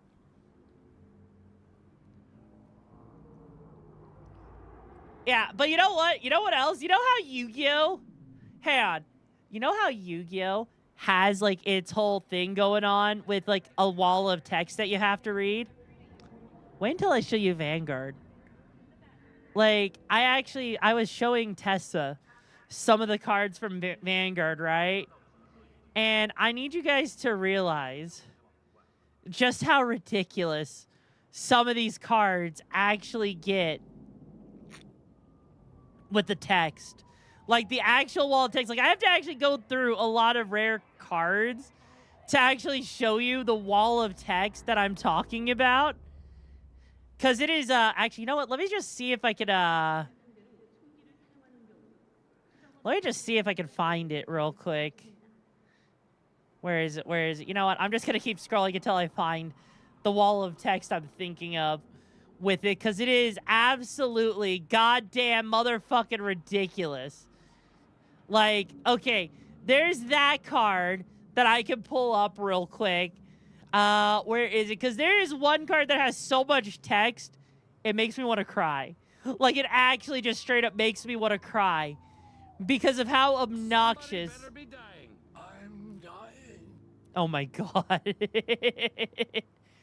Because there's one that is just so ridiculous with the amount of text on it. And when I say the amount of text is on it that is ridiculous, like, we're talking buku amount of text that would make even a small child cry. that would make like a, you know, a man-child even cry, okay? That's how bad we're talking. Like, we're talking text that I could not, even if I wanted to, joke about the stupidity. Actually, you know what? It might just be easier for me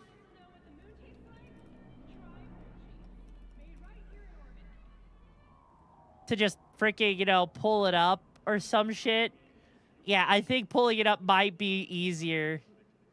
Where is it? Where is it? Because there's a premium deck set, I think. Yeah. All right, here we go. Here we go. All right, are you ready for this? So imagine sitting there. You get a card, right? Oh,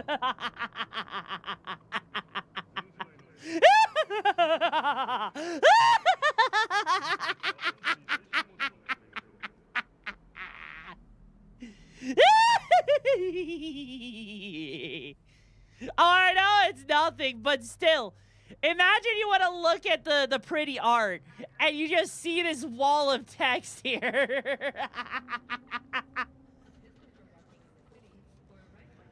Hey, let me just look it up real quick. Yu-Gi-Oh! Card. You know what else is a bunch of bullshit? Fucking blue eyes spam. Also, dear God, that hurts to look at.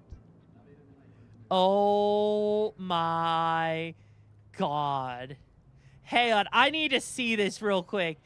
I need to see this. Oh. Oh God. Oh, my eyes are about to hurt.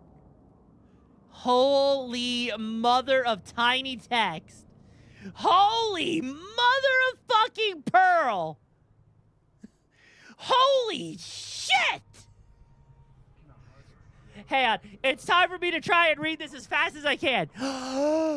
You can remove 6 spell counters from your field. Special summon this card from the pendulum zone. Then counter a number of cards you control that you can have a spell counter. Destroy up to that many cards in the field. If you do, place the spell counters on the card equal to the number of cards destroyed. You can only use the effect of this Inumon, the Mighty Master of Magic, once per turn. Once per turn, when a spell trap or card is affected, a quick effect, you can return 1 card you control the spell counter to hand. And if you do, negate the activation. If you do, destroy it. Then if you place the same number of spell counters on that card, then return the card to hand. While this card has a spell counter, your opponent cannot target it with its card effects. It cannot be destroyed by your opponent's card effects. Then, when this card with a spell counter is destroyed by battle, you can add 1 normal spell from your deck to your hand. Jesus fucking Christ! No, that extra box of text was something that was in the pendulum summoning era. You know? But that is... You dare me to search up red eyes...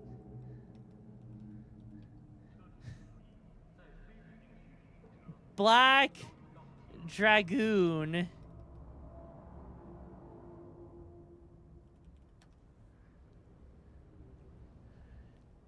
Oh God, hang on. I mean, wow, that's actually what the fuck? Dark Magician plus Red Eyes Black Dragon or 1 Dragon Effect Monster. Cannot be destroyed by card effects. Neither player can target this card with card effects. During your main phase, destroy 1 monster your opponent controls. If you do, inflict damage to your opponent equals to the monster's original attack. You can use this effect a number of times per turn, up to the number of normal monsters. Use this fusion material for this card. Holy shit, what the fuck? You know, Yu-Gi-Oh! Can I just say I actually like the way Yu-Gi-Oh! 7's cards look that never came out of Japan? Did you guys ever see the Yu-Gi-Oh! 7s? Like, I actually like Yu-Gi-Oh! 7's cards, okay? You want to know how nice they are? You want to know how nice Yu-Gi-Oh! 7's is? For the frickin', you know, for that? Here. This is what Yu-Gi-Oh! 7's looked like. I fucking love the way these cards look. They're so pretty. They are so pretty. They are nice. I would actually play. Like, look at that. Doesn't that look nice? Like, doesn't that actually just look really nice? Like a really nice redesign of Yu-Gi-Oh! I think it was meant to be like a reboot or some shit like that. I think it was a rush duel, yeah, but I think they wanted to try and turn it into, like, you know, the next format for Yu-Gi-Oh! Like, restart, you know? I think that's what they wanted to do.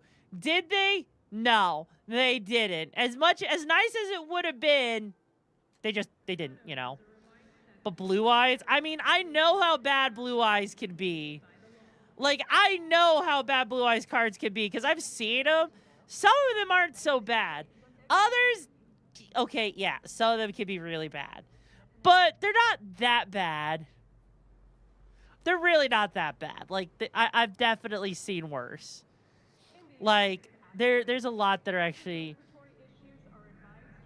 I like how when you type in Blue Eyes in Yu-Gi-Oh! It actually also pulls up whatever set actually has Blue Eyes in it, which is why you'll just casually see Exodia chilling with the Blue Eyes White Dragons, and same thing with Dark Magician. Like, I love the fact that we just see, oh, hey, here you go. Here's Exodia the Forbidden One, listed alongside all of the Blue Eyes Dragons. Like, what the fuck? I mean, actually, that's actually not a bad Blue Eyes right there. That is actually not a bad Blue Eyes. Honestly, though, like, honestly, Yu-Gi-Oh! Meh.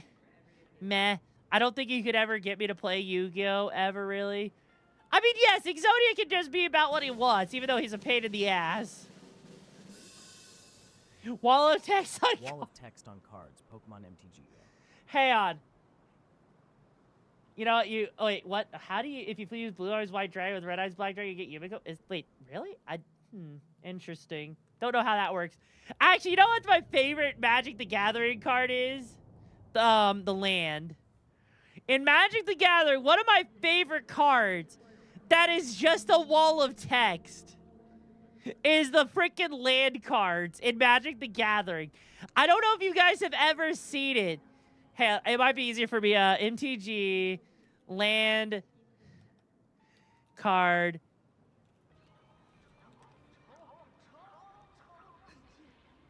Like, this is my favorite card in all of Magic. And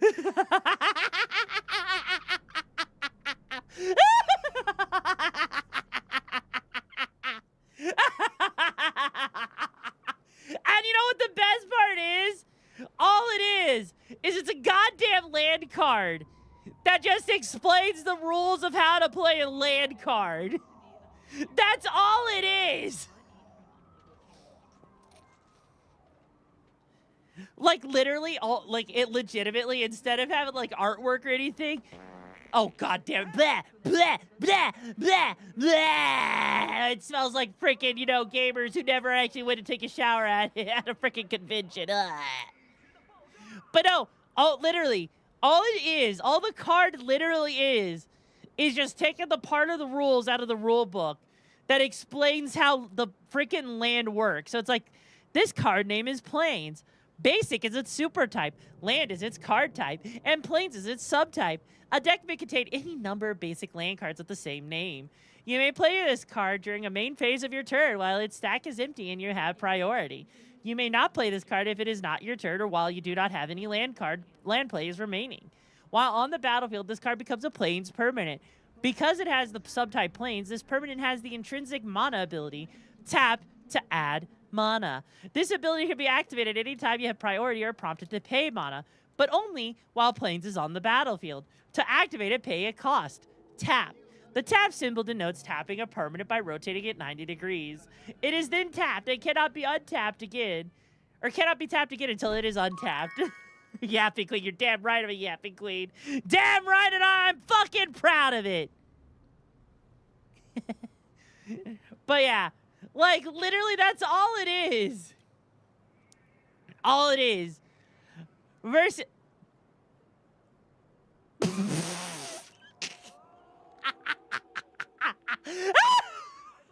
God damn.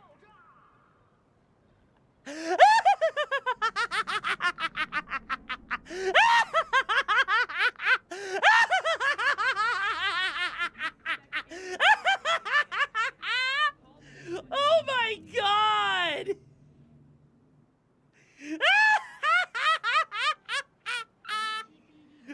Oh dear Lord.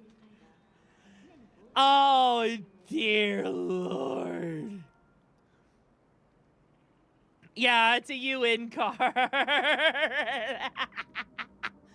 Alexander Clamilton. They called him Alexander Clamilton. Oh my fucking god. Oh my god. Whenever you cast a wordy spell, scry 2. A spell is wordy if it has 4 or more lines of rule text. Oh my god. Pay 1 colorless mana plus 1 earth mana, or yeah, mountain mana. Rest this card. Choose a target creature you don't control. Reveal the top card of your library. Alexander Clamilton gets plus X plus 0 until end of turn, where X is the number of line of rule text of the revealed card. Alexander Clamilton fights that creature. Oh my fucking god. That is so pointless. Holy shit. That is a glorious goddamn card. Like, holy shit. Oh, God. What? $11? That's an actual... Oh, my God. That's an official card. Oh, my God. That is an official card.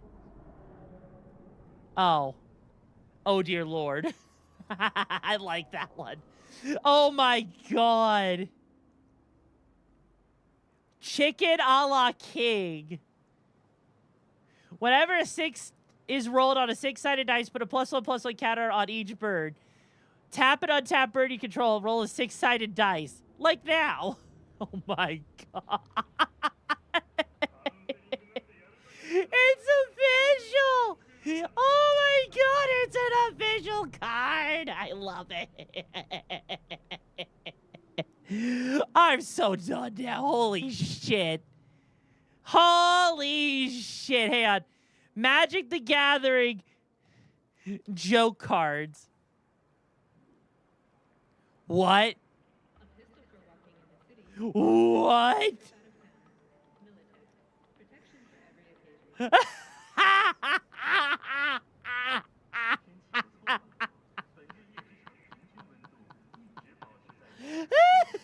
Destroy a target creature with a reminder text.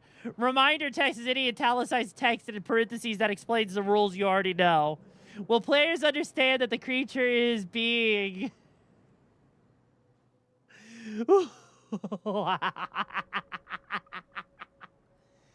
Oh my god. I need to see this. This is glorious. Aesthetic consultation. What? Name an artist, remove the top 6 cards of your library from the game, then reveal cards from the top of your library until you reveal a card by the named artist. Put that card in your hand, then remove all other cards revealed this way from the game. Wow. Holy shit. What? What? My god.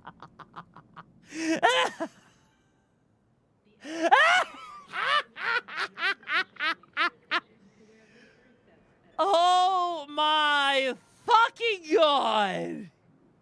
The very narrow joke. Holy shit.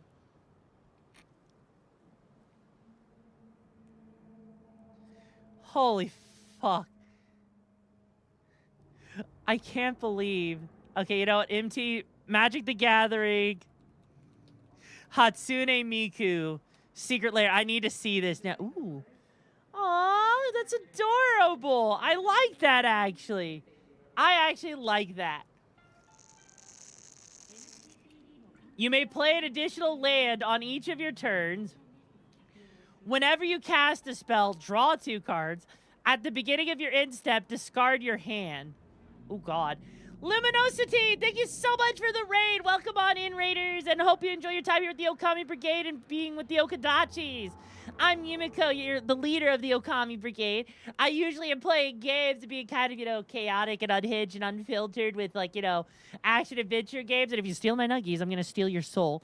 But it's been a pleasure to meet you guys. What were you up to? How was Little Nightmares 2 for you? We're currently just looking through some ridiculous freaking Magic the Gathering cards. We've been having a really fun time. Passing level, thank you. I really appreciate it. Diabolic Tutor. Search your library for a card, then put that card in your hand and then shuffle. That's a high cost for that. That is such a high cost for something that's not even worth it. What the fuck? Why would you even want that? Oh yeah, no, this has been an absolute joy, an absolute pleasure. Child of Alarm, Miku, Child of Song. Trample. When Miku, Child of Song dies, destroy all non-land permanents that they can't be regenerated. Wow, Miku, damn, she's got some hands. Miku the Renowned. Flying. Whenever you cast an instant or sorcery spell that targets a creature. It's okay. Well, you know what? Well, shut up. I don't.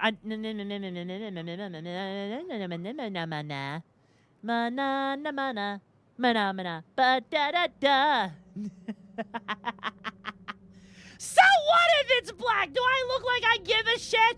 No. No, I do not. Hey, at least, you know what's even crazier than Hatsune Miku, a secret layer?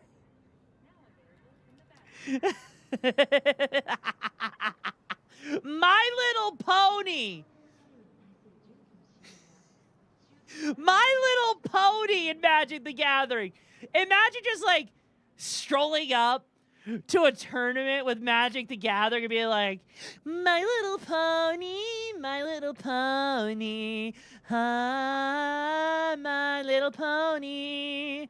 Or if it's between me and Odyssey Hero Bead, My Little Pussy, so tight and wet it's true, My Little Pussy, it's time to go and get it railed, My Little Pussy, it's only virgin till you fuck.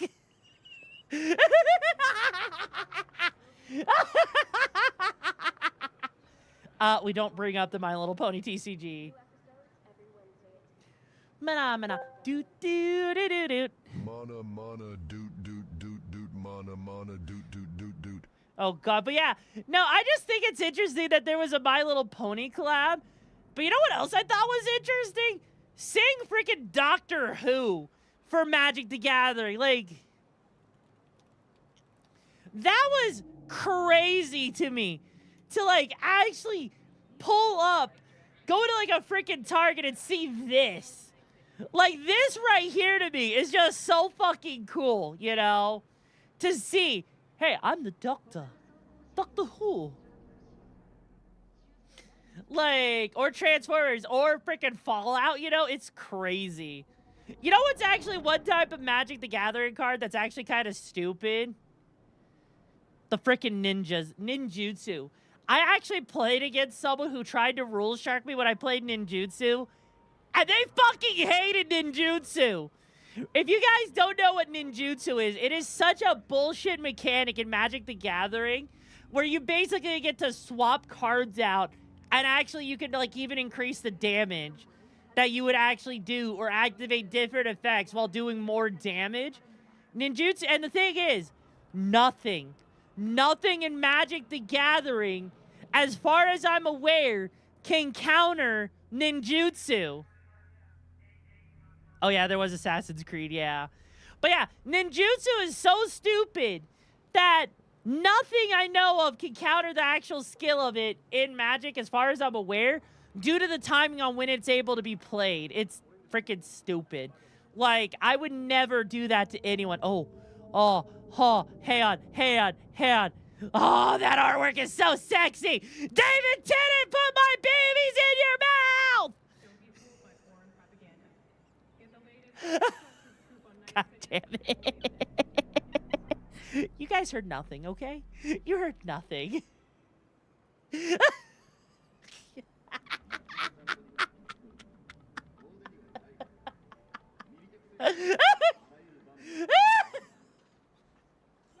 Yikes. I'm okay. Don't you dare say that to Tennant. Don't you dare.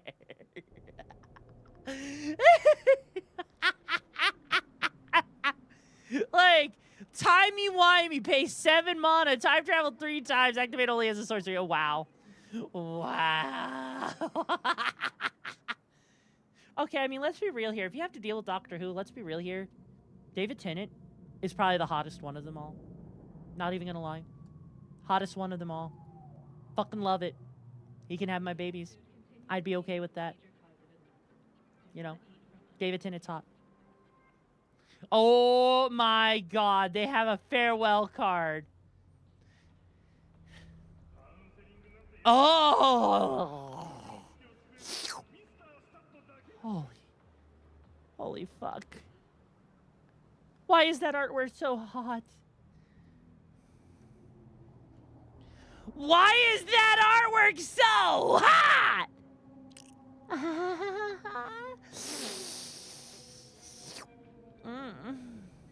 Tasty. That is the body of a femboy twink that's ready to get his ass railed. Honestly, though, let's be real here. He looks so tasty! Seriously, they had no reason making him look that hot. That is way too hot of artwork. Like, Jesus fucking Christ. I will lick my computer screen right now. I will fucking lick my goddamn computer screen right now, you know? I will fucking do it. That's how hot it is. You know what? Maybe I will. You know what? I'm gonna do it. I'm gonna lick my computer screen, bitches.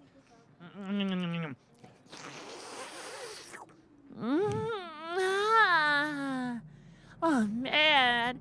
It tastes like sweet man juices coming from a sweet, hot, succulent man that knows his way around the bedroom.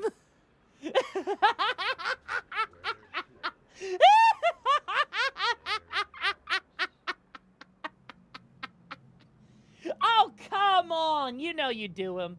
You know you would do him. I did actually lick my computer screen, by the way. It actually did taste pretty good. Maybe that's why some people actually eat computers. You know? Actually, you know what? Tom Baker isn't a bad doctor. It just depends on which one you grew up with, though. Though, you know what, though? You know what's a doctor we can all forget about? The 13th Doctor. Let's pretend like the 13th Doctor doesn't exist. Sound good? Sounds good. Okay? Okay, let's pretend like that never existed. Anyways, you know what? Let's go back to the Tic Tacs at this point. I think it's time to go back to TikTok for a little bit. What was this one? Oh, right. This is the guy with the frickin' shuffling. The 13th Doctor was the female. Oh, God. Hang on. This is the 13th Doctor!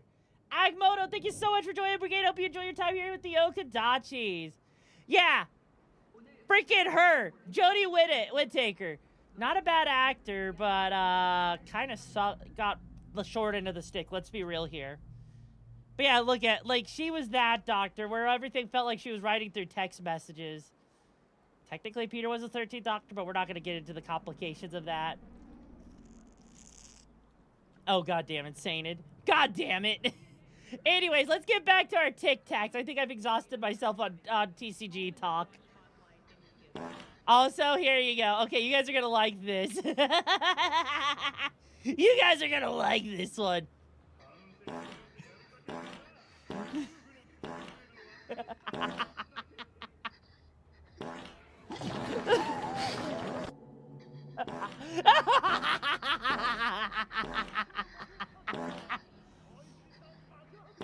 That's how you Dutch someone properly.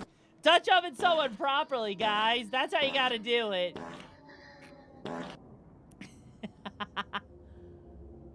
Oh, God. Hang on. Oh, right. There was a Little Mermaid 3. We don't need to see that. You want to ruin someone's day? Send this to somebody with no context and see how they react.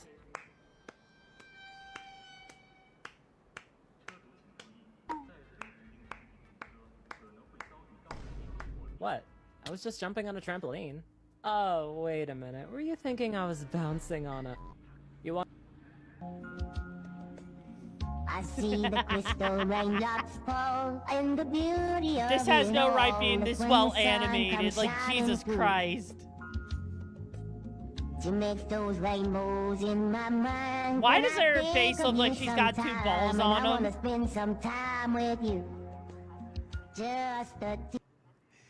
Literally, her face looks like she's got 2 testicles on her face. Just the two of us. Just the two of us. Building castles in the sky. Just the two of us. You and I. Hey, okay, let me see what you got going on in Sleep. What? What? Right, I think I've got time. Let's get on with it. Huh?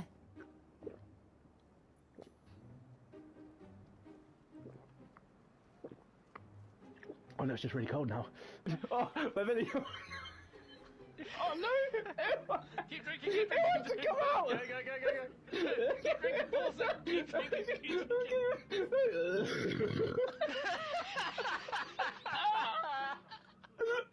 Go finish. You go finish. There's so much inside of me right now. I just really... This might be the... No, writing Sonic. That was a reverb. That sounded like when the aliens from War of the Worlds attacked. I hear you drinking air.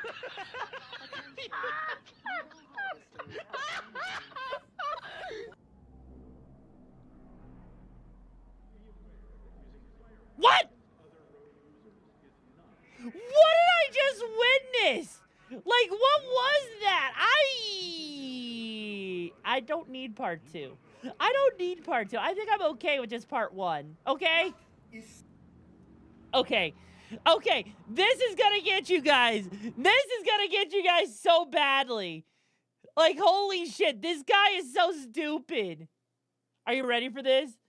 What is going on here? I'm someone who doesn't like food and Not even chicken nuggets. That's sauce. Eminette, thank you so much for joining me. I hope you enjoy your time here at the Okadachi. something new, I'm going to be showing you my rice recipe. Just rice, not even jollof rice or rice and beans. First add 1 cup of jasmine milk, 2 cups of water, then microwave for 15 minutes. Bro, you only said you did not like food, not a dirty caveman, professional Reddit commenter. Wash your rice. Once done, let it sit for 5 minutes. Quick stir, and it's done. Done for what? Ready to add nutrients? Best served plain. Jesus Christ, like he is eating it like that. Bro, why are you eating like your country is at war? With a side of peas. Unwashed plain rice microwaved in plastic bowl with unwashed frozen pea. I apologize to British people for thinking you guys are #1 at eating the worst food possible in the worst way possible. Australia is the champion now. If you want a little bit of extra flavour, put a little dot of tomato sauce. What do you mean extra? There was no flavor to begin with. I do prefer it plain though. Delicious. Delicious? This brother's taste buds are delulu. What is...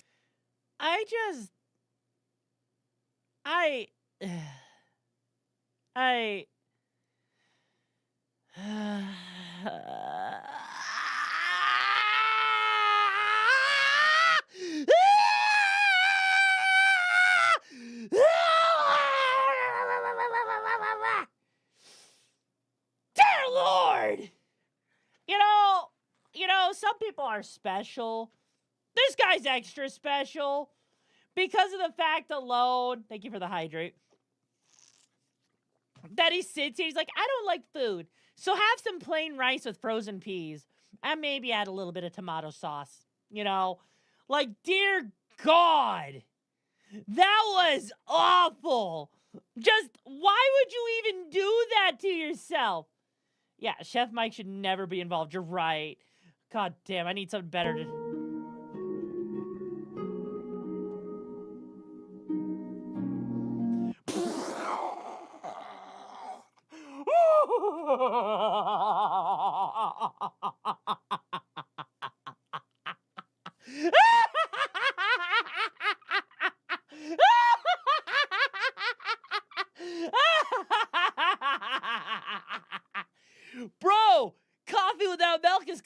Americano.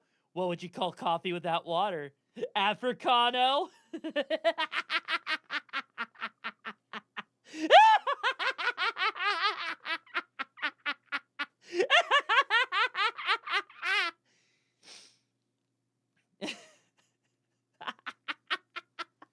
I mean, I know it's a dark joke, but still, though, like, holy shit.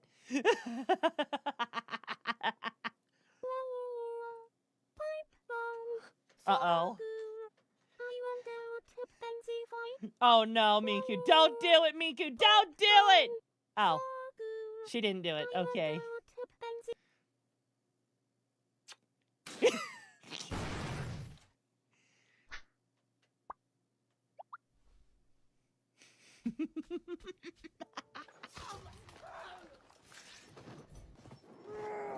Oh my god.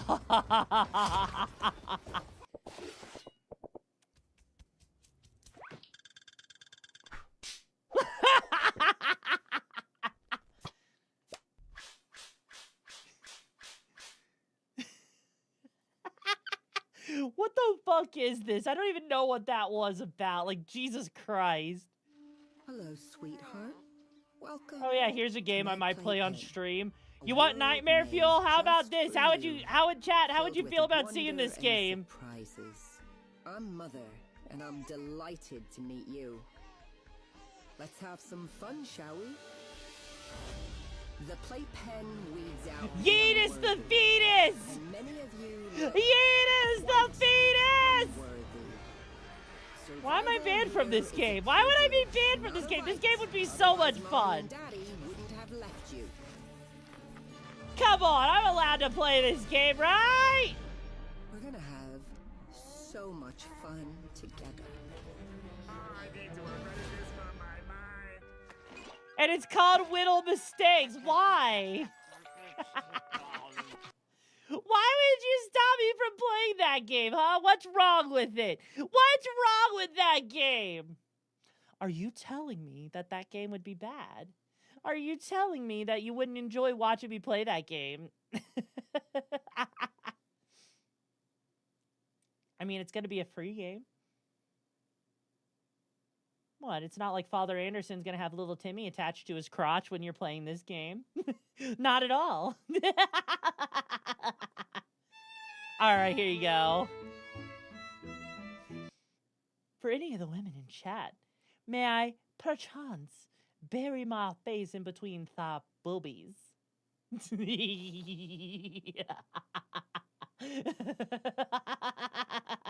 May I, please? I need to motorboat some twitties. No? Okay. If you lived in the Final Fantasy universe and a chocobo was a dish being served, would you choose to eat it? Corinthians fried chocobo. There you guys go. You want a menu of chocobos? Look at that. Look at that food. That would be so tasty. That looks so good. Ooh, I need it. I need it. Here we go.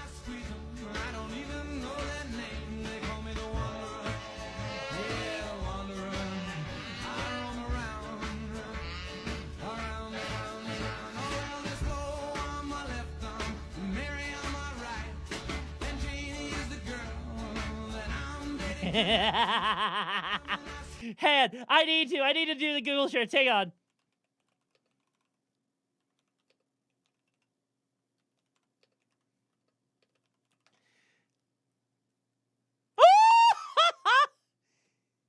Hang on. Hang on. I need to see this. I need to see this. Aww. Aww.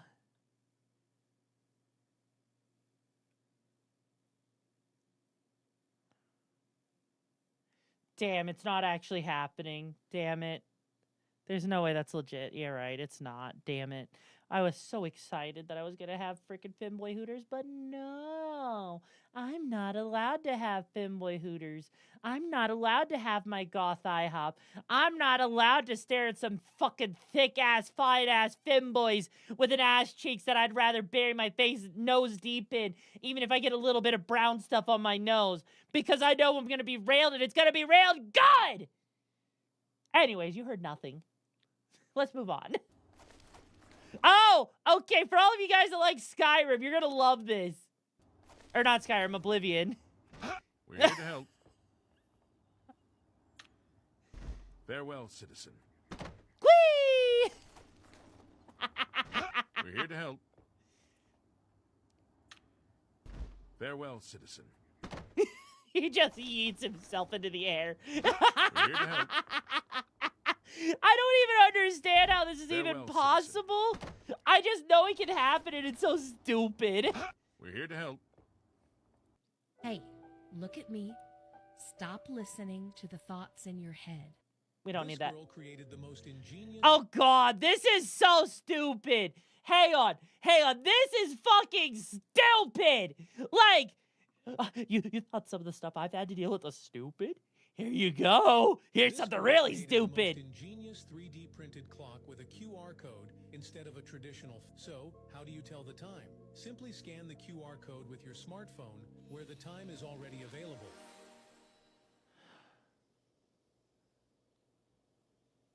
So, basically, we're going to bypass the fact that the watch had the time on it, all by itself, and actually didn't need winding, unless you've got those really fancy watches, which you're not using those for timepieces anyway.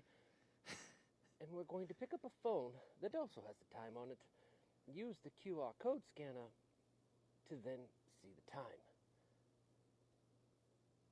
That's like the equivalent of telling the person who invents the square tire that they've done a good job. Like, we've gone past giving everyone a trophy because everyone deserves one, to the point where we're now only giving the losers trophies and celebrating their mediocrity. I'm glad I'm halfway through my life already, by the way, because I don't know if I could bear another 40 years of I just... I'm praying for you, children. I really am. I don't have words to describe the stupidity of that shit. I was so excited that I was going to have freaking Femboy Hooters, but no. I'm not allowed to have Femboy Hooters. I'm not allowed to have my goth IHOP.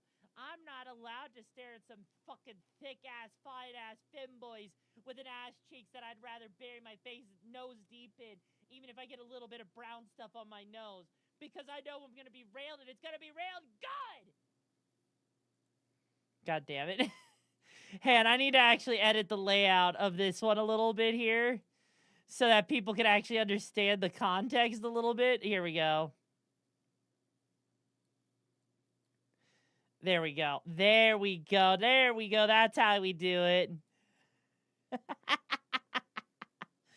Oh my god, I can't believe I'm about to do this. I was so excited that I was... You guys have been getting some really good clips today. I'm proud of you guys. I'm so proud of you. Like, you guys, 10 out of 10. Love it. All right, it's running the clip. Give it a second. Just give it a second. Trust me, it'll be worth it. Eventually, it'll be done. Wow, you guys have really gone to town on the clips. Holy shit.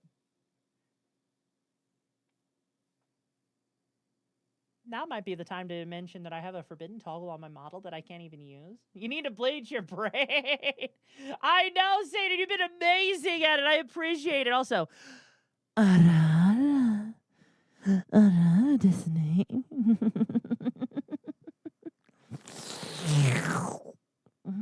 My.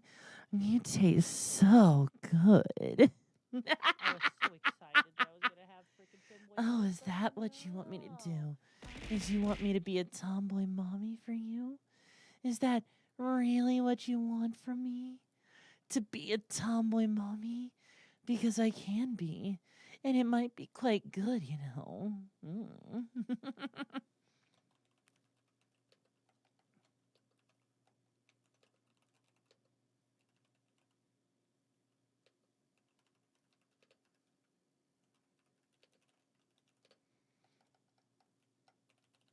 All right, there we go. There we go. Isn't that right, Saint? And just the thing for you. From a stream just like that. That's right. I know exactly what you want, don't you? Now then, let's continue our journey through all of these ticky-tacks. I just got my DNA results. Apparently, I'm 13% Italian. There's no way your black and mild ass is Italiano, bro. Let me see. Oh, no shit. This is exciting. I can't wait. Oh, no. Pack? What do you mean? Where are you going? Oh, no. Oh, no. Bro, turn this down. Where are you going? Torno nella mia patria. How did he learn Italian so fast? Perché ci stai facendo tardi? Siamo sempre in ritardo per tutte le cazzate che fai. In che senso sono sempre in ritardo? Sei tu quella che ci What? 3 ore a prepararsi e poi ci fa arrivare tardi. Who is this woman? Chi è questo il tuo ragazzo? Mi sta guardando come se è allergico alle donne. Bro, have some respect. This is my wife. You just got your DNA results. Now you're going.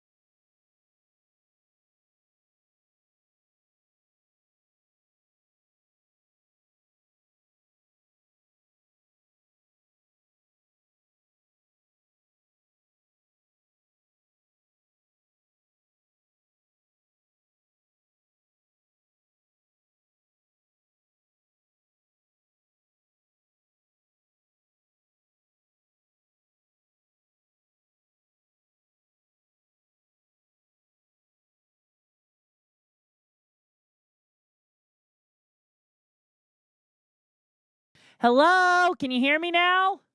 Hello? Hello? Okay. Hang on. Let me just get everything fixed up. Weird little bit of scuff there. Don't know what happened. Okay, here we go. You can hear everything, right? Bro, turn this down. Where are you going? Torno nella mia patria. Since when do you speak Italian? Sbrigati, ci stai facendo tardi. Siamo sempre in ritardo per tutte le cazzate che fai. In che senso sono sempre in ritardo? Sei tu quella che ci impiega Okay. 3 ore a prepararsi. No idea what happened there. No idea what happened at all. That was weird. Anyways, let's continue. We need illegal aliens to do the jobs Americans won't do. Avatar posts this. Did you know that Dr. K commit against humanity? Okay, you know what? How many of you guys would want to see me play this game, chat? Because this game looks like it's pretty cool. Nice enough to borrow, he will eventually betray you in the generator area by transferring you from behind. Oh no, hang on. Shit, OBS crashed. Hang on!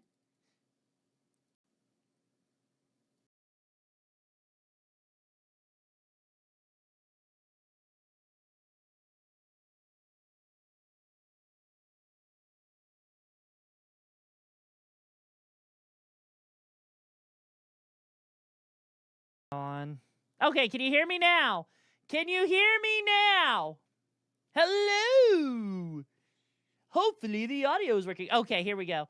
How many of you guys would like to We see also this know that game? After you talk to him in the library, you'll start digging for the key card while Poro sneaks up close to It's a your game where ear you get and turned says, into "I a really furry, want potentially. this." But he does manage to back away a bit before you turn around and make him poof, so Colin doesn't notice what Poro was thinking of doing. But Dr. K, Like, on the this other game hand, actually kind of caught looks Poro cool, being honestly. sus. After you escape K-Tail again and struggle Wait, out this of the game's female perfect snow for me? leopard, you'll Really? make it You back to think the so? library to chat with Poro Why? once more. Only this time, Dr. K will butt in and reveal what Poro Huh. was hiding from you, the fact that Poro left those helpful notes and items for you just so you could reach the library for him to ambush and transfer you. Then Dr. K tempts Poro to transfer you like he originally planned, even calling out Poro for staring at your cake. I mean, I guess Twitch did have enough of me for one day.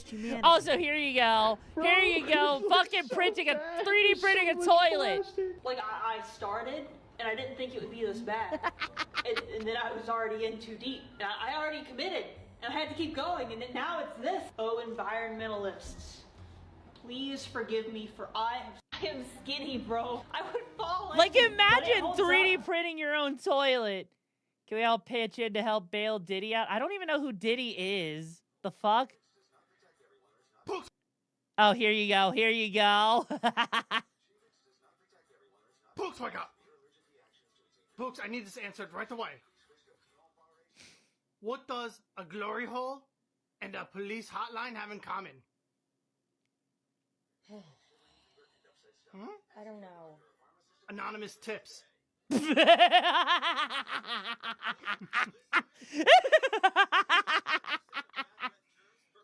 You can laugh at that if you want, Papa.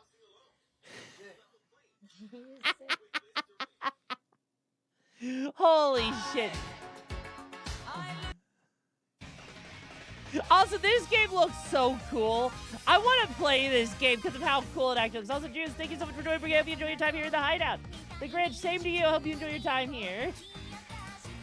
Holy shit, this is so cool. Hope you guys are doing well.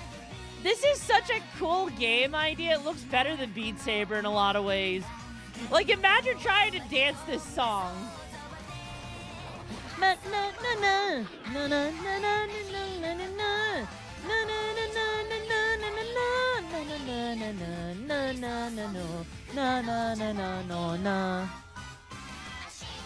I know, it's literally just Dance VR. Wait, what? But this sneaky crook will try to do as little as possible while making as much money as he can off his clients. Did you mismeasure a window? Well, who cares? Just throw in some bricks and expanding foam to make it fit perfectly. Oh, if you're laying tiles and no. it's time to eat, hurry up and rush the job. Even if it means using duct tape to speed things up. If the sofa doesn't fit through the door, toss it out the window. No big deal. In this game, the Oh, result God. doesn't really matter. But cutting costs and avoiding spending too much on anything expensive, that's what's important. You need to buy materials? Always go for the cheapest stuff to save money. You need to redo the floor? Throw a carpet over it to cover the disaster underneath. It's cheaper. 2 cans of paint are way too expensive. Just grab one and dilute it with water. It would be a shame to have to buy a second one and lose money. Plus, you never miss an opportunity to make more cash by grabbing whatever's lying around. You'll have to improvise a lot in this game, finding quick and cheap ways to complete the tasks you're given. Whether it's hanging pictures, cutting a cat flap in This the door, is or fixing the electricity weird. without causing a blackout in the neighborhood. The game is called Low Budget Repairs, and it will be available soon on PC. In this I don't know how to feel about that. Yeah, most generous label or whatever. Also, this motherboard is sexy. This motherboard I would fuck. This motherboard I would go and be a whore on the streets just to have it because it is so goddamn sexy. Look at this! Motherboard this heavily. MSI just showed off their new AMD X870 Mambos, and I need to figure out who to talk to in order to get this like board. This thing is obscene and is likely to cost $1,000 or 1.5K if their previous models are any indication. It's got a 27-phase power system, 5 M.2 SSD slots, 7 USB-C ports, 8 regular beautifulness. USBs, 10 gig and 5 gig Ethernet, Wi-Fi 7, a 4-inch LCD screen, and my favorite thing is what's under that screen. They've made it so that all of the power cables, fan ports, and connectors for the board are all just on that right side. Super clean. It makes it so the rest of the board can be covered by this sleek shroud. It's got a wavy fin heatsink and even includes an extra expansion card for 2 more I'm okay SSD with being slots shocked if and you want. isekai'd The into a only different power world. cables that aren't on I the need side that are AIO too, I know! right above the I clamps. know, it's so I don't good! think that I'd be able to build out a computer I would that do, does yeah. justice to this level of board, but boy, howdy am I dreaming about it. That motherboard is so sexy as fuck. Like, Jesus Christ. Go to sleep. Go to sleep. What are you doing on your phone? Go to bed. It's time to put the phone I don't know what I'm doing on my phone. I don't know what you're talking about. I would never do anything. I don't know what you're talking about. You know, I don't want to go to sleep. I don't want to go to sleep. I'm not ready to go to sleep. Fuck you! I'm a girly girl with a girly secret. If I tell it to you, promise that you'll keep it. I'll tell you now. My little I'd love to know your little secret. I accidentally Oh my god. That's great. That's so fucking good. I love that. Wait, what?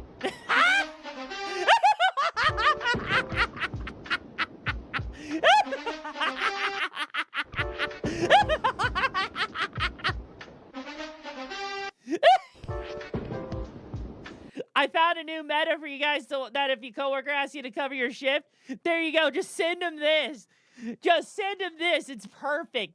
Fuck you. I don't want to cover your shift. I've already done enough work, so get your lazy ass off the couch and work, bitch. Like, I swear to God, that is perfect. That is perfection. Going on here? Oh, no. I do is different than when other people do it. That sounds delulu. Like what? Hey, I need to hear this. Hang on. Going on here? Anything I do is different than when other people do it. That sounds delulu. Like what? I think when other people gossip, it can be horrendous. Catty. Not acceptable. Sort of a low. Being when he gossips. And then when I gossip, it's a powerful tool of communication that is an evolved way of thinking. Subscribe on the motorbike. I was expecting Delulu Pro Max reasoning, but got Delulu Pro Max Ultra Zoom 1 terabyte level 9000 reasoning. And I just feel this way. Yeah. No, I completely agree. I feel the same way about myself. Yeah. This is like 2 Range Rovers thinking they are higher quality than all the Lexus and Toyotas. I completely agree. I feel the Why? same way about myself. Yeah. And Isn't that beautiful? Cheers. Cheers. 2 friends cheering on each other to continue being Delulu. No wonder there is a Delulu epidemic. Hey, and to talking shit on anybody we ever want. Everyone gossips at some point, but the ones that think when they do it is fine, when others do it is bad, deserve to be in Arkham Asylum or Azkaban. What is going on? I don't have words for the stupidity that exists there. That is like, wow. Wow. Okay, you know what? Here, what am I about to see here? What am I about to watch? What is this? Huh?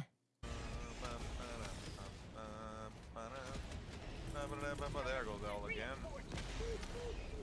Okay. I'm getting it. I don't want Okay, okay. Looks like he's playing decently, right? See no bugs. I only thought you died because of your own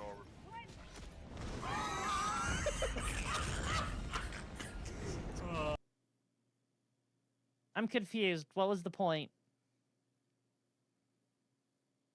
I'm actually confused.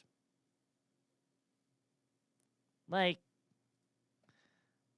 I don't want so many bugs. I don't see no bugs. oh, oh, but you got ins right at the last moment, so you got safe. You were safe. Okay, that makes a lot more sense. That makes way more. Oh, you died. Oh, I see now. Okay, I understand. Okay. Okay, I get it now. I get it. Okay, that makes a lot more sense. That makes so much more sense. Okay, okay, okay. I understand now. Well, you know what? You know what? I think I know where we're at right now. Oh, jeez. Don't be fooled by foreign propaganda. Get the latest trusted scoop on Night City. No, actually, Barnell, we are at that 5-hour mark, and you know what that means, right? I think you know what that means. I know what that means for me. Hang on, let me go find... Someone already played that! Someone already played that card! So you're not gonna get it that time. But yes, that means it is time for us to share the love with someone else. And you know, oh God. Wow, OBS crashed so hard that it basically started up a second stream. Are you fucking serious? Really? Wow. Yeah, Spray Tag played it a lot earlier. Wow. All right, here we go. We're going to be sharing the love with someone named Squeaky Ducky who's doing a chaotic birthday celebration. I'm actually kind of sad that OBS restarted everything. That's really fucking stupid. Because that should not have happened. Wow, yeah. Well, no, I noticed OBS crashed. Usually with Twitch, when OBS crashes, it's supposed to go and do a whole thing where it protects the stream for like 90 seconds. And I guess Twitch didn't do that, which is really stupid. Anyways, guys, it's been a pleasure hanging out with you. If you haven't yet, make sure you join that lovely, lovely Discord where we have our weekly community nights as well as staying up to date with everything here. It's been a pleasure hanging out with you guys, and as we go and share the love, make sure you go and copy that raid message so we can give them the best raid possible. And until tomorrow when we may be playing more God of War, or maybe we'll be talking about other stuff. Who knows what's going to happen? I've been your leader of the Okami Brigade, signing off, so stay chaotic.